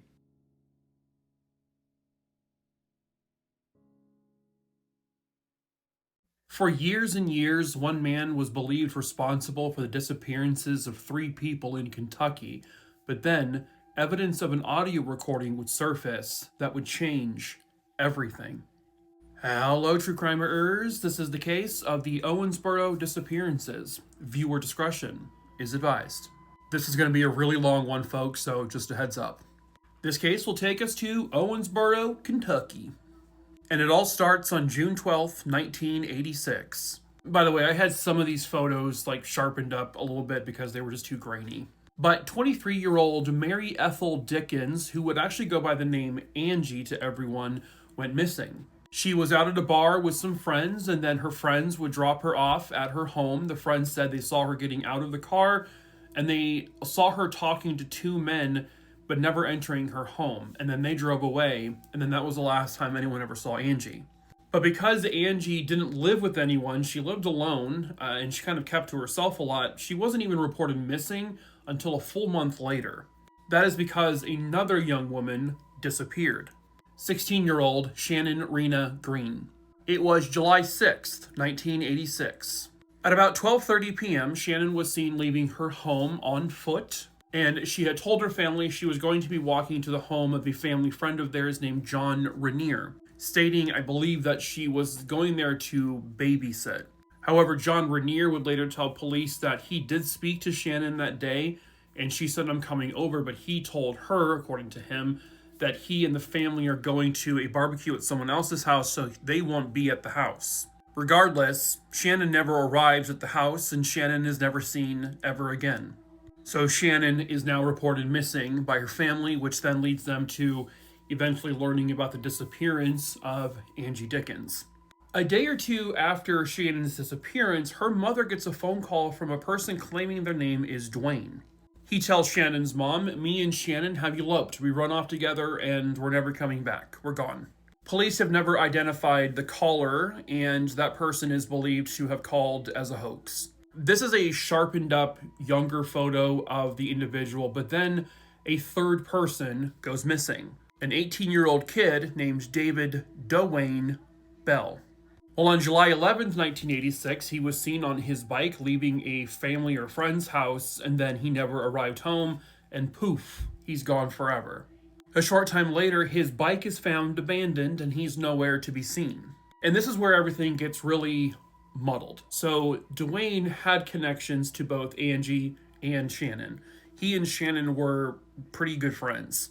I don't know if Angie knew Shannon, but Dwayne definitely was friends with Angie. Now, a week after Dwayne's disappearance, his father, also named David Dwayne Bell, who went by David to everyone, just picked up and moved to Arizona. A week after his son disappeared.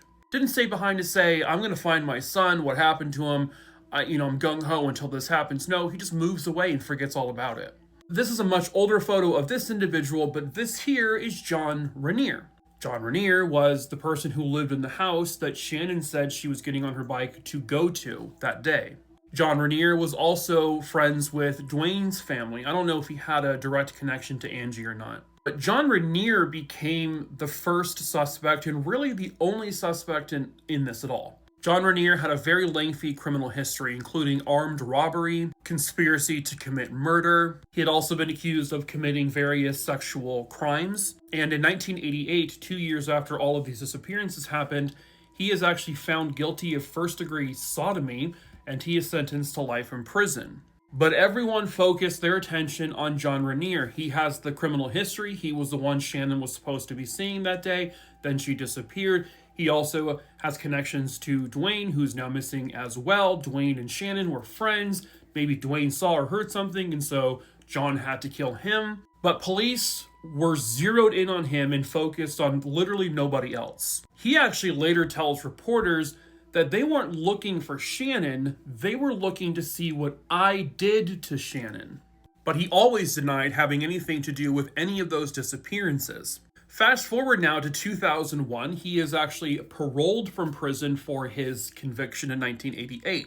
Once he is released, police go right back to him. This is our guy, he must have abducted these other individuals and killed them as well. Now, 23-year-old Angie Dickens, by the way, was eventually found. Her body was found about 3 or 4 months after she went missing. She was the only body that was found. However, there was no evidence on her remains or near her remains that ever linked back to John Rainier.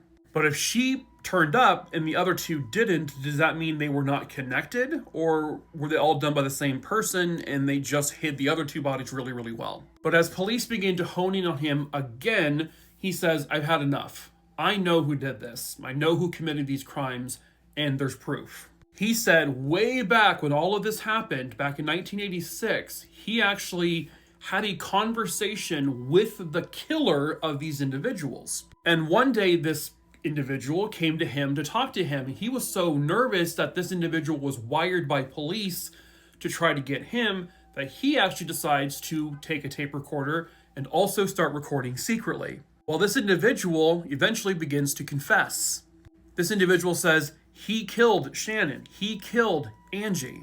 Well, what about Dwayne? Well, the individual that John Rainier had this recording from, the person who was confessing to these murders, was in fact Dwayne. Police are now looking for this recording that John Rainier says he gave them back in the 80s. Well, that recording is gone. It's actually physically gone forever. But there are transcripts of this audio in police records, meaning police back in the 80s did have this tape, and they did take down everything that was said. It was a real audio. John Rainier says, what's going on? Dwayne, nothing. Got any money I can borrow? How much? I might have a few dollars. About a couple hundred. Shit, I ain't got no $200. I wish I did have. Dwayne says, I need it pretty bad. I need to get out of town. Why is that? Says John. Dwayne, I done something the other day, and I need to get out of town for a while. With regards to Shannon, Dwayne says, me and her been into it for a while, and I just got pissed off. John says, did you beat her up? Yeah. Well, apparently she ain't gonna tell on you because she hasn't gone to police to rat you out. Dwayne says, well, it's worse than that. I mean, I heard her real bad, and I heard some other people too. I need to get out of town really bad. He then admits to that he was the one who killed Angie. He made a pass at her, she said no, so he killed her. Same thing happened with Shannon. He said that I tried to get with her, she refused, she kind of fought back, so I killed her. But I buried Angie's body in this wooded area. John says, well, take me to that area and prove it. I don't know exactly where it was, but John says that he does take him there with a shovel. They dig a couple of inches, and John sees some clothing and some skin, and he says, all right, I've seen enough, bury that back up. Police had this recording way back in the 80s, and why they did nothing with it, I don't know.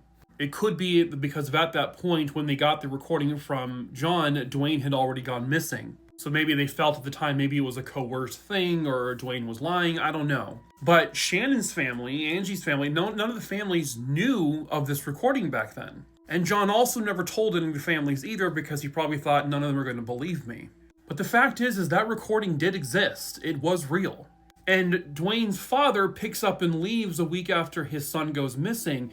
And John says that's because Dwayne's father was involved in Shannon's death.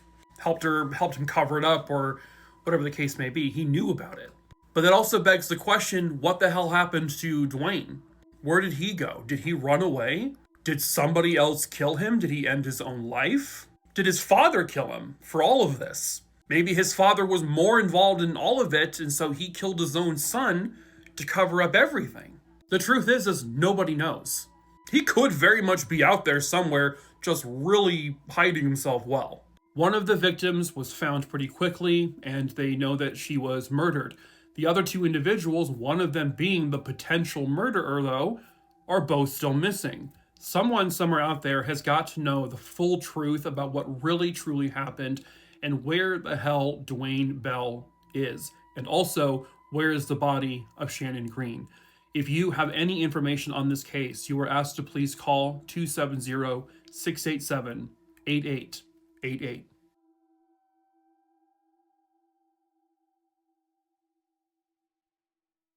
Hello, true crimerers. This is the case of Patricia Schneider. Viewer discretion is advised. There is unfortunately very little detailed information about her case. What I do know is that at the time she was 25 years old and living in the Riverside, California area. She was working at a restaurant or a club called Palomino Station, and it was located where this retirement facility is located today. She drove a brown and white 1974 Toyota Celica, obviously not this exact one, and the last time anyone ever saw her again was on the night of July 31st, 1982. She had worked her shift at the Palomino Station and then got off. And then at 3:45 a.m., according to a clerk at a Circle K just down the road from where her work was, they saw her on a payphone. Now, there's a question or two here that I won't know the answers to, but the story says that she was on the payphone talking to someone about the fact that her car had broken down. So what I don't know is if the clerk was inside and heard her talking on the payphone outside, if the payphone was inside, or how the clerk knew exactly what she was talking about on the phone. I also don't know if the clerk saw her vehicle in the Circle K parking lot or if it was somewhere else and Patricia had walked there. But the clerk also says they saw two sandy-haired men standing in the vicinity of Patricia while she was talking on the phone. The other question of, were they with her? I don't know. It doesn't sound like the clerk knows. Like, were they hovering over her, or were they kind of just several feet away, looking like they were completely involved in something else? I don't know. There's also really no mention of what happened to her after she got off that phone call. Was she seen physically walking away, getting into a car? A lot of it is unknown. All I do know for a fact, though, is that Patricia was never seen again after that. A couple of hours later, between 5 and 6 a.m., a Riverside County Sheriff's deputy was driving and saw a car just sort of abandoned on the side of the road. And it wasn't just simply abandoned, it was also on fire. It was a 1974 brown and white Toyota Celica, later identified as Patricia's vehicle. Patricia, however, was nowhere to be found. She was not in or around the car. I don't know if there was any tangible evidence ever found inside. Again, there is extremely little information published about this. So she leaves work from Palomino Drive and then goes to the Circle K just down the road, and then her car is found about an hour and a half or so later down here. She is apparently seen or observed at the Circle K on the phone telling someone, and no one knows who that someone is, about her car being broken down. Did the person she called pick her up and then do something to her? Were those two men that were observed in the vicinity of where she was, were they involved? Nobody knows. Also, no one's identified them. There are no mentions of whether or not she had a boyfriend at the time, or did she have any maybe customers at the restaurant she worked at as a cocktail waitress. Was there any like obsessed, guys who went there and tried messing with her? I don't know. I know some people might ask, because you can kind of see a child in this photo. She was not a mother as far as I can tell. A family member said that it was actually her nephew. My other question is was the car in the Circle K parking lot and that's where it broke down? Or was it down the road and she walked to the Circle K? And what do they mean by broken down? Was it completely undrivable? Because then it's like, how did it end up all the way down here? Did it break down there and she walked all the way back to the Circle K? Sadly, this is just a vague one. Like, I don't have the detailed information. It doesn't look like anybody does. There are no newspaper articles that mention her case whatsoever. But someone somewhere out there has got to know the truth about what really happened to Patricia Jean Schneider on that July 31st, 1982 in the early morning hours. And perhaps that someone is you. If you have information on this case, you are asked to please call 951-826-5700.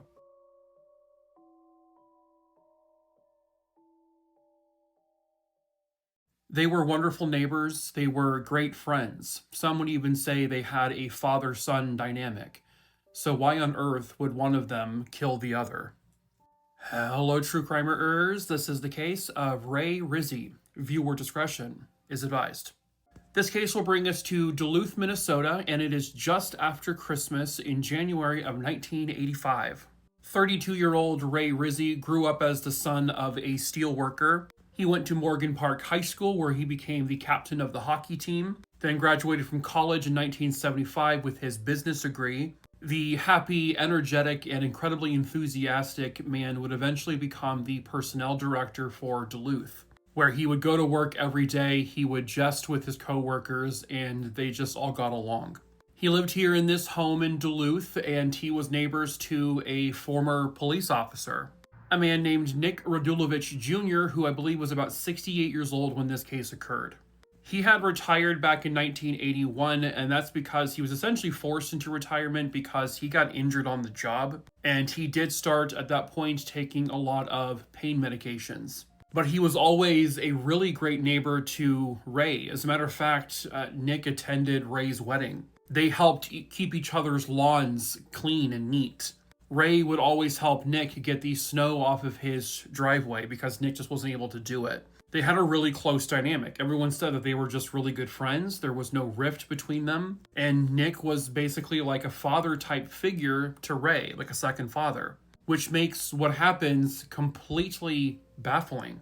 It was January 5th, 1985. The Christmas vibes were still in the air. On that afternoon, Nick Radulovich walks over from his home to the Rizzi home, knocks on the door, and apparently hands a Christmas card over to Ray.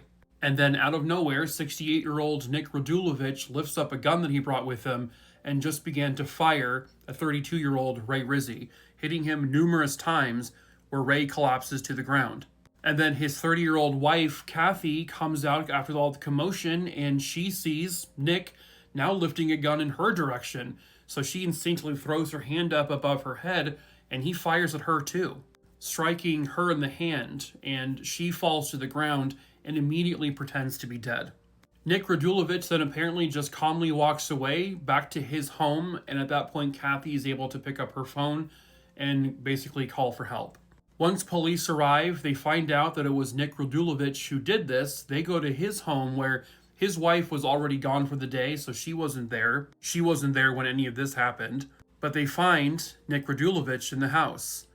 But he's also no longer alive. They found the murder weapon, the gun that was used in the shooting, but they also found the body of Nick Radulovich. There was no obvious trauma to his body, though. But they would eventually learn that Nick Radulovich Jr. had overdosed on several different medications. And the likelihood is that he actually started that process well before he ever walked over to the Rizzi house to shoot and kill Ray.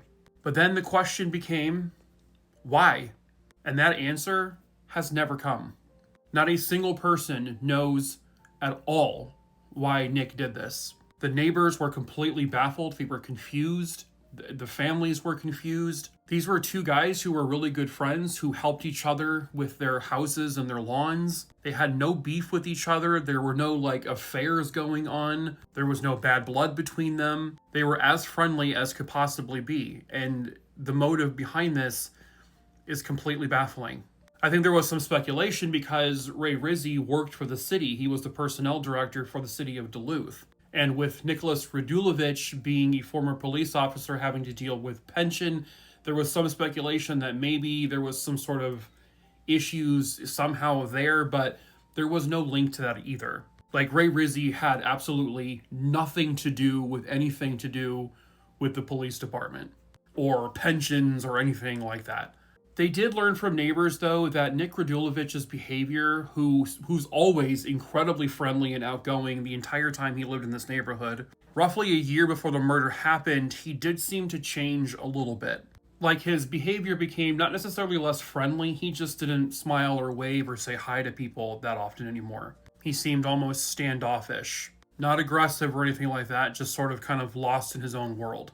And in the end, I think the unofficial belief is that Nick Radulovich, because of his incidents in 1981 that basically forced his early retirement, which led to an injury, which led to being on several medications, I think that unofficial answer is he may have had some sort of drug-related issue, or that there was some adverse reaction to the medications he was taking for his pain. And perhaps, because, this happens, these medications can completely alter your state of mind, even if that's not what they were intended to be used for. And I think that's just the only explanation they could possibly give. Because he offered nothing when he walked up to that door. He didn't say why he was doing it. He made no indications of anything. Just handed a Christmas card, pulled out a gun, and then shot his friend. I don't think there's any doubt that if Nicholas had not overdosed, he would have obviously been arrested and charged with this murder. He probably would have gone to trial, and I don't know what the outcome would have been. It could have been some sort of insanity plea or something to do with medication. No one will really ever know. And that's the truth behind all of this, is that after all of this time, nobody knows why Nicholas walked up to his good friend's doorstep and pulled out a gun and shot him dead. And it will likely remain a mystery forever.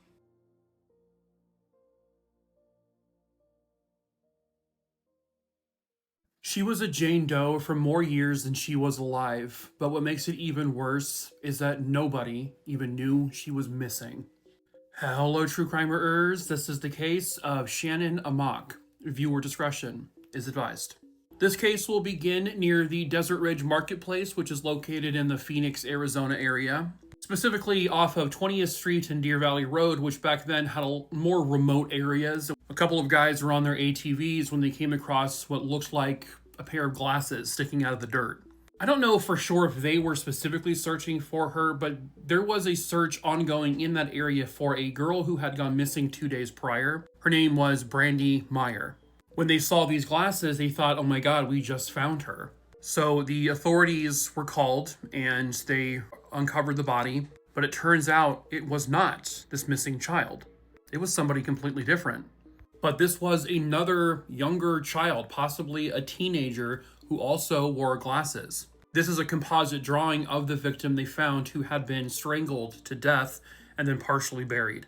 These are the exact clothing items that she was wearing, including the glasses, a hair tie, the jeans, the floral shirt. And the coroner determined that she had been in that spot for probably close to 2 months. But sadly, she had no identification on her. They put out these various composite drawings of the victim, and not a single person ever comes forward to say, we know who she is. Not one. This is a teenage girl who has been found murdered and partially buried in some remote portion of Phoenix, and not a single person knows who she is. And she remained unidentified until 2011.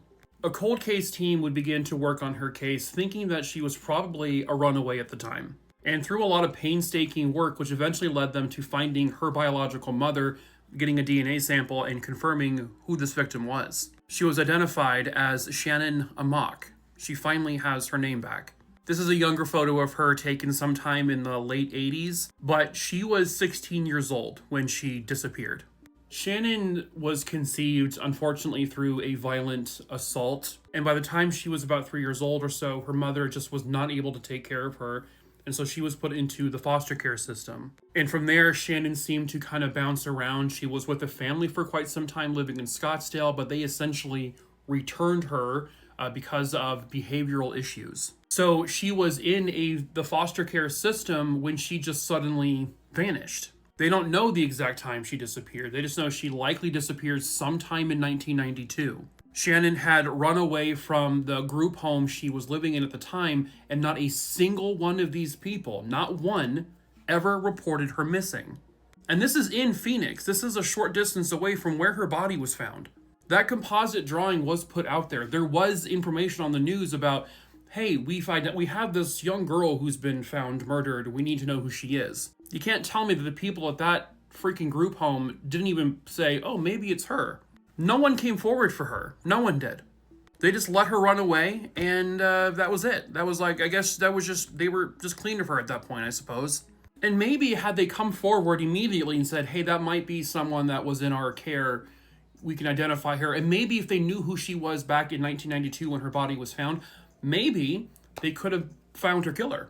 But as it were, since she wasn't identified until 2011, they have no idea who killed Shannon, because there was no investigation into her disappearance, meaning they couldn't track like her last whereabouts. Hey, have you seen this girl? Have you seen her with anybody? You can't ask people now, in 2011, 19 or so years later, saying, hey, do you remember seeing her at this place or here or there? So that's my point, is if they knew, if they came forward, that we might be telling a different story here. Now, going back to Brandy Meyer, the area where she disappeared from was somewhere close to where Shannon's body was eventually found. This was somewhat near a particular canal, and at that time in the early 90s, there was someone who would later be identified as the Canal Killer in Phoenix. Brian Patrick Miller also referred to himself as the Zombie Hunter. Well, eventually he was apprehended for two cold case murders from the early 90s, where bodies were found near this canal, where close by-ish to where Shannon's body was found, and kind of the area where Brandy disappeared. He was not someone who strangled anyone, so Shannon being strangled didn't exactly fit his MO, but just because he was killing in that area at the same time, kind of eventually would put him on the radar for possibly being involved in Shannon's murder and the disappearance and likely murder of Brandy Meyer. However, he has never been directly connected or considered an official suspect in either of the two girls' deaths and missing persons cases. Brian Patrick Miller was eventually sentenced to death for his crimes. 13-year-old Brandy Meyer remains missing to this very day. Someone, somewhere out there, has got to know the truth about who murdered Shannon Amok back in 1992, and perhaps that someone who knows is you. If you have any information about this case, you are asked to please call Silent Witness in Phoenix at 480-948-6377.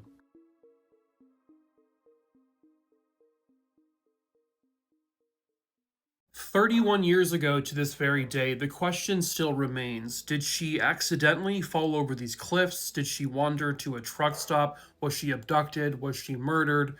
What happened to this woman? Hello, true crimers. This is the case of Shannon Rochelle. Viewer discretion is advised. When this case occurred, Shannon Elizabeth Rochelle was 25 years old, and she was the mother to two kids. She had a 1-year-old child named Edie and a 2-year-old child named Heaven. Shannon, who was living in Redmond, Oregon, was working at a diner there locally, and her boss would say that 2 to 3 times, if not more, during every shift, she would always call her babysitter to check in on the kids to make sure they were doing okay. The point is that Shannon was a really caring mother who loved her children and is not the type of person who would just pick up and leave them. But she did, in fact, just vanish one day. This takes us to July 9th, 1995. I don't know the precise area where the vehicle ended up getting stuck, but it was somewhere described as a rural area near the Columbia River between Briggs, Oregon, and Rufus, Oregon. Shannon, who was 25 years old, and her 20-year-old boyfriend were driving in her Camaro when, according to the boyfriend, the vehicle got stuck. And this was, according to police, stuck in an area that was right by several very steep cliffs, including several 800-foot drops. The boyfriend tells police later that what happened was that they got stuck, and eventually he ends up falling asleep in the car. When he wakes up like an hour or so later, his girlfriend Shannon is completely gone, and she's never seen again. So her boyfriend walks to Rufus, and he ends up reporting to the authorities there that his girlfriend is missing. He did report this pretty quickly. So the police begin their search. They find the car. It's still stuck there. They confirm it is in fact stuck. And in the car, they find Shannon's clothing, the clothing that the boyfriend said she had been wearing when he last saw her in the car. So police think it's kind of strange, like, why are her clothes there? What is she wearing? Well, he tells them that she also brought a change of clothes with her. It had rained, I guess, at some point that night. He says it's possible she just changed her clothes. And everything else that she brought with her that she had was still in that car. Because of the terrain and maybe because of the rain and all that, there weren't any foot impressions that would lead them to a direction where she may have walked if that's what happened. Because of how close this all happened next to these 800-foot tall cliffs, they said there is a very good chance that she was maybe wandering, maybe trying to get help for someone to help them get their car unstuck, and she just fell over a cliff. But police did search extremely thoroughly the entire length of this cliffside, up top and at the very bottom. They found no sign of her. Could she have fallen off this cliff and gone into the river and went who knows where? Sure, it's possible. And because this happened at such a late hour, and this is a very rural area, there wasn't anyone there that may have witnessed this or even heard anything. And then they brought in scent dogs, and scent dogs did not actually pick up her scent towards the cliffs. As a matter of fact, her scent was picked up miles away at a truck stop. It was a roughly 2-mile trek from the car to the truck stop where the dogs continually picked up that scent. So now they're thinking maybe she did try to go get help after her boyfriend fell asleep. Maybe she tried to walk to anywhere, like a truck stop to get help. Well, they also, when police got there were missing person flyers for her in that location at this point. When police arrived with the dog, there was a witness there who said, I saw a woman who looked a lot like this woman, around the same age, who I saw getting into a semi-truck with someone. This was between the hours of 5 a.m. and 6 a.m. on July 9th. Now, the boyfriend says he woke up around 1 o'clock in the morning and she was already gone, which would have been plenty of time for her to have walked from the car to the truck stop. But what happened to her? That's the mystery. Nobody knows. You can speculate that the boyfriend isn't telling the truth and that maybe he did something to her, but there is no evidence of that, and we can't just say, oh, he did it, without any evidence. I do know the boyfriend was arrested a very short time after this, completely unrelated to this. It was because of some probation issue with a previous drug charge. He actually said that both he and Shannon were on drugs that night as well. But at the same time, you only have his word as to what actually happened. But also, it could be true. The fact that she was not found anywhere at the bottom of those cliffs, and the fact that the dogs did pick up her scent from the car to that truck stop where a witness said he saw someone who looked a lot like her getting into a semi-truck. But why would she do that? There is another thought that she did fall off a shorter cliff, hurt herself, and maybe had some sort of amnesia or something, and then was wandering, which maybe explains why it took her so long to get to that truck stop. And she got into a truck of someone who she trusted, who thought maybe she would take her to get help. Or maybe she went there completely of her own free will, not injured or anything, and decided to try to ask for help, and she got help from a truck driver who turned out to be a monster who abducted her and killed her. The possibilities, sadly, are endless because of no one seeing exactly what occurred to her. And all you can do is just hear the stories and believe them or not. Shannon Elizabeth Rochelle disappeared 31 years ago this very night. And someone somewhere out there has got to know the truth about where she is and what happened to her. Her family deserves to know the answers. Her kids deserve to know what happened to their mother. And if justice needs to be served, then they deserve that justice. If you have any information on her case, you are asked to please call 541-388-6213.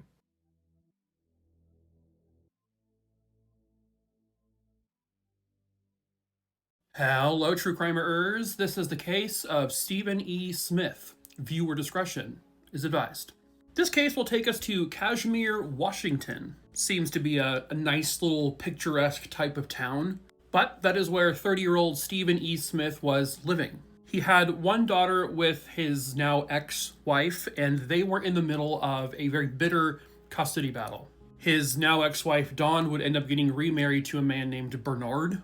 And Stephen was described as an incredibly devoted father, and his daughter meant everything to him. As a matter of fact, he had sole custody of her. I don't know all the reasons behind it, but I think there were some issues with the ex-wife. But she hated this. Like, she did not want this to be in place. And then the last time anyone ever saw Stephen E. Smith ever again was on July 12th, 1982. And then after that, he vanishes forever.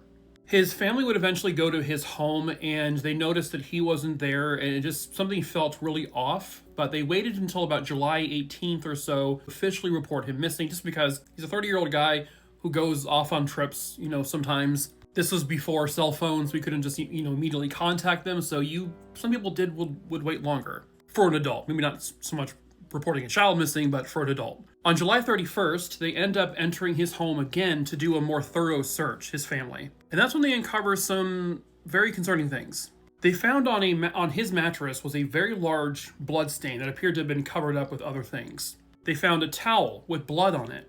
There was blood on the sofa, and they also found a broken axe. They just found the axe handle.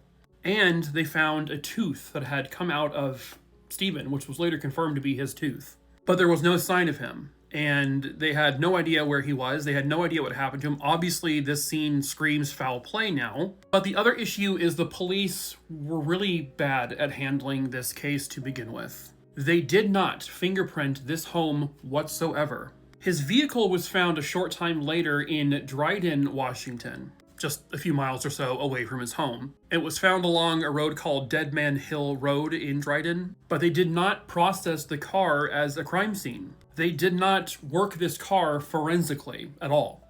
They didn't even impound it.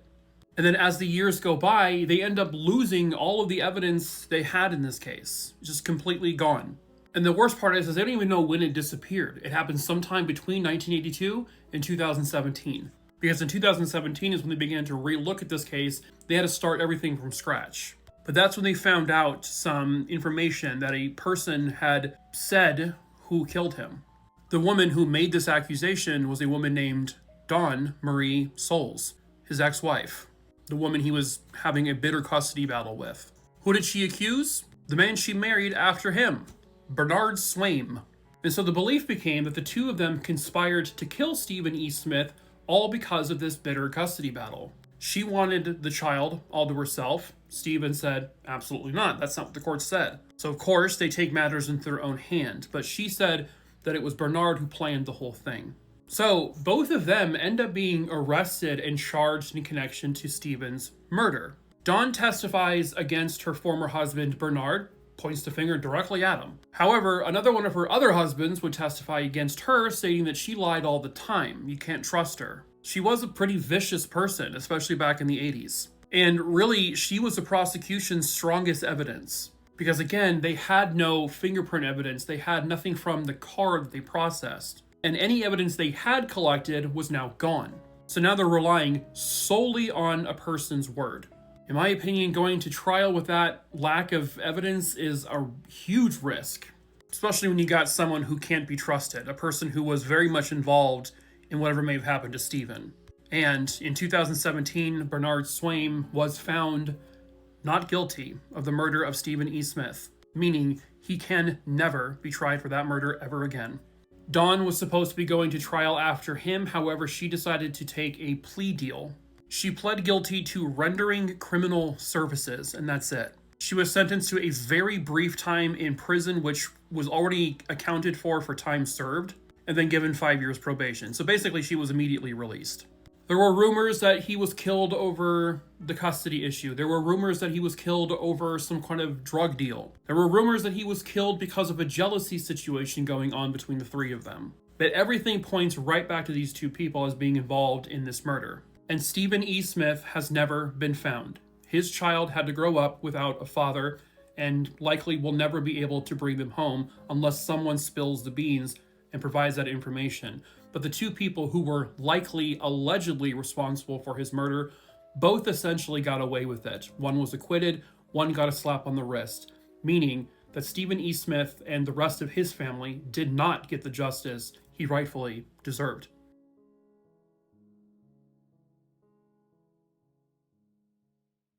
It's the 4th of July, 1995.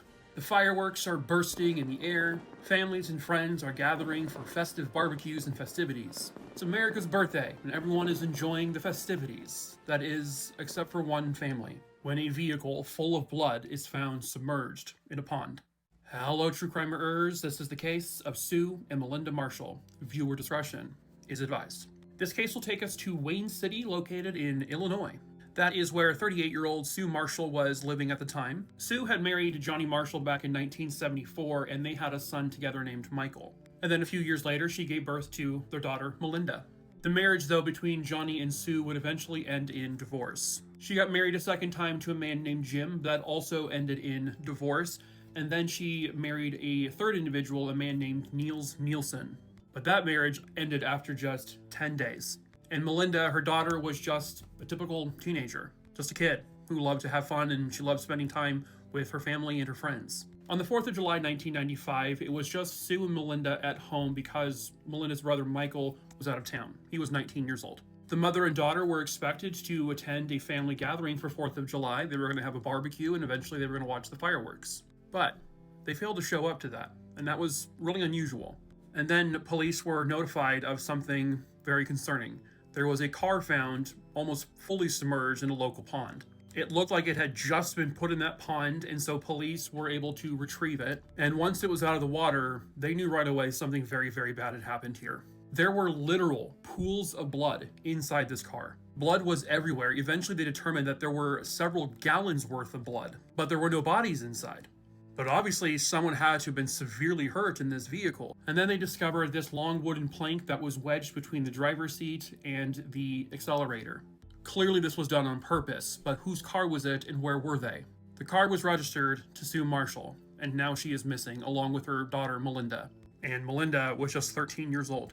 A massive search would begin, but they had no luck finding either of them. But they do begin to question the people in their lives, including Sue's first husband, Johnny. However, they determined that he was at a 4th of July party. He then went to work the following morning, and they confirmed without a shadow of a doubt, with actual evidence, that he was where he said he was, and he was ruled out. They then looked at Sue's second husband. He too had an alibi that was also verified beyond a shadow of a doubt. He was also ruled out.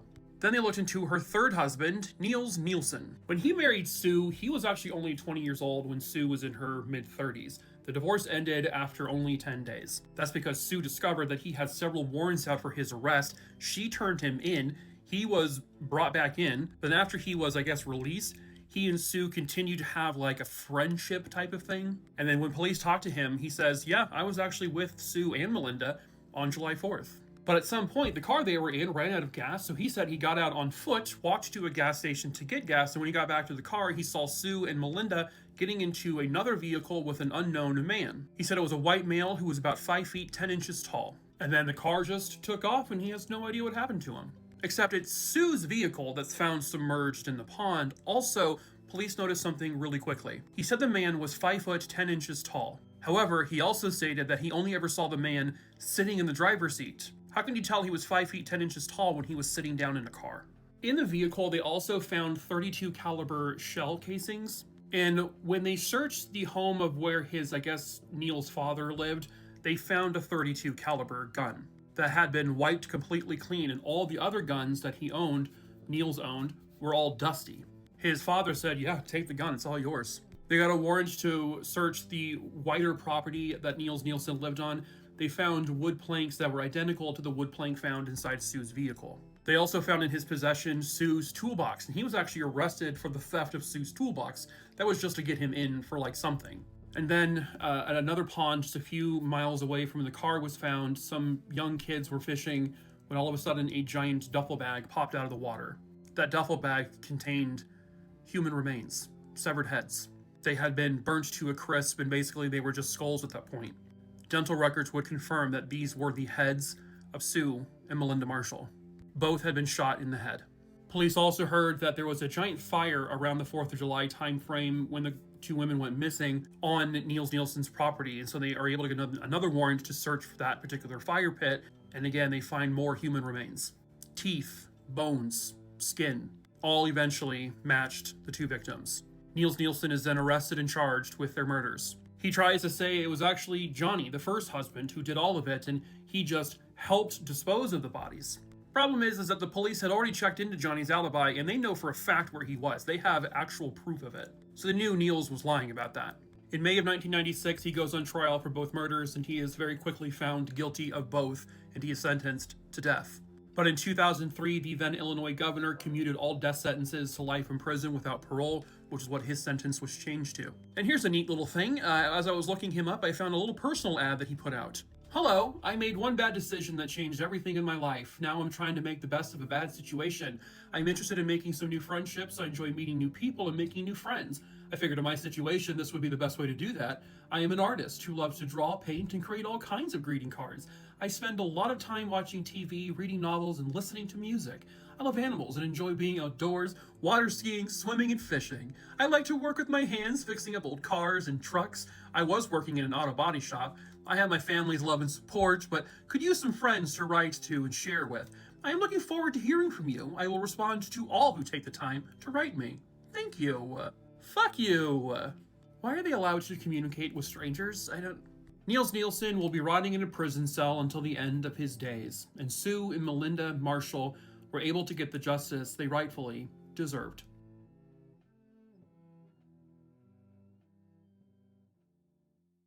It would be horribly tragic if my ability to protect myself or my family were to be taken away, but that's exactly what Democrats are determined to do by banning semi-automatic handguns, said the woman who did the exact opposite. Hello, true crimerers. This is the case of Taylor and Madison Sheets. Viewer discretion is advised. This case is going to take us to Katy, Texas. Taylor and Madison Sheets were two sisters who loved each other very much.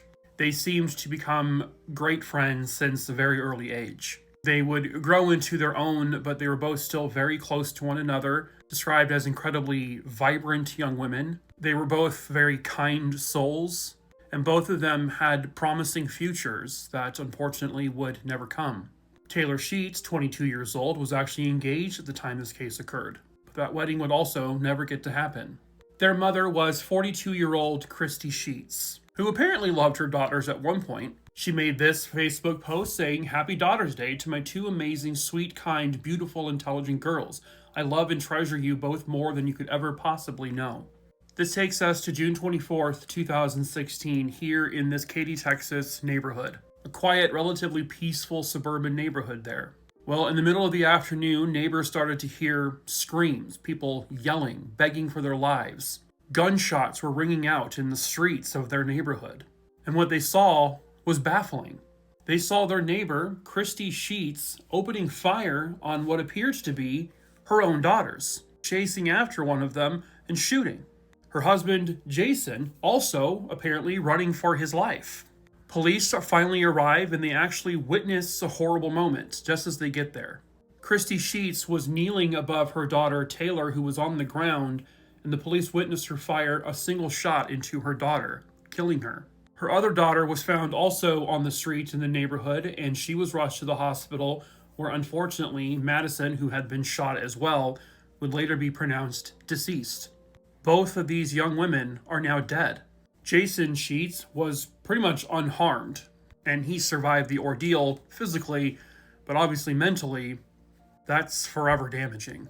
Christy, meanwhile, is in the neighborhood, still armed with a .38, and police are telling her, pointing the guns at her, put the gun down. She refused, and it appeared that she was going to probably use that gun again, and so police opened fire and shot her. She collapses to the ground, where she too is pronounced deceased. Taylor and Madison Sheets, and now their mother, Christy, all three of them, are now dead. What the hell happened here? On that afternoon, June 24th, Christy calls a family meeting into their living room. So Jason, Taylor, and Madison meet her, where Jason thinks she's about to tell the girls that we're getting a divorce. But that's not what happens. Within just a few moments, she takes a gun out from underneath the pillows in the couch, points it directly at her daughters, and begins to shoot them. The two girls and Jason then flee from the house. They're trying to get away from her, but she's chasing after them, where she had already shot Madison, and by the time Madison got outside, she eventually collapses and succumbs to her wound. Then she chases down Taylor and keeps firing at her until she finally strikes her again. The neighbors say she goes back into the house, Christy does, apparently to reload her gun, then comes back out, walks up to Taylor, kneels down, and then puts one more bullet into her, and that's when police arrive. Jason would later state that the motive here that he believes, and this is pretty much the unconfirmed rumor of the motive, was that Christy wanted Jason to suffer. She never really planned to shoot and kill Jason. She wanted him to live with the fact that both of his daughters died in a horrible way. Why, though? Unfortunately, it's because Christy was very unwell. Jason said that Christy had plenty of time to point a gun at him and shoot him, but she never did. But Christy was angry because Jason had been wanting to file for divorce. She had also, that day, gotten into an argument with her 22-year-old daughter, Taylor, and told her husband, Jason, I want you to ground Taylor so that she cannot and will not get married. This wedding can't happen. She wanted to ground her 22-year-old daughter to prevent her from getting married. And she was angry that Jason wasn't going to follow through with that. There had been, I guess, 12 or 13 prior 911 calls to their home, which I don't think they've actually released the details of what was behind most of those. But from what I understand, it was pretty much a heavily one-sided Christie issue. Her grandfather died in 2012, and then her mother died a short time later, and she began to unravel after that. She got a job working at a tattoo removal parlor at some point around 2014 or 2015, but she was then fired a short time later. It was clear to her boss that she was troubled and she was having issues at home, and she was fired because of her very poor attendance and her issues that she was bringing to work. Then they looked into her Facebook posts. They see this loving post of a mother who's saying, I'm so proud of my beautiful, intelligent girls. They see this post. She posted, it would be horribly tragic if my ability to protect myself or my family were to be taken away. But that's exactly what Democrats are determined to do by banning semi-automatic handguns. She also posts this, I have 10 guns, Obama wants 8 of my guns. How many guns do I have? That's right, I have 10 guns. The .38 caliber she used to kill her daughters was actually given to her by her now deceased grandfather. However, because of her mental state of mind, she was not allowed to legally own that gun. She was denied that right. She had been hospitalized on 3 separate occasions in mental health institutions for suicidal thoughts, which also played into the fact why she was not being allowed legally to carry a weapon. But she kept one anyway. And then she made these political statements about how they wanted to take her guns away from her, and all she wanted to do with those guns was to protect her family with them. But instead, she took that gun, which she was not legally allowed to have, and she shot her 2 daughters with it and wanted her husband to suffer from their deaths. Protect my family, my ass. And now Christie is dead, and she can't pay for what she did.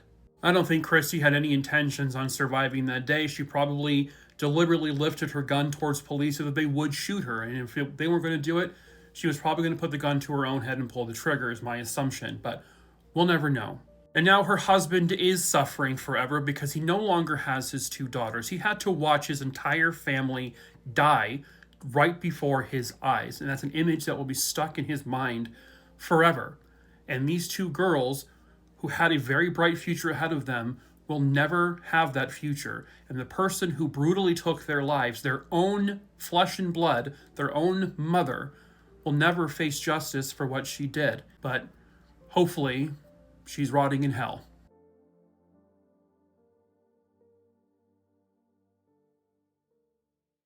He had a hatred for liberals, Democrats, African Americans, and homosexuals. He targeted a church because of its liberal teachings and that the belief that all liberals should be killed. Hello, true crimerers. This is the case of the Tennessee Valley Unitarian Universalist Church shooting. Viewer discretion is advised. Pictured here is the Tennessee Valley Unitarian Universalist Church, and this is located in Knoxville, Tennessee. It was July 27th, 2008, and inside the church on that day was a youth performance. Kids were performing the musical Annie Jr. when all of a sudden, out of nowhere, they heard a loud boom. Some thought, oh, it's just part of the show, until another boom, and then quick shots. Someone was inside this church shooting people. This man here, 60-year-old Greg McKendry, had been a member of the church for a very long time. When the shots started going off, he instinctively got up and put himself in front of the gunman to block him from shooting other people. But unfortunately, by doing so, the gunman fired directly at him and killed him instantly. The man then continues to fire off his gun, which was later determined to be a shotgun. The people inside were obviously running from the church. There were people hiding underneath and behind the pews. This includes children. And then they come together as a little group, and they come up behind the gunman and they tackle him to the ground, risking their lives because this man is still firing his gun. and they actually managed to get him to the ground and subdue him and get his gun away from him. At that point, 911 had already been called. They arrived within 3 minutes of the gunshots going off, and the man, who apparently had broken his arm or something happened to him during the altercation where they knocked him to the ground, was arrested. Greg McKendry was pronounced deceased at the scene. 61-year-old Linda Krager, who this was not her church, she was there visiting for the performance, was also shot. She was alive at the church, was rushed to the hospital, but sadly would also be pronounced deceased. These were the 2 fatalities in this shooting, and 7 other people were also shot and or injured, but the other 7 would end up recovering. The shooter was soon identified as Jim David Adkisson, and in his vehicle they found his manifesto. He fully intended to die that day. He expected to be shot and killed by police. He wasn't expecting the people at the church to actually come together and fight this fucker off and pin him to the ground. Adkisson admitted his hatred for homosexuals and African Americans. He also said that he targeted the church because of its liberal teachings and his belief that all liberals should be killed because they were ruining the country, and that he felt that the Democrats had tied his country's hands in the war on terror and they had ruined every institution in America with the aid of major media outlets. Adkisson made statements that because he could not get to the leaders of the liberal movement, that he would then instead target those who had voted them into office. Adkisson stated that he had held those beliefs for the past 10 years.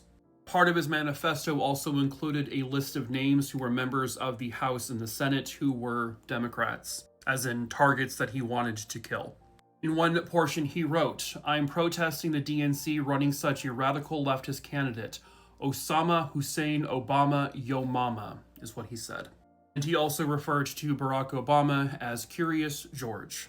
He also screamed his hateful opinions about interracial marriage.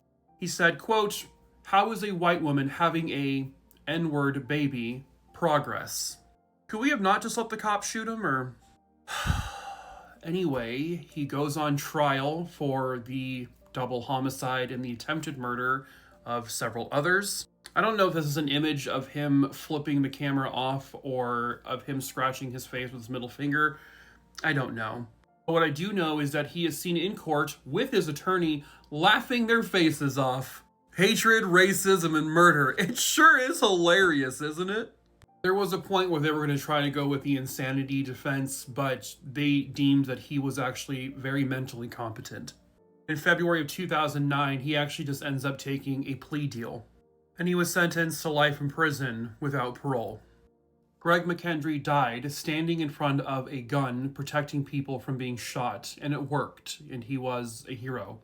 Linda Krager was just there watching a show where kids were performing a little play, and she was guilty of nothing. And in the end, both of them thankfully got the justice they rightfully deserved.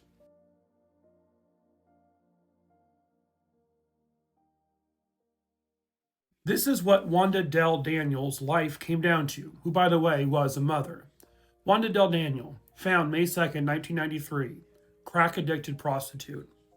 Hello, true crimerers. This is the case of Wanda Dell Daniel. Viewer discretion is advised. This case will take us to Atlanta, Georgia, and it's 1993. Wanda Daniel, who would go by Dell to everyone, was 31 years old at the time this case occurred. Wanda was a mother of 2, and she was 6.5 months pregnant with her 3rd child. She was one of 3 kids. She had a sister and a brother. She was a beautiful young woman who, I need to remind you again, was a human being and a mother. But that is not how the newspapers locally at the time would refer to her.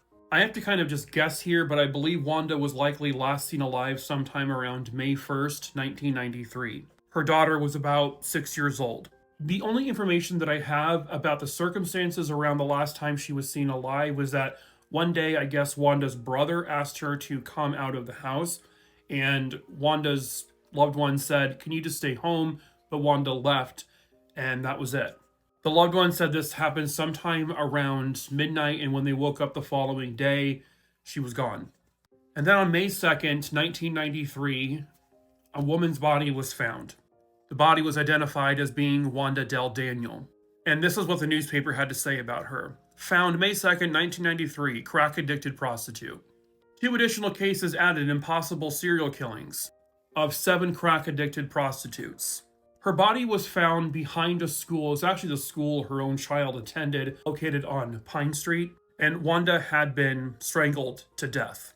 I don't even know if this is even true about Wanda, because Wanda isn't actually talked about like a human being in literally any article. I have been searching for a couple of days now, any information on her individual case in all of this. There's nothing.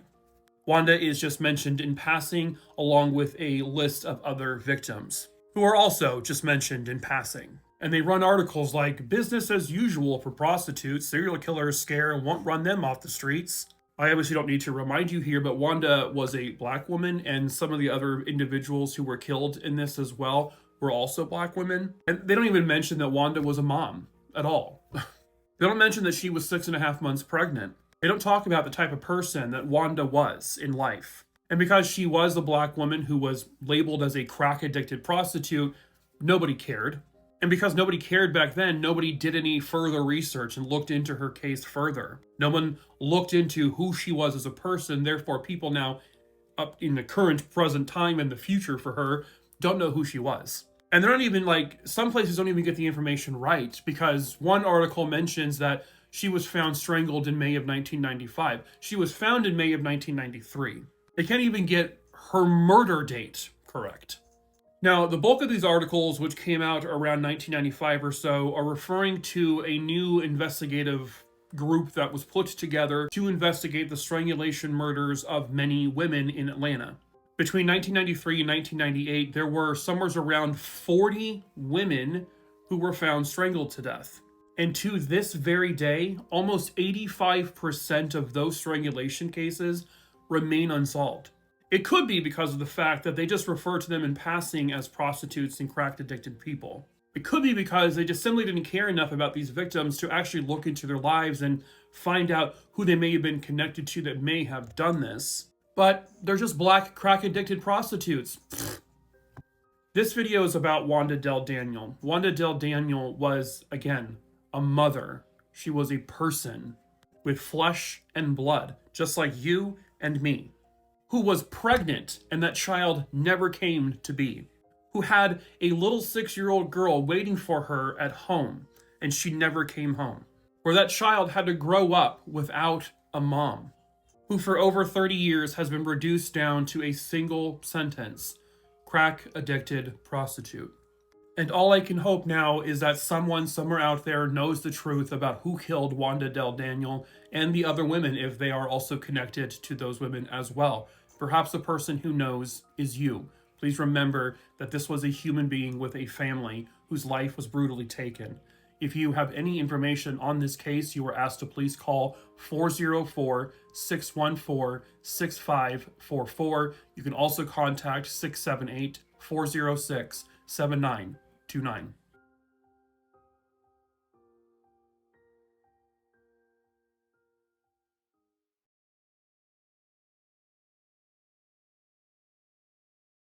There are 15,423 episodes of Days of Our Lives. 15,423 episodes. Why did I look this up? I have no idea, but we're here now. My fat ass has been alive for 15,090 days. 15,090. Days of Our Lives has more episodes than Days of My Life. I'm 41 years old. How can this be? How is this physically possible? How do you write 15,000 episodes of Days of Our Mother-Titting Lives? How do you do it? How do you write more than 50 episodes of Tad, You're the Father? Veronica, you weren't born here in Salem like you were told. Tad cheating on you with Phil. Yeah, well, I'm cheating on you with Kyle. My name is Marlena and I'm possessed by the devil. Alice, you've been on this show for 12,000 of these episodes. How are you still alive? I'm Marlena and I'm back to normal again. Tad, it's me, Veronica. It turns out, I'm not the mother of the baby. I'm Marlena and I'm possessed again. My child's been a character on this show for 6,000 episodes and somehow they're the same age and then suddenly they're not. If anyone cares, I'm Marlene. I'm no longer possessed again. They're killing all of us off here in Salem one by one, but we're not really dead. We're on a secret island. Like Lost? No. Not like Lost. And how do you write 15,000 episodes of the soap opera commercial break stare? Veronica, I'm afraid you have the rare shishkabaditis disease. You're dying. No, this can't be.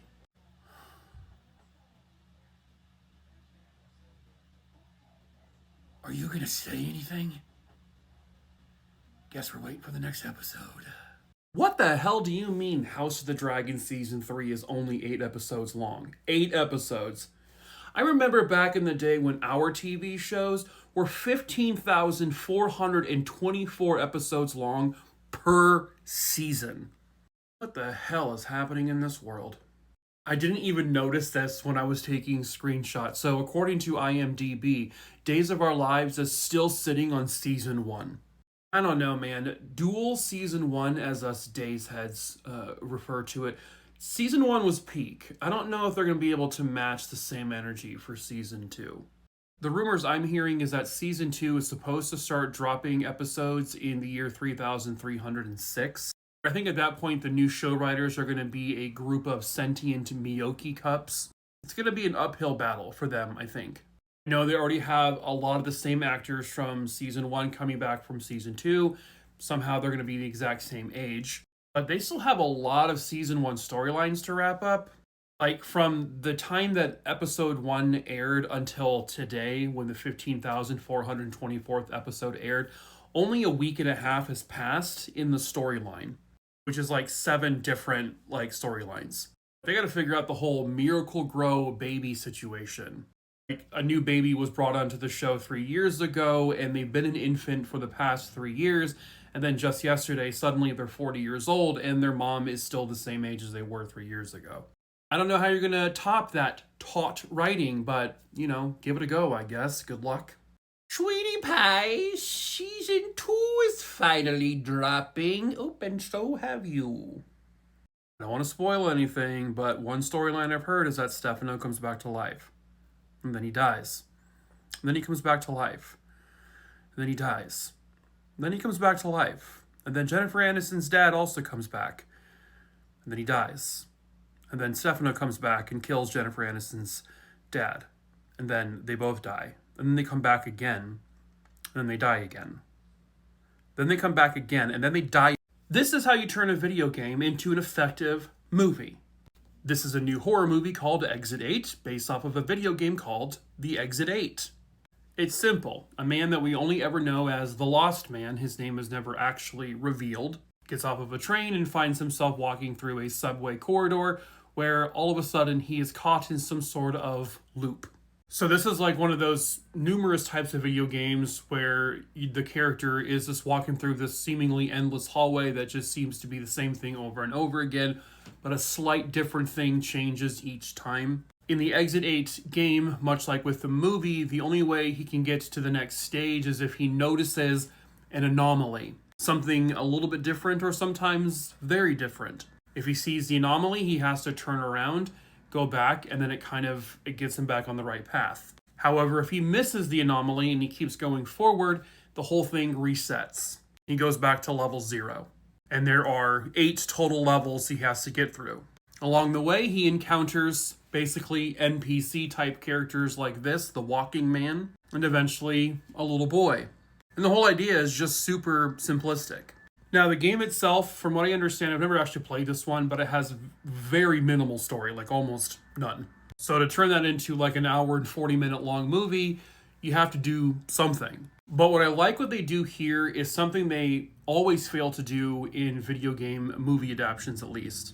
They don't try to do too much. They give just enough backstory to the main character to make us, the audience, care about him, but also to give us a narrative to follow along. And in the end, it actually has some heart to it. It has some, feeling to it. There's a lesson learned.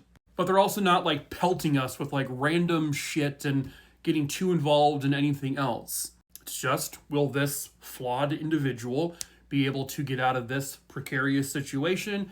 And it also will correlate to his life. It's categorized as a horror movie. Personally, I don't think it's remotely scary at all. It's, you know what it kind of reminds me of? Almost like 1408. Just like a lot of sudden, like, weird shit. It's more like a horror, I would say more like a thriller. Psychological horror. It's not gory or anything like that. It's not a perfect movie by any means. It does get a little tedious from time to time, but I guess that's also kind of the point. But it works. It's effective. I thought it was very entertaining. The tedious aspect of it, the looping aspect, is supposed to, I think, make the audience feel uncomfortable, maybe borderline annoyed, which in turn puts you into the shoes of the character. But again, this is evidence that you can take a video game, a simple one, and turn it into a very simple but effective movie. It is a Japanese film, so you do have to turn the subtitles on. I watched it through Prime Video, and I didn't pay anything additional for it. It's just on Prime Video now. But I think there's other platforms as well that you could watch it on. I think you have to pay or rent it on those platforms. But it's called Exit 8. It's a worthy psychological horror movie. I thought it was enjoyable enough to recommend it. I just watched Lee Cronin's The Mummy because it's now available on HBO Max. Not a paid sponsor. And the first thing I want to say is...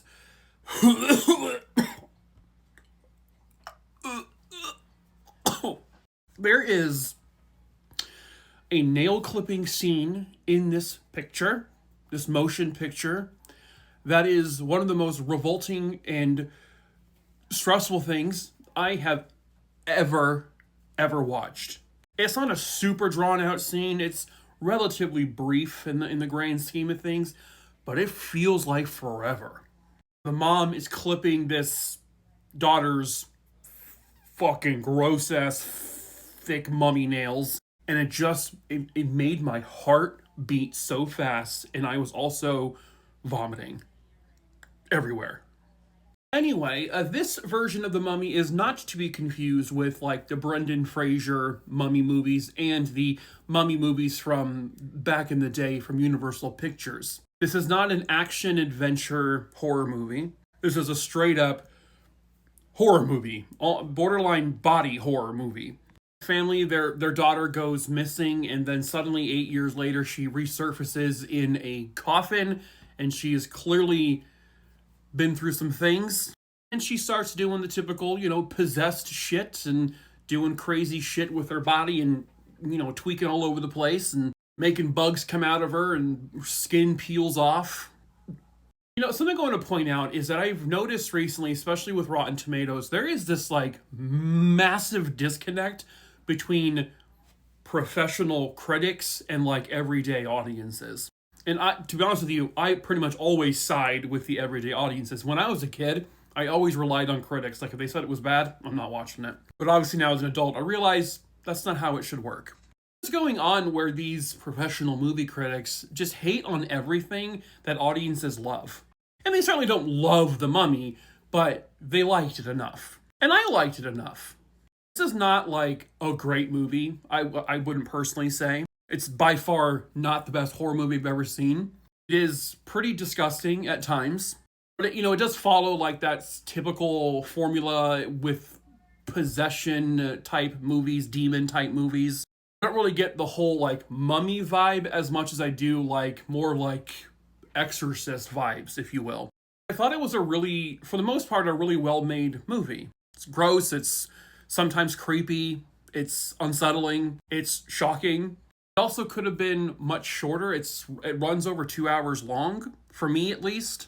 I feel like some of the plot elements were added like boom, boom, very quickly, and like, here you go, here's a splash of that, just to kind of say, see, it's a mummy movie. Yeah, I would say 72% is a very accurate description of this movie. It's got more good elements, more entertainment value than it doesn't. It could have been shorter, it could have been better, but it is what it was, and for the most part, I found it to be entertaining. It's also not a movie that I would really ever watch again. Honestly, now I'm just even more pumped for the new Brendan Fraser mummy movie. That shit can't come soon enough. I would probably say 6.5-ish out of 10. I did almost die, yeah. I think technically I actually was dead for a brief moment when I was born.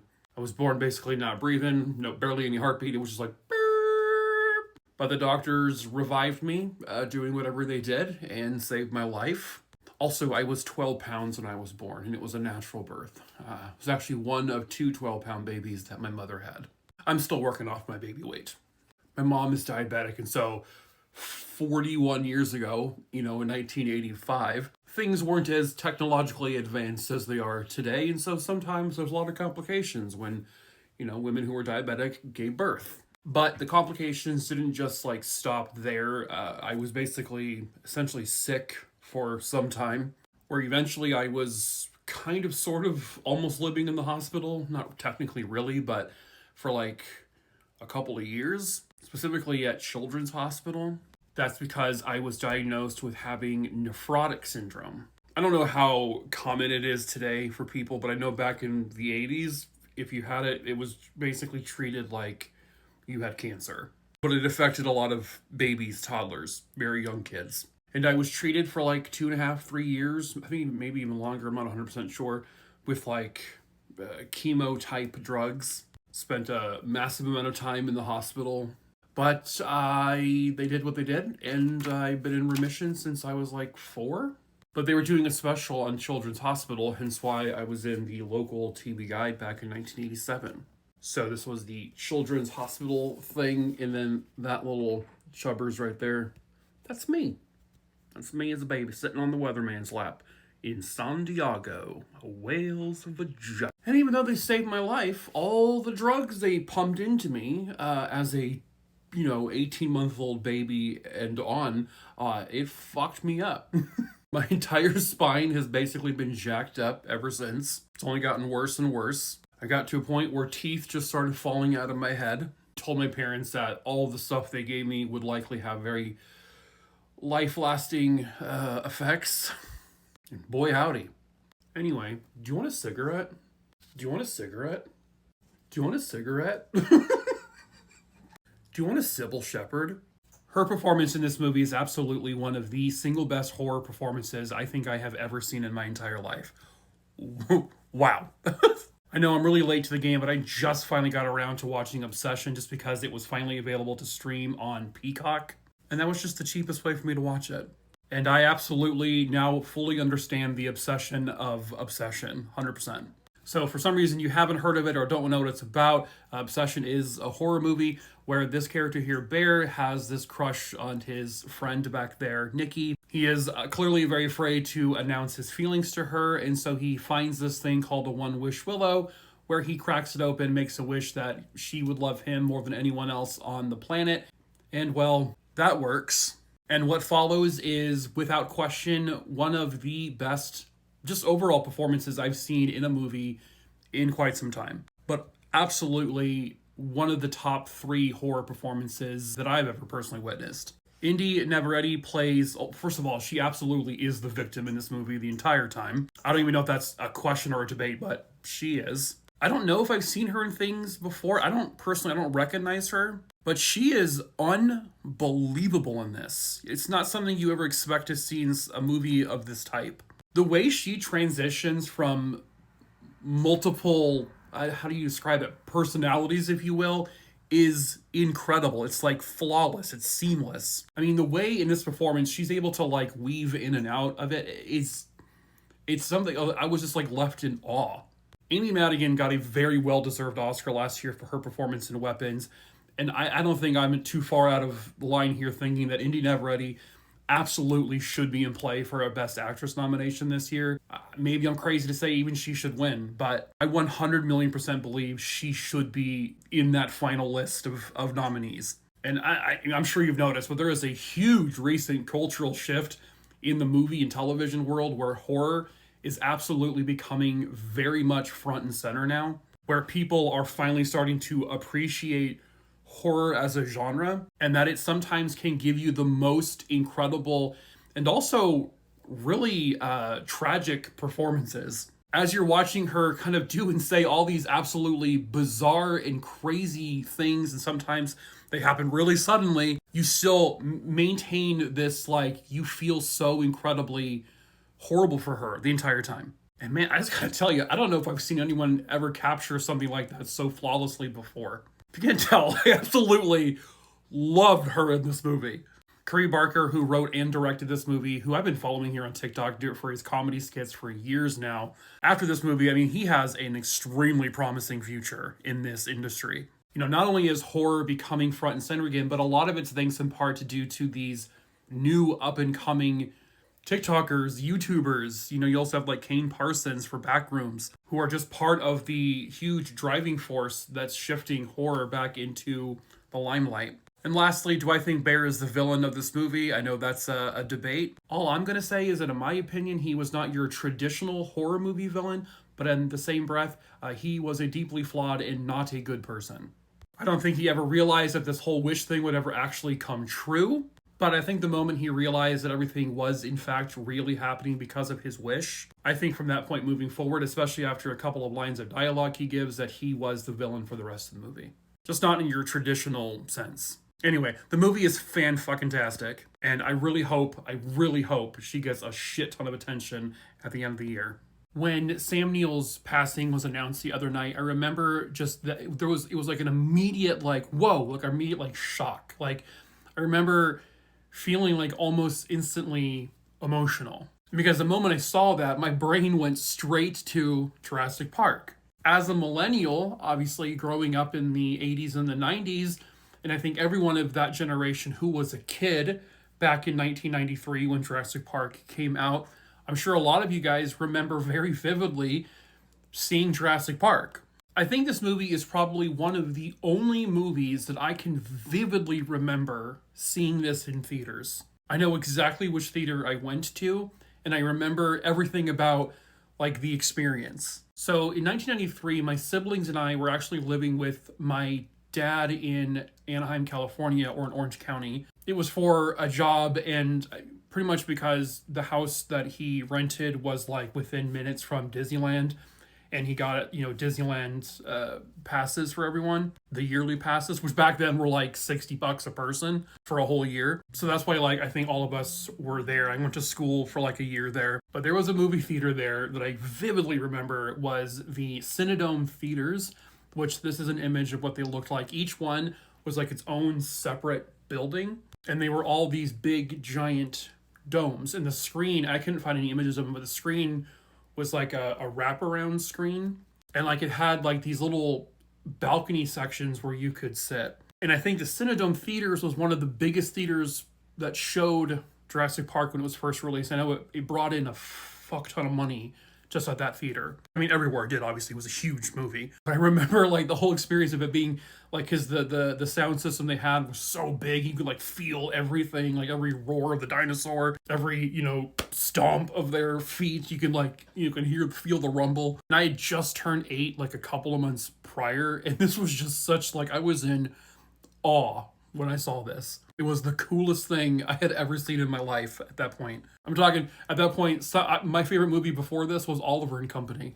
And then I saw this and I was like, this is it. This is the movie for the rest of my life. And I always had like this like connection to like Dr. Grant because he's the guy who like taught me and showed me dinosaurs. Like even as a kid, I recognized that he was just such a such a cool guy, such a likable character. Funny. He was the dinosaur guy to like all of us then. Who doesn't remember the fake out, you know, when he freaked out the kids in the electrical fence? Or when she's like, he left us! He left us! But that's not what I'm gonna do. This movie was like just a massive part of all of our childhoods. And it like stuck with us. Even now as 40 plus year old adults, this is still like the movie that we watch it, we go right back to being a kid again. So yeah, it was really like sad. It was like a little stab to our whole generation there when they said he died. What were your memories of Jurassic Park?